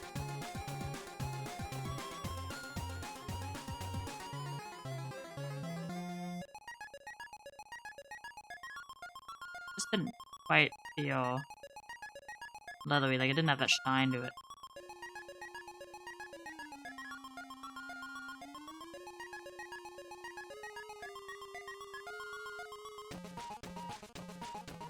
Ah, ah.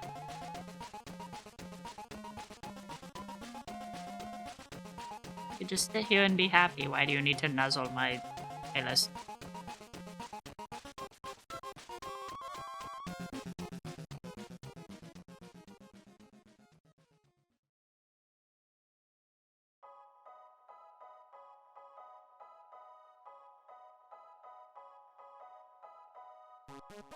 I need to make Willow and Maple emotes. They insult themselves enough.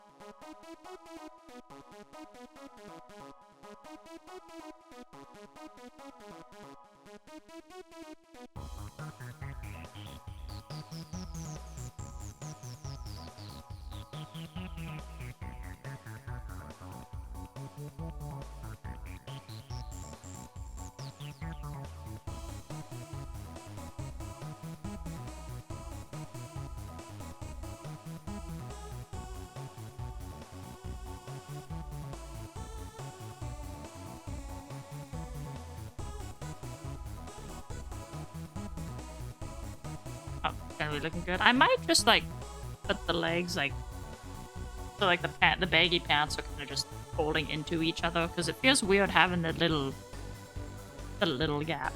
I don't know. Maybe that's just me though.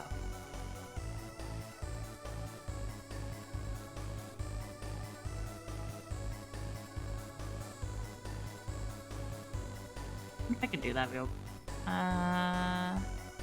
What would those be? That'd be. Actually, I could probably just extend this.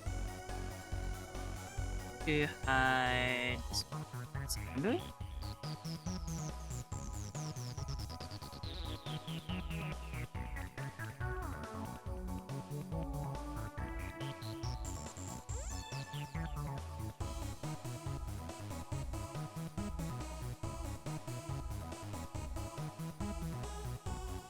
And what if I just got those out?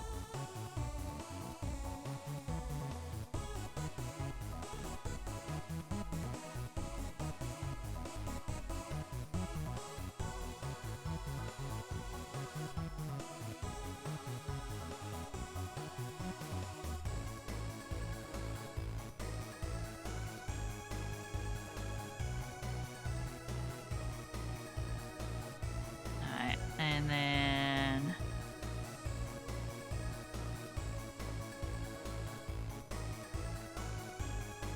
alright, I do.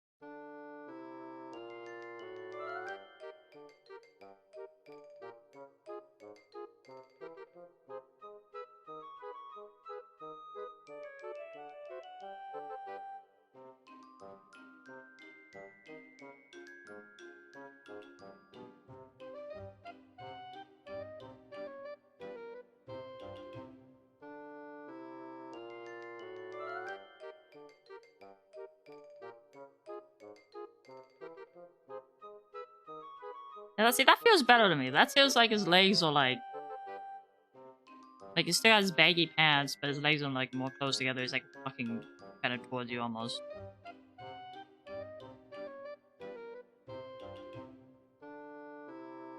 I don't know. The other way like just felt like a weird stiff stand.